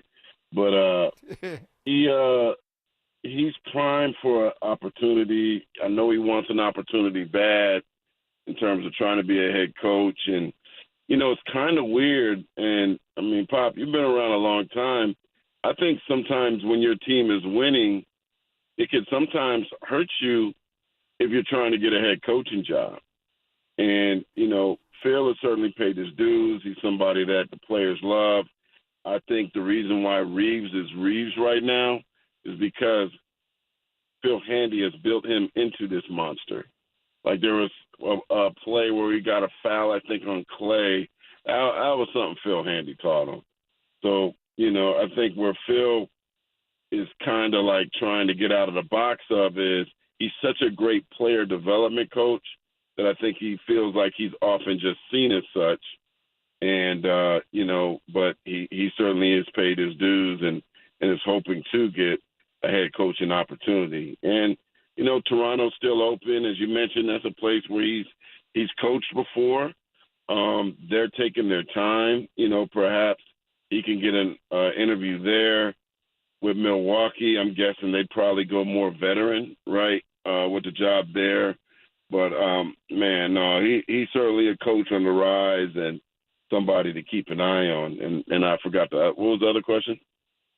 No, just because when I see them calling for that switch, and LeBron orchestrates it, but I see Phil Handy from the Cleveland days. Tristan Thompson hardly plays, but he was there. Can the Warriors avoid that? Why do they have to switch that all the time? Can't they fight through that screen? Say Andrew Wiggins is guarding LeBron and Steph is guarding whoever. They call, that player, say it's Jared Vanderbilt. Vanderbilt comes over. What they're trying to get is Steph onto LeBron to wear him down. When the Warriors started to get clever with that, he's guarding Vanderbilt and Vanderbilt came up to set the screen, Draymond Green would just drop his guy and go up with Vanderbilt and let Steph stay down low. I mean, can they not switch it or send somebody else and get away? Because it's pretty obvious what they want to do, Mark. They want Steph Curry guarding LeBron James. And the thing is, it's kind of a will thing. I mean, you watch, obviously maybe Steph has some fatigue on the defensive end because he exudes so much energy on the offensive end. But, like, when you watch a guy like Gary Payton, when you watch a guy like Vanderbilt, like, they don't want to switch. They want to stay on their man. And I think you're right. I mean, that to me was I still remember, respectfully, my guy Festus Ezeli, Cleveland also did that where, remember, Bogut was out. And it was like late or about 6-7 minutes left in that fourth quarter loss to Cleveland in the finals in Oracle, where they switched LeBron, who hadn't made a three all game at that point, to Festus being on him. And I'm like, why did they switch that? You know what I mean? and Festus that's still the last game he ever played. His knee is, never recovered from that. And LeBron faked him, and he went for it, and he got 3 free throws that, like, changed the course of that game. And so, I've never understand that dynamic defensively. If, like, what they're trying to do, then don't switch. Like, stick with it. I'm right there with you on that. Mark Spears is joining us. Obviously talking Lakers Warriors. They're in a 3-1 hole to the Lakers tomorrow night at Chase Center. They try to save their season. So, it's funny. We've been talking about this all season long where, when are they going to show up and when are they going to be that team? And they've struggled with so many things, and they struggled with late game execution last night, as they have so many times. So now their back is squarely against the wall. What do you think happens the rest of the series? Can they come back from this deficit? Yeah, when I see the last game too with, Lonnie Walker getting hot, I didn't understand why you put Gary Payton as a starter for a reason. Why didn't he go back in and get some of that action on Walker? But I like the lineup. I think you keep it the same. Obviously, there's going to be a boost. Has he lost Poole? Perhaps. But, I mean, it ain't like he's gained anything to lose.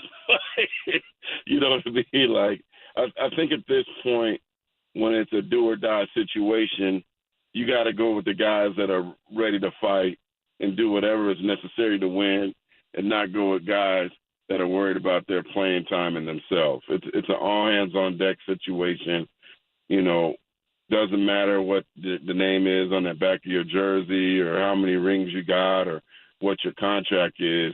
You're trying to survive. And I have a story on Gary Payton II, who talk about, like, tremendous attitude. I was asking him about starting, like, how do you feel about it? And he goes, whatever coach wants me to do, I'll do.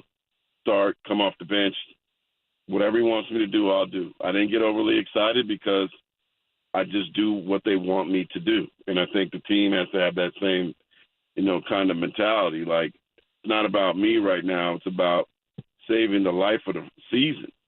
And I think at this point, like when you're Kerr, those are the guys you got to ride with. Not the guy pouting on the bench, but the guy that says, Coach, what do you want me to do? How can I help the team? And that's going to be the situation tomorrow. So, I wouldn't be surprised if, Poole doesn't play as much. I wouldn't be surprised if Peyton plays more. But, obviously Clay's struggling, and Steph desperately needs some help. And if he doesn't get it, there might be a lot of slow singing and flower bringing after the game tomorrow night. Slow singing and flower bringing. I like that. Wow. That's outstanding. That is outstanding. Wow. You're already ready for man, the I funeral? like it. Oh, Man. okay. By the way, you're staying busy. I mean, Hall of Fames, commencement speeches. That's awesome, man. Good for you. That's cool. Shout out to Langston University, man. It was certainly an amazing experience last Saturday. I got to do the commencement speech there. And also they gave me a doctorate. I'm not saying y'all got to call me Dr. Spears. Wow. I have a doctorate. I wish I Dr. know that. H.O.F.? They You call got more me titles. Dr. There you go. Spears. That's awesome, man. Doctor. Yeah, man. Yeah. So I don't know what to do with that. You know what I'm saying? But I'll figure it out. Put it to the pretty front cool. of your name. Yeah. You're Dr. Mark Spears. That's Dr. Right. J, Dr. Spears, man. That's Right. cool. I like it. Yeah. I know they call Shaq got an honorary doctorate. They call him Dr. O'Neal. So I'm just I don't know if that's the right analogy, but I'm just trying to figure out. I put it on my social media post as Dr. Mark Spears for about 12 hours, and just I don't know, man. Some doctors that I really know that really went to med school kind of got a little their egos were a little mad about it. So like I said, I'm trying to figure out the right protocol, how to go forward with it. Well, you don't have to be an MD. You don't have to be a medical doctor. There are a lot of other doctors out there. Yeah, Dr. Pepper. Yeah. Dr. Pepper. Wow. Exactly. Drop that on Popovich at Hall of Fame induction day. Man. Is Pop a doctor? Drop that on Pop when you make your speech. That's right. I'll be like, Pop, are you a doctor? No. Be like, Steph and LeBron, did I make the Hall of Fame before you? Yeah. I got a little swag now. I got a little things I can brag about. I like it, man. I'd be reminding people all the time, that's doctor. That's doctor. That's good. That's really good. Yeah. All right, man. Hey, when I'm on the plane, if they say, is there a doctor on the plane? Can I push the button above my head? No, that's more when you're in the Southwest Airlines cattle call and they want to put you in the C group. Yeah, I'm a then doctor. Drop the doctor. Yeah. I'm a doctor. Yeah. Then they ask you to do something, and then it's like, well. Anyway, that's great. I mean, you asked for a doctor. You didn't say medical doctor. You didn't say I was going to save the pilot's life, That's you get in the exit row that way. You'll be in the exit row There you go. You're the best, man. All right, we'll talk to you soon. Hopefully we're not talking off season. Talk to you. No. Yeah, no. See you Sunday. Greg called it. I'm going to L.A. on Friday. Yeah, I think so. See you Sunday, Spears. See you Sunday. It's going to be a game 7 on Mother's Day. Hey, if you're right, I'm going to call you Dr. Pop. Dr. Papa. Thanks, Mark. Dr. Pepper, Thanks, I'd Doctor. rather have that, actually. Appreciate it. Dr. Hoff. Later. Dr. Hoff. There you are. That is Dr. Mark Spears. Who's the guy that ran the Bunny Ranch in Nevada, John? Dennis Hoff. Not that I would know that off the top of my head. No, that wasn't. That was D.E. Hoff, not D.R. Hoff. Exactly. That's different. But Mark Spears is Dr. Hoff. Man, if somebody gave me a doctorate, man, I'd make cards right away. I'd make everybody call me doctor. That's doctor to you. That's it. I mean, how many advantages do you get? Like you said, couldn't you automatically, even if you had like C52 on Southwest? I mean, doctors don't go on Southwest. Mark Davis does. But I mean, when you say the NBA official or the owner of the Raiders? No, he's a Southwest guy. I know he doesn't still have that 1985 van. I think he turned it in for a Mini Cooper. I think he has a Mini Cooper. He's really stepped it up. So, anyway, a doctor. Have you ever gotten a free doctorate? No. You ever had one of those? I don't think that'll ever happen. Do you ever do commencement speeches? I have not. Oh, that's shocking to me.